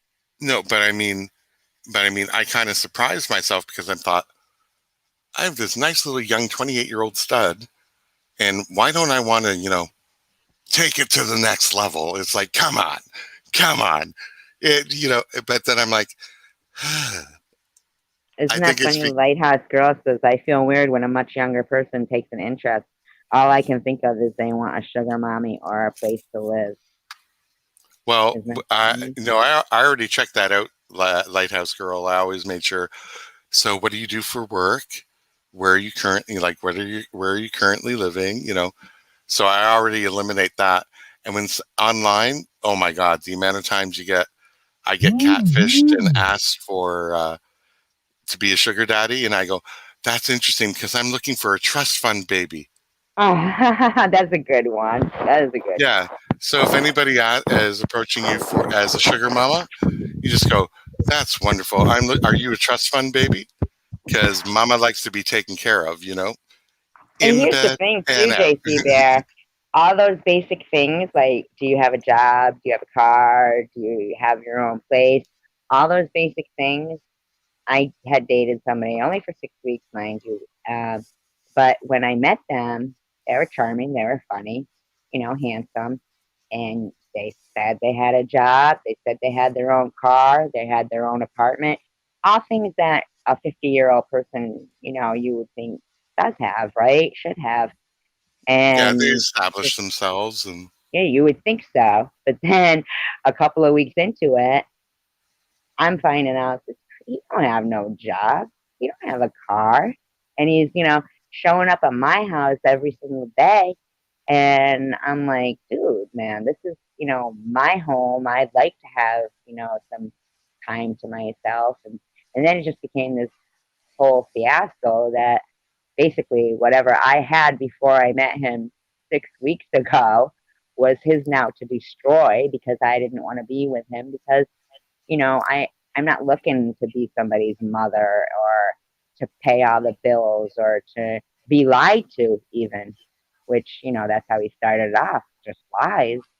And it became like this horrible fiasco. But believe it or not, basic things like that, people, they don't come with warning labels.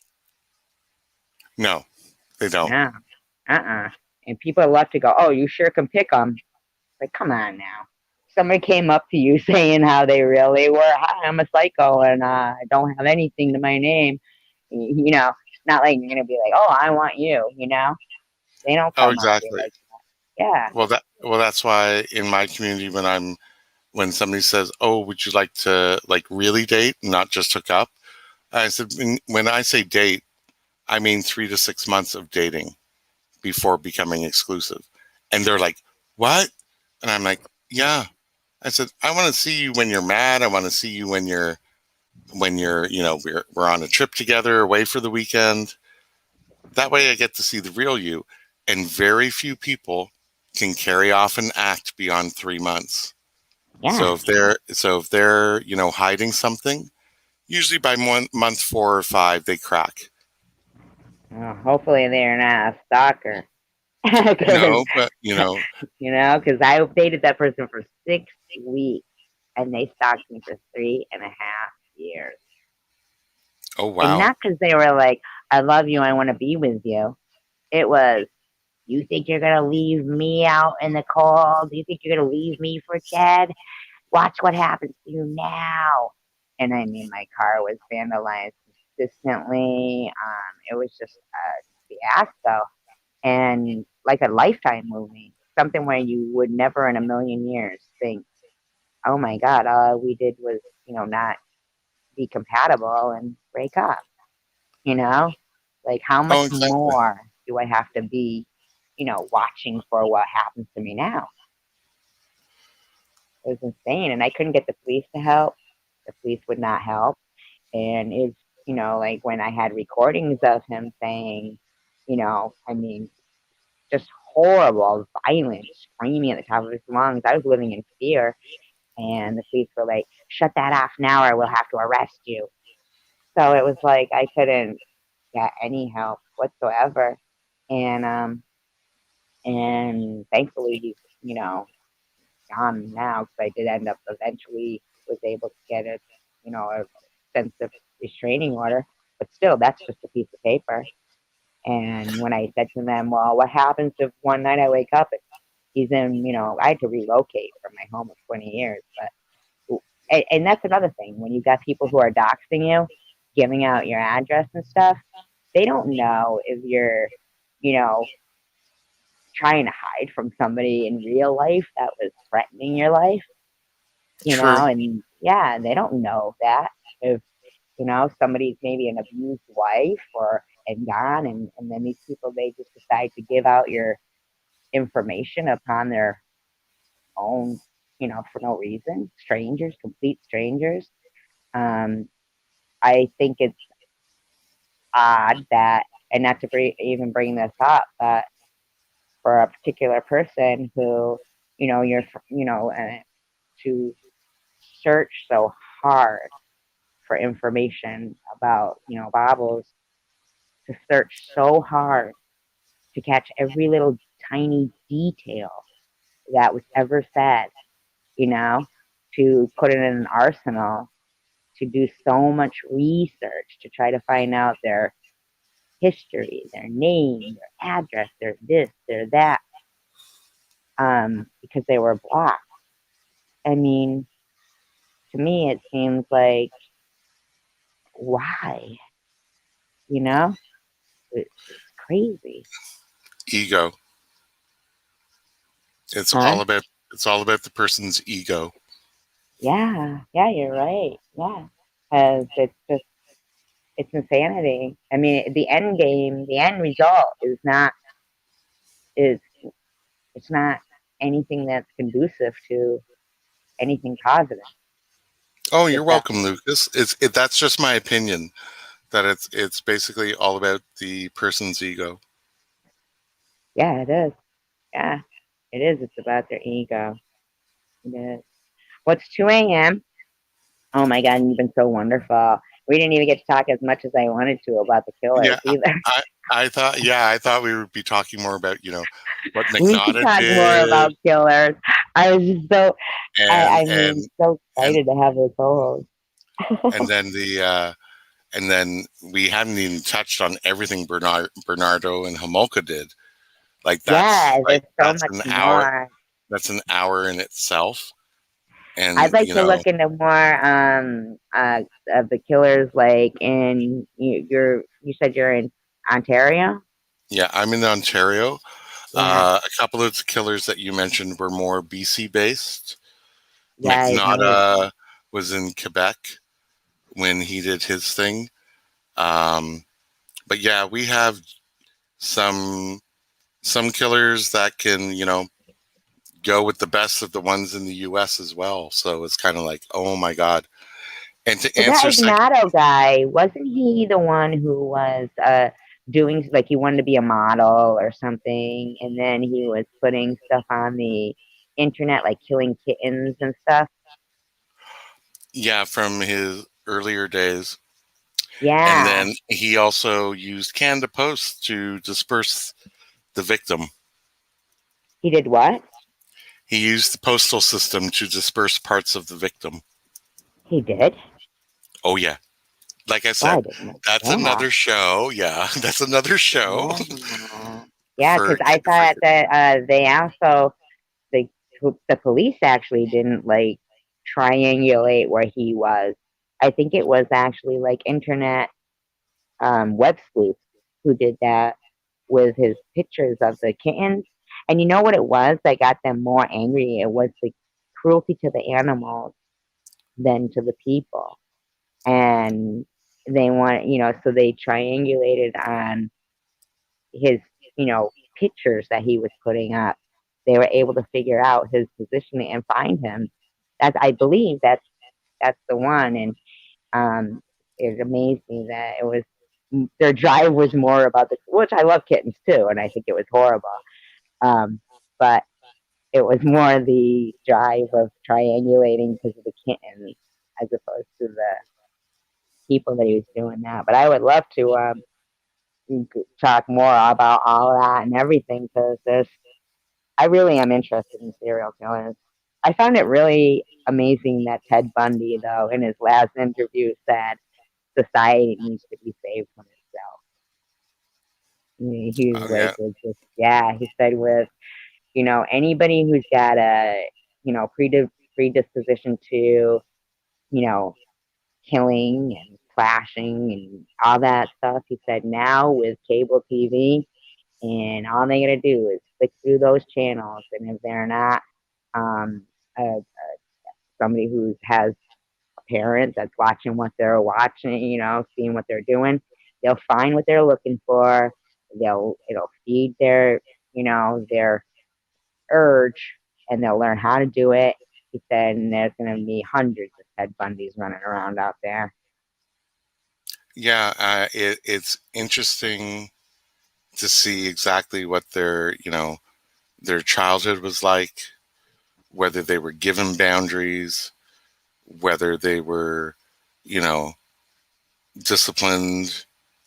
Um, They're all different, which I find is so yeah, amazing. Yeah, that's and why I and wonder if the of medications play a role in where if they were suddenly cut off medication, like when they were let out of jail, and then the benzos, they're controlling their receptors and everything in their mind, all of a sudden, suddenly now they're off it, and that is what makes them become crazy because they're, you know, not, they're off their medication.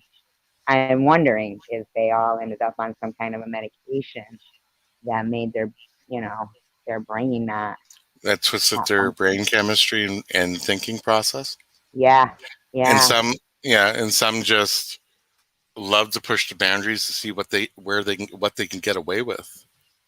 Well, they And say a that's the lot of thing. them have that same common trait of killing animals, which I have seen a lot in these when I'm reading through their history. A lot of them are they start killing animals. Yeah, if they get some type of thrill over that type of power and domination, like that whole life death control, Hmm. and then it just escalates from there. And if I think also if they're able to get away with it the first time, it basically gives them that confidence to just up their game. Absolutely. Yep. And some of them, I think, they want to be caught. And when they keep getting away with it, because maybe they don't know why they're doing it, but when they keep getting away with it, they keep doing it to be caught, to be stopped. And the cops just aren't doing anything. And um, like that Wiki killer, remember he was calling on the payphone, like crying about it and stuff. I mean, Hmm. or Berkowitz, son of Sam, and he's, Yep.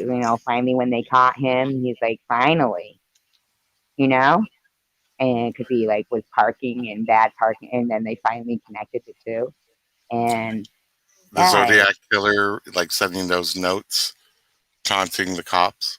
yeah, I think half of them they want to be caught because some of them don't know why they're doing those things, and they know that. I I I read one where the guy he kept saying, "You have to keep me in jail. If you let me out, I'm gonna kill again." And sure as shit, they'd let him out, and he'd kill again. And it was like they're I can't imagine. I always think that those parole boards, their stipulation when they say, okay, we think you're ready to be let out in public, they should have to live with that family for a month. You know, the people, the parole board family, Yep. or one of them off there. They can live with you for a month, and then you let us know how they function there, and then we'll put them out in public. And I guarantee you, they go, oh no, forget it. Well, yeah, exactly.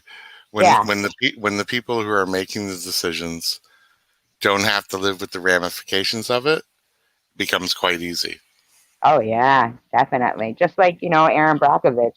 I always loved that scene where they, usually they pour in the water in the glass, and she says, "Oh, you thirsty? Go ahead, drink it. We got that flown in from wherever, you know."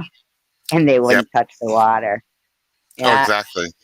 yeah. And now she will always be tied to that Tom Girardi, who is now going through the legal cases for ripping off the victims of the airline crashes and burn victims, and that's the Oh, that unfortunate part. attorney is. Yeah, Well, because I actually Aaron read Brockovich. about that, and he wasn't. Yeah, he didn't. They ended up not really getting much those that case, and there was a whole. It wasn't like how the movie made it. That's for sure. Yeah, and so now, unfortunately, her good work and name are going to be tied to him, to Tom Yeah, Girardi, who's now going through this. So it's like, that's too sometimes you bad. have to really wonder what people's mentality are. Yeah, you would think that people get into things to do, the right thing, but I think when money starts getting involved, um, it kind of changes them. I guess I would think. Well, when they want to continuously fund their lifestyle and Yeah, continually present something that their try to make their Instagram life their real life, you yeah, kind of yeah. have to look and go, uh huh. And exactly how are you paying for that? Well, I But mean, look that's a at I'm not, whole, like not talking about Trump or anything, but I mean, to have 24 karat gold safety seat belts on his, private plane, um, you know, 24 karat gold seat belts, that's so frivolous that well, it makes yeah, me I wonder mean, what he would do with the whole country's money at his will. You know? well, you can turn around and say the people at a certain level would be rewarded, and then that whole trickle down economics BS that never worked. Absolutely. Yeah, absolutely. They all get, in a way, rewarded, and the ones that are there, it's the same like with cops. When you get 10 dirty cops, and you've got the one clean cop, and he won't take the, like say they rob some drug dealers or something, and that one clean cop is like, no, I'm not taking my cut. Then suddenly the internal affairs wants him to turn on it, the other ones, or they're going to blame the whole thing on the clean cop. And so basically they're between a rock and a hard place. And you ever see that Exactly. movie, The King of New York? Is that what it's called? The King of New York, or something with Treat Williams from like the 80s about that cop? Vaguely, that vaguely rings a bell. Yeah, I'd have to Bob Google it. something. I'll have Yeah, to go Bob with. what's Oh his my name? God, Treat Williams. I haven't heard that actor's name in the dog's age. I loved him. Remember he was in Hair? Yes. Yeah, I loved him. And he played in that movie, and it was about a cop. And I always loved that movie. And my daughter, when she was, going to college there, and she was telling me about that she had gone to a seminar or whatever from this good night lighthouse, Night the Lighthouse. this he was given a speech, but he was saying that he was in witness protection plan, program, but now he was dying, and that he thought to himself how many people he didn't, had passed away. He didn't get to say goodbye to and everything. And so one of her professors said, "How did it go? What did you learn?" She said, "Not much about filmmaking, but I learned about life. And I didn't know, but that particular guy, he was a professor at her college, he was the cop from that movie. He's the one that the movie's based on. And when he used to have to do breathing treatments, he would have her sneak up the breathing treatment machine up the back steps because in his mind, he still had the mindset of a tough New York City cop kind of thing. And he didn't want people to know he was as sick as he was. And he trusted my daughter to keep his secret. And I was like, wow, Rachel, really? I was so like, oh my God, you know who that is? I was so excited because I'd seen the movie so many times, but she hadn't and didn't know how significant he is. He's like similar to like the Serpico and all that. Serpico. Yep.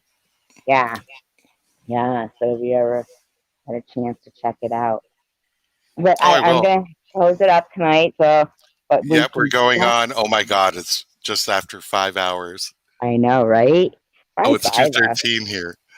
Yeah, it is Yeah, it here did, too. and That is only one actually. bathroom break. I know. I'm dying to take another one. That's why I'm gonna end it now. Okay, well, But this was fun. So I look let's forward to definitely the do next. some more about serial killers because oh my God, you were awesome when you got on and you knew all that information about that guy. Because I Oh, was about like, Dion. Yeah. yeah, because I start going down a rabbit hole and I start doing like six of them at the same time, but then never finish them. So I Oh, was yeah. like blown away. I was like, oh my God, you're awesome. You So know? yes. So you got to really. You can only really do one, like one as part of your segment because Yeah. it can go like the Moderno ones. Like, oh my God, that's like an hour or two on its own I can't even with believe him. they had him in custody already and that as the rapist. People had said that's him. He was on their list and they didn't even, you know, they didn't, they don't do anything. Just like that pig farmer killer.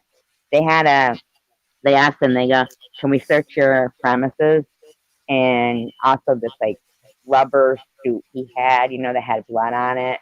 Can we test it? And he said yes. And they didn't. They didn't do it. They figured, oh, well, if he consented, he's not doing anything wrong. But if they would have tested it, they would have found the blood from two other victims mixed in with that blood. And they would have found a bunch of shit in his house. And just because he said okay, they figured, oh, okay, well, yeah, he must be okay. And didn't even bother checking alibis or anything for half these people.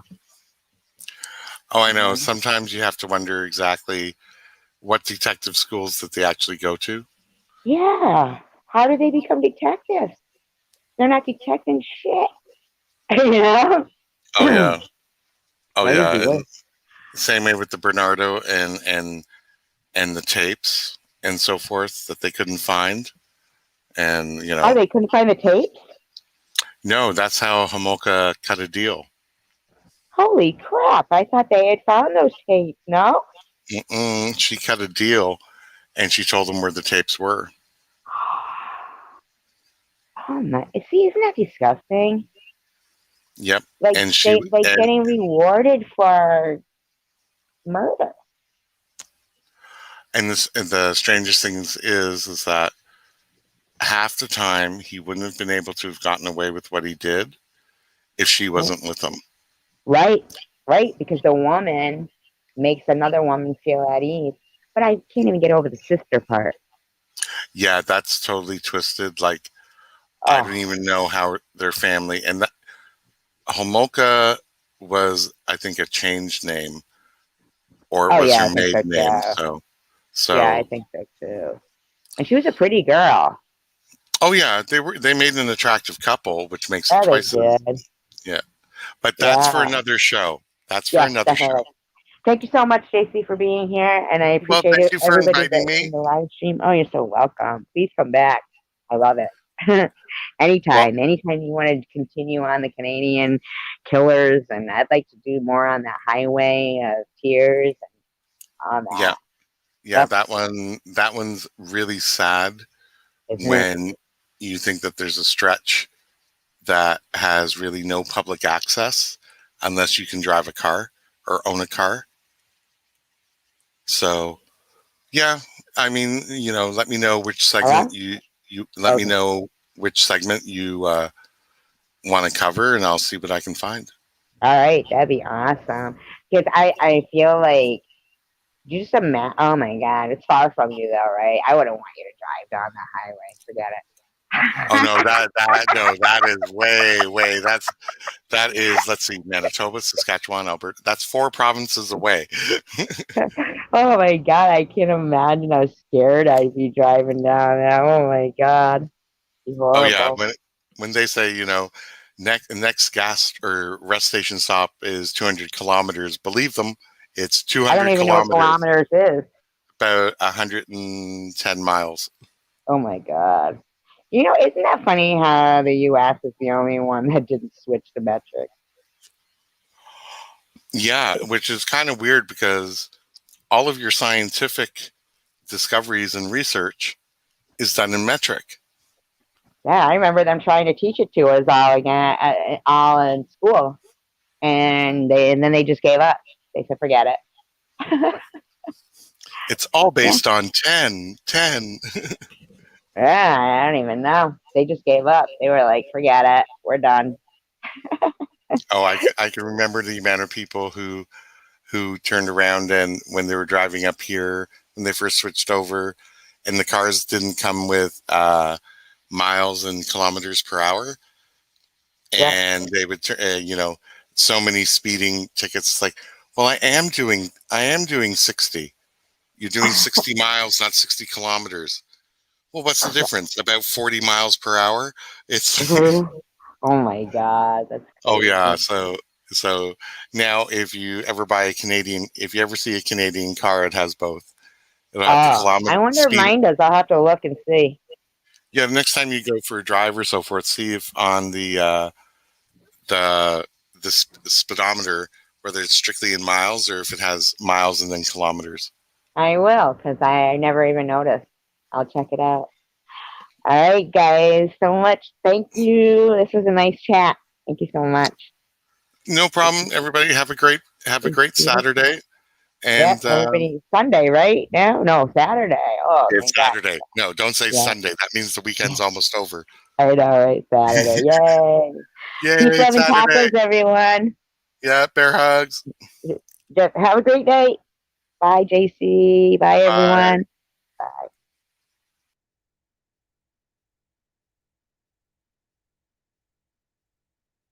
Good night,